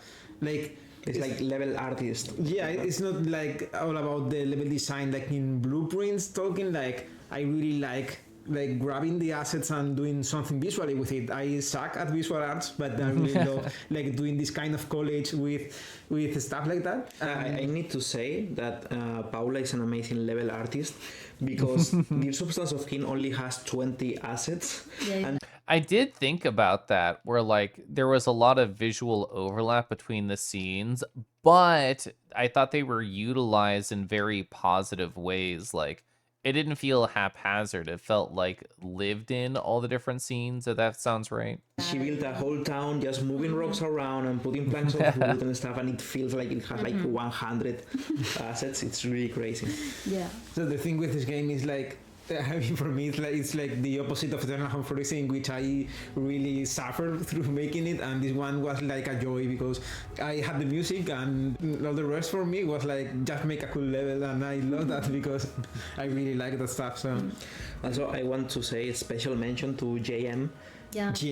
He is responsible for the first bit ever of recorded voice or voice acting in our games, and he read out loud this beautiful poem. I remember meeting with him online on Discord just to direct this little piece of recording the poem, and the way he managed to pull out the dear substance of. Yeah, who the heck is JM? They have a powerful voice. Him. Yeah, I love it. It's I mean, like it's so powerful. So powerful. I love it. I wish we can work with him in the future because I really Nice. want something that we are lacking still that we haven't been able to explore properly is voice acting and acting from proper actors in games, and I want to get into that in the future. I don't know when, because I think it's a bit out of our scope because in some part the language barrier and the budget for it and stuff, but it really adds to the mood. Yeah, it sucks because knowing how we work,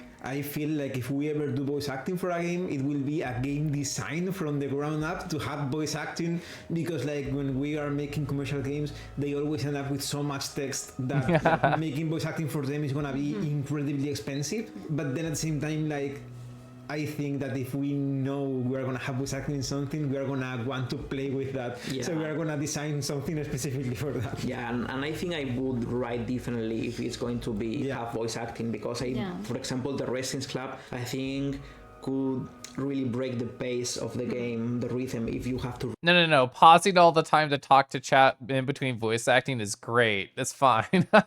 read out loud and have everything acted. I think you have to work differently if you are working with voice and not just text. I think I only have three left of this. Oh, I only have 2 left, which means Sunday I'm gonna be doing anything with my friend Envy on. So next Tuesday, I think I'll finish this off. That's crazy. Bookshelf Limbo, I'm so excited to get to. I'm not gonna do it tonight. It's literally about a horse anthro going through a comic book shop looking for perfect comics. It has to be cool. It has to be interesting. Chat, as always, thank you for joining me. It looks like I'm gonna have an ad right at the end of the stream. This is homophobic, but we can't stop Twitch or corporations from doing this to us. Love horses, true. I do like a nice friend. I do like a nice apple to give them to show them that I care. Bye-bye. Bye-bye. I have so many cool people that I could raid right now. I think I know who my option is, though. I'm going to be in VR chat tomorrow, twitch.tv chat. I have not been virtual in like 2 weeks, which feels very wrong to me. I feel like I'm committing sins by being not virtual right now. Thanks for the stream. Thank you, Discorded. Thank you, everybody, for stopping by. I want to say hi to my friend Golden.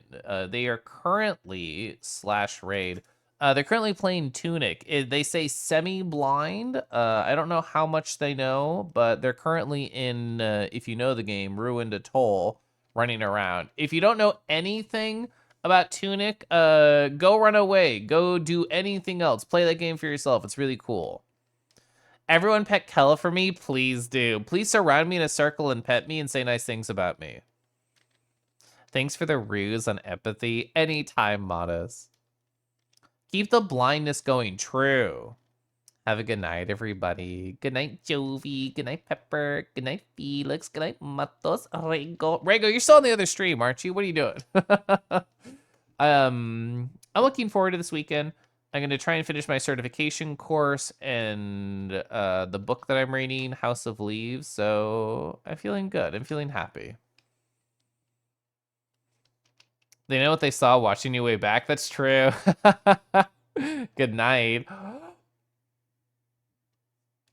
Thanks for the super comfy fun stream. Have a lovely week and see you tomorrow on VR chat. See you tomorrow. See you tomorrow. Have a good night.